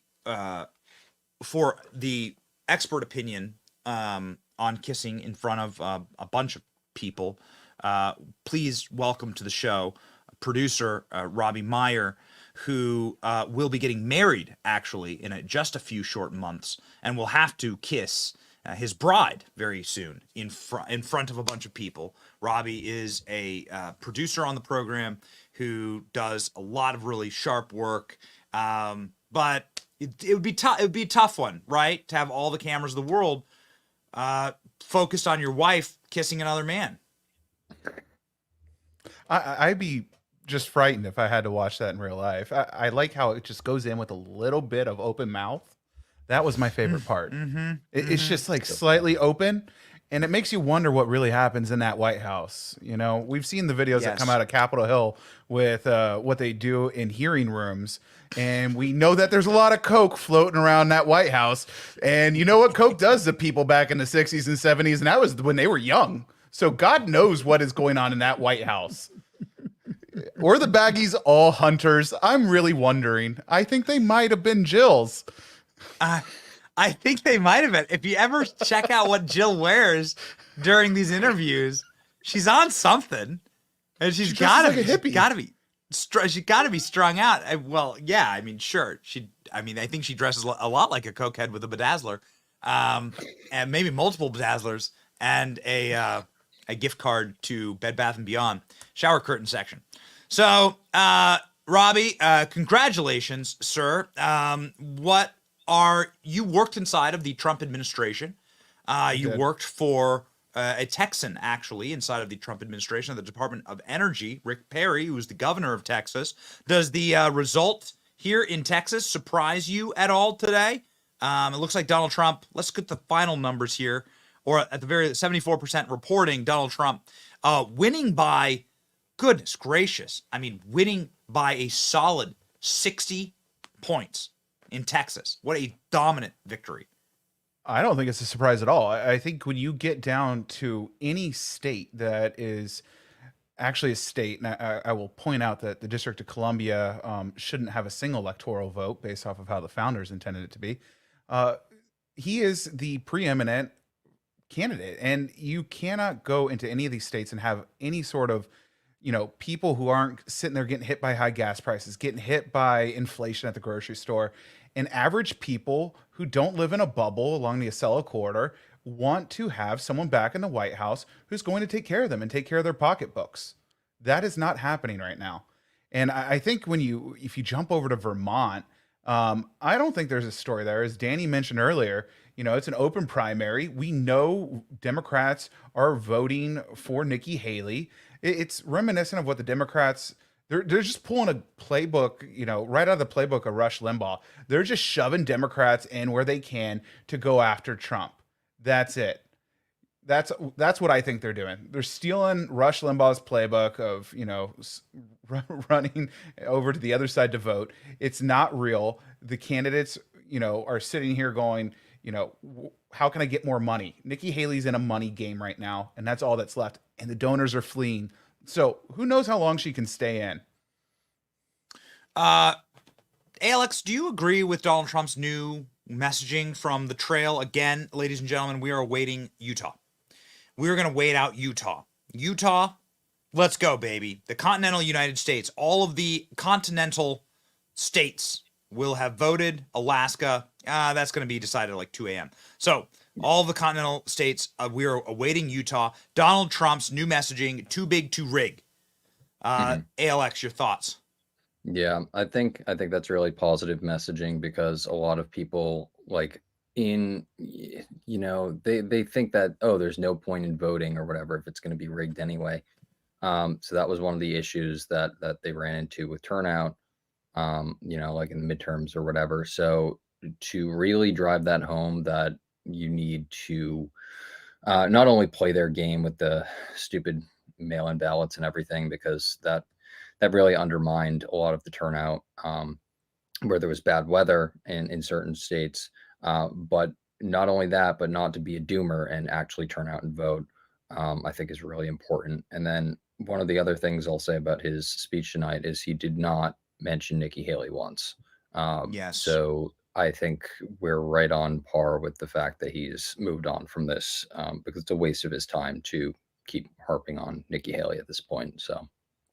Yeah, that's exactly right, Rob. It seems like a wasted energy and wasted oxygen, quite frankly, to signal boost Nikki Haley. I mean, the race is over. The race is finished. And Joe Biden will be the Democrat nominee. And I disagree with Vivek. I think they're actually stuck with him. But maybe I'm wrong. And Donald Trump is the Republican nominee. Schenk, we have a great tweet from Schenk Uygur of the Young Turks. Maybe we can pop that up if we can grab that. Oh, wait, here we go. Got it right here. Now the Republican and Democrat races are completely over. Unless one of them drops out, the two nominees are going to be Trump and Biden. That means there's a 90% chance that Trump is going to be president. Buckle up and brace for impact. It's inevitable. Cry more. Robbie, do you agree? And, more importantly, it seems like Donald Trump, you served in his administration. It seems like Donald Trump is actually is bringing a far more sophisticated game to the playing table this time around. Yeah, I think he is. He's put together a great operation, one that has exceeded all expectations. I think that, the biggest hindrance of Nikki staying in, and I agree with ALX, it's a good thing for President Trump not to go after her. He's focusing on uniting the party and going after Democrats. But the biggest thing for us as a Republican Party that's going to be the problem is that there is donor money getting sucked up into her campaign that could be going into the RNC, into races across the country, that could be going into the general election for President Trump. And they're not donating right now, and it's going to be a problem. So hopefully with this new RNC leadership change, we can see some donors come back in and we can get funded, fully funded, so we can take out the Democrats this fall. We're going to have a lot of money to go and secure ballots and make sure that we have poll watchers across the country ready to make sure that this election is not rigged, it is not stolen, and that there's faith and security in our election process. And that starts with everyday citizens getting trained up on how to vote, and that costs money, and how to poll watch, and that costs money. So this is a money game as much as it is anything else that's hurting us with Nikki Haley right now. Nikki Haley, still on the Titanic, will not be speaking tonight. Not a sign of strength that Nikki Haley wouldn't speak this evening and refuses to, make any commentary. She did win a state of Vermont, and I put air quotes around that because I suppose we'll never know how many Democrats actually went to go vote for Nikki Haley in that razor thin contest. It looks like the deciding votes in Vermont were, looks like there was a 3,000 was the margin. There were 3,000 votes. I mean, so again, like you just get like a neighborhood of libs to go vote for Nikki Haley, and 3,000 votes is the margin there, right? And we have on camera so many Democrats that tell the news reporters, "Hey, I'm a Democrat. I'm voting for Nikki Haley just to mess with Trump." So anyway, the question is, like, Nikki Haley not making any comments tonight, that's kind of a signal that her campaign is doomed, that she's done, right? Alex? Yeah, for sure. I mean, I think it was done after Iowa. Like I said, coming in third place and declaring victory. And then in New Hampshire, she essentially tried to declare victory. And then in her home state, when she did worse than New Hampshire, where she sunk all of her resources, again, trying to declare victory. And now tonight, not even taking the stage. She like, at this point, she can't declare victory. Because it's insurmountable at this point.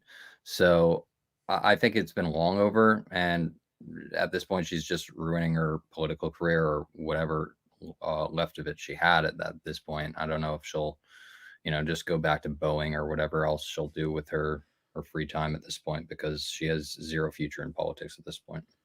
Well, I want to piggyback off of that. Yeah. Real quick. So she lost South Carolina. When you run for national office and you lose your home state by the amount that she lost by, you're done politically forever. I worked for Newt Gingrich in 2011, actually, during the 2012 race on his presidential campaign. We won South Carolina. We didn't do great after that. But you know what? He knew the entire time he was going to win his home state. And he went and won Georgia, and then he bowed out later on after that. But you cannot lose your home state and have a political future. She's politically dead, and she knows it. She's dead with the Republican Party. She's going to wind up being the next, Liz Cheney, finding somewhere on MSNBC, being a shill, or, working for, the neocon Defense Department. I don't know. But she's not running for office again. It's really funny because earlier in the evening, MSNBC was on saying, "Nikki, please don't drop out. Whatever you do, don't drop out. You have no job. Why not just keep running? You have no job, lady." A literal thing that happened on MSNBC. Yeah. What's Haley going to do? Same thing she's been doing. Why stop? Yeah, I guess that's right. I mean, I guess if the money keeps rolling in, right? If you can still continue to fundraise. It doesn't cost her anything to keep campaigning. She doesn't have another job. Nope. It's true. I mean, the point of I guess if you win a state, I mean, I guess I'm just sort of like running the math on the outcome here.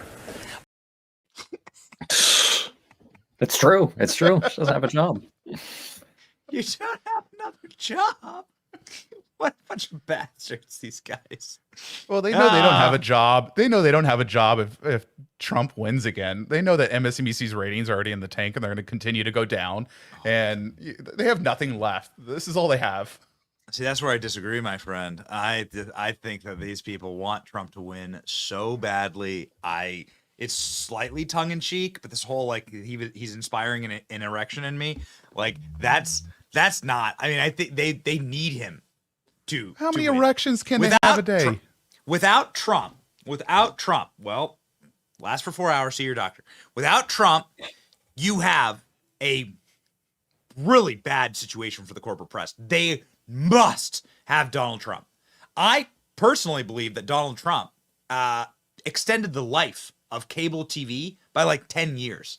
That Trump alone, like running for office, like extended what we know to be like cable broadcast. They must have him back.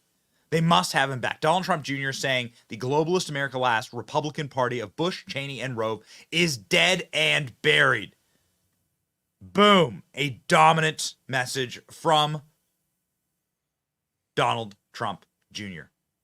ALX, we do joke a lot about Liz Cheney on the program. We do laugh a lot about the McCains and the Romneys, the Bushes. dead and gone? What do you think? Yeah, like I said earlier, I think the repudiation of Liz Cheney, where she led the impeachment and led the J6 committee and everything, it was kind of like this God complex thing, like her saying, "Oh, my father, you know, my father is Dick Cheney and blah blah blah," and when the Bushes were in charge, Jeb Bush, that same privileged class. When he ran for president, he's like, Donald Trump's never going to beat me. I'm a Bush, blah, blah, blah. And he was the front runner. So she came out against Trump, the J6 bullshit. And then she's like, yeah, I'm going to win my primary. And then she got completely obliterated. So I think, yeah, their time has passed. Yes. Their time has indeed passed. Again, Robbie, you have a very close relationship with Rick Perry, your old boss, the Department of Energy, traveled all around the world with him, working for and in concert with the Trump administration there at the DOE. In Texas, there was a massive realignment tonight, where I believe there is going to be a runoff maybe for the House Speaker, the Rhino, like squishy Bush, Karl Rove guy, who's the House Speaker. Do we have that confirmed? Can we check in on that and see? I think it's going to go to a runoff. Like he was saying. So it looks like a runoff because neither of them are going to get over 50%. There's a third candidate on the ballot who's hovering around 8 or 9%. So it's definitely going to a runoff. But as ALX and I were talking about earlier, Dan Patrick has a vendetta and a bone to chew on. And I think that with his support, Dade Phelan's going down. And it's good in a way because I think there's a realignment that's happening across state houses across the country. And Texas is one of the most conservative, and they should have a leader who reflects their conservative values. And that's what the electorate's pushing for. And I think you're going to see more conservative state legislatures across the country pop up in other states rather than just having Texas and Florida and Oklahoma leading the charges. Yeah. There is what is seeming like a irrefutable move of the Republican Party into a populist party, and that move is going to be attracting a lot of new voters. And we're seeing that in the numbers, and we're seeing that play out tonight. That's why you're seeing the meltdowns that you're seeing. Like, the narrative control is breaking. The narrative control is, and you sprinkle in a little bit of Elon Musk into there. You sprinkle in the ability to broadcast live to hundreds of thousands of people on X. And what you have there is, well, the breaking of the corporate media ecosystem and echo chambers. And then there's real panic, because then you really can't, the people actually then have a voice, which shockingly, and I know this is going to be crazy, but is actually what democracy is, right? So all these people who are claiming to protect democracy, they're not. It's the opposite of that. It's very confusing, but it is the opposite of that. They want to silence you and shut you up, and they want your elections rigged, and they want you to not have a choice to vote for Donald Trump, and they want you to be quiet, shut up, shut up, shut up, shut up, shut up. You're not allowed to talk about that. The paradigm has changed entirely, and I think it's changing. I've seen, maybe I'm overly optimistic, but it seems to be changing like just in time. ALX on the lead up now to the next great challenges, the Republican convention and then the general election. Is Joe Biden and Donald Trump going to debate? Are there going to be like never Trump shenanigans at the convention? Will the DNC pop off because it's in Chicago and the residents of Chicago hate what the Democrat Party has done to their fine city? I think it's going to, I think the DNC is going to be more interesting than the RNC. We've already seen protests in Chicago, and this kind of reminds me of back in the 2016 election when the Bernie supporters were upset about what they did to Bernie, and they railroaded him. So there were protesters. I remember like they had to build like barriers outside because of the protests were so bad. So I can only imagine with like the migrant crisis and everything, what's going to happen in Chicago, because they've already kind of threatened to, you know, make it as unruly and give them a hard time. With the RNC, I don't see there being that much of a disturbance, because, you know, like we've discussed, a lot of Haley's voters are, you know, Democrats. So it's not like she has this base of support that could actually cause a disruption. Nor do I think she would be invited to speak on the stage at this point. Whereas in 2016, there was I guess the biggest slight against Trump was when Ted Cruz said vote your conscience instead of outwardly like endorsing Trump. And that wasn't even, you know, that bad. Whereas and like obviously like his scenario wasn't as bad as at this point Haley, because she's gone full on like anti-Republican at this point. So I don't think she'll be invited to speak on the stage. So I don't think there's going to be an opportunity at the RNC convention for there to be any real disruption. I think that will be, you know, pretty calm, and it will go, you know, off without any disruptions or anything. So I think the DNC is more at risk. Just one quick, speaking of at risk inside of the Democrat Party, just one quick little cruise through the events of tonight as it pertains to Democrat voters. Biden is in trouble, uncommitted at 20% in Minnesota.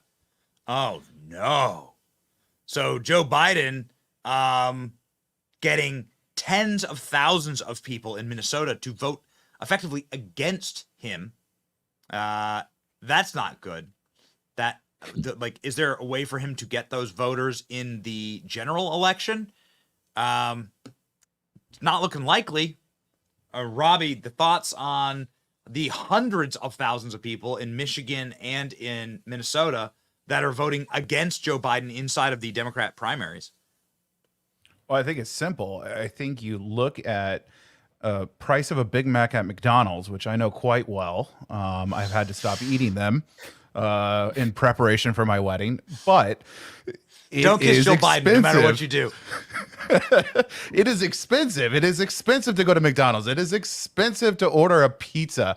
People in big cities know better than anywhere else how expensive it is to live right now. And I don't care if you're Democrat, I don't care if you're Republican or independent. People are fed up. When you can't eat, you get fed up. And if you're not being fed, you're going to go find it somewhere else. And then double on that, they're just giving out money, you know, in these liberal cities to illegals. It's just like you've got just like the perfect recipe for disaster, which is why Black and Hispanics and youth are going toward Trump, and it's over. They know it's over. They are just sitting back waiting for this election to end and collect their paychecks. I mean, honestly, it sounds overly optimistic, but I just don't know how else. I just don't know how else you frame this video, right? This is the video of Donald Trump leaving the Fulton County, Georgia DA's office after getting a mugshot, and the people of Fulton County, the darkest blue Democrat district in Georgia, come out to cheer for Donald Trump. Here's just a little bit of the audio. Listen to this. Fulton County.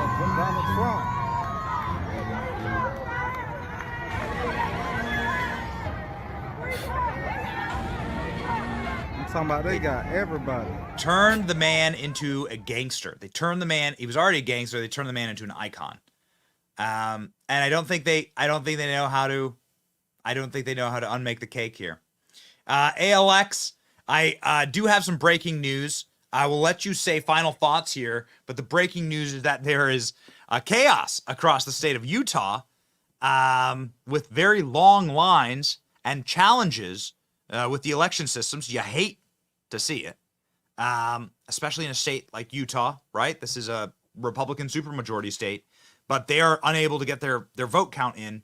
And so, ladies and gentlemen, it may be a very long time before we actually get results in the state of Utah. I am sad. I am very, very sad to report. So ALX, we're just going to assume I mean, Donald Trump's very popular in Utah. We're just going to assume that Donald Trump's going to get a pretty nice sweep here tonight on Super Tuesday. Has monstrous support heading into now what is going to transition into the general election. Your takeaway thoughts on the evening? Trump speech and all. I think it pretty much went as expected.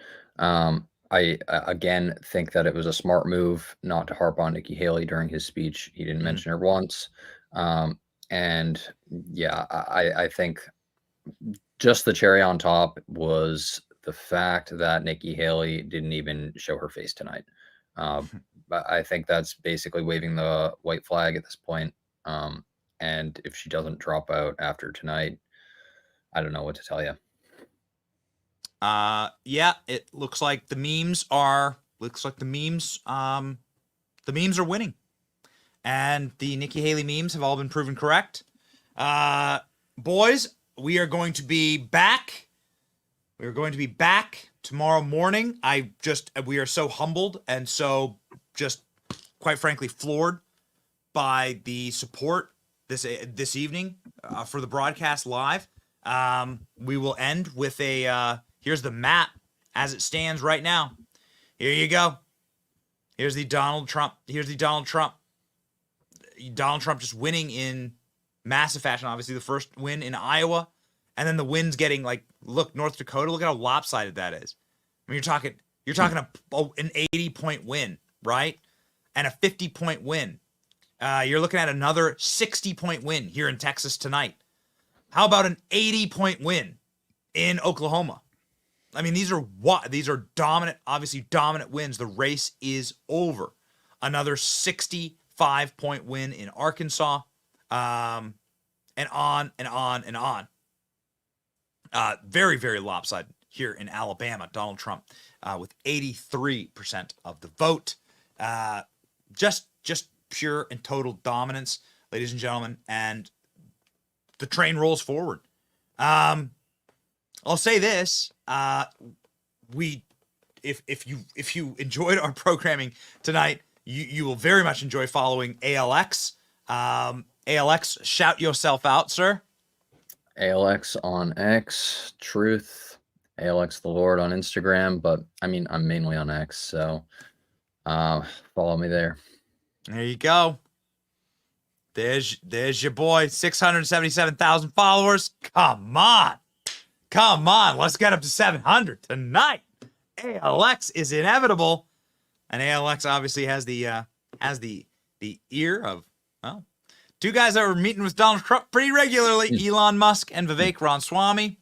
Robbie, shout yourself out. At Robbie V. Myers. There you go. There we go. Robbie Myers. I don't post often enough. This. Oh, yeah. Man. Look. A younger man there. Looking sharp. We are, the Benny Show, and we will be here for you. We consider it a deep and profound honor to be able to show up every single day for you. Somebody who hasn't joined the show, but is the Rolls Royce. You often hear me talk about Rolls Royce. Is definitely getting his political punditry chops under him. But Rolls Royce also obviously part of our production team. You've met about a dozen members of our team tonight in some way or another. We just want to say thank you. It's an honor to be able to create for you and to be here. Rolls Royce, did you want to say anything to the sweet people out there? Well, yeah, I always get the surprise pop-ins, which is hilarious. I'm always just thrown into the live stream, thrown into the fire. But no, it's fun. Tonight's definitely been record-shattering for us, and it's always a lot of fun for me being behind the scenes and just seeing how all this works and running the show. And it's incredibly humbling, and I'm honored to be a part of it and to have all you guys watching what we do here and enjoying what we do. And I like traveling with Benny, which we'll be doing a lot of. We'll be in Miami, Trump Doral this next week, filming some more content. So be sure to watch that. But, that's what we do here. That's what we're up to. We are going to outwork We're not going to miss this moment. So we're profoundly grateful and thankful. I'll say this in closing. 2023 was the year of people betraying their audiences and spitting in the faces of their audience, whether it's Bud Light or Target or Disney. The list is so long. The NFL, the NBA, people are just spitting in the faces of their audience and disrespecting their audiences, taking their audience for granted. We would never do that, but this is the time actually to appreciate. This is 2024 is the year of appreciating the audience, building the audience, and listening and respecting the audience and the fellowship and the brigade, and that's what we're here to do. And so, again, from the bottom of our hearts, we say thank you. Please subscribe to our channels for more, and let's go win this thing. Damn it, boys! I'm energized. I'm ready to roll. There's the map right there. Stupid Utah. Stupid Utah. Oh, Utah. Don't tell Michael. We gotta say thank you. Thank you to the Benny. Can we make our own prediction though? Like, why are we waiting on Decision Desk? Can we just make our own prediction? Yes, I'm gonna call Utah. I'm gonna. Hey, Alexis called it. We called it. I've seen Alaska. I've seen Alexis called it. He's seen it up. The brigade decision is what we'll call it. Donald Trump. Here it is. Donald Trump at nearly 1,000 delegates. Only 1,200 needed to win. And so there is our number as it stands right now. A very, very, very good sign. We always forget to point out, they used to do this. He actually has 9 delegates from DeSantis and 3 from Vivek. You know, they both endorsed him. That's true. Those pledged delegates go toward him, and no one's been reporting that. So that's a really great point. To close us out, ladies and gentlemen, I think we will play a meme as we often do. We say thank you. We are profoundly grateful, and also uplifted. May God bless you. Have an excellent night, no matter where you are watching this from. Thank you for your support. And we out here. We out here. Let's go win. Here is a Nikki Haley Trump catapult meme. Whew. This is a good one to close on. God bless. Godspeed. It's your boy Benny. See ya. Friends, join us. We have a spectacle. Also, it took 3 months to build, so I don't want to waste it.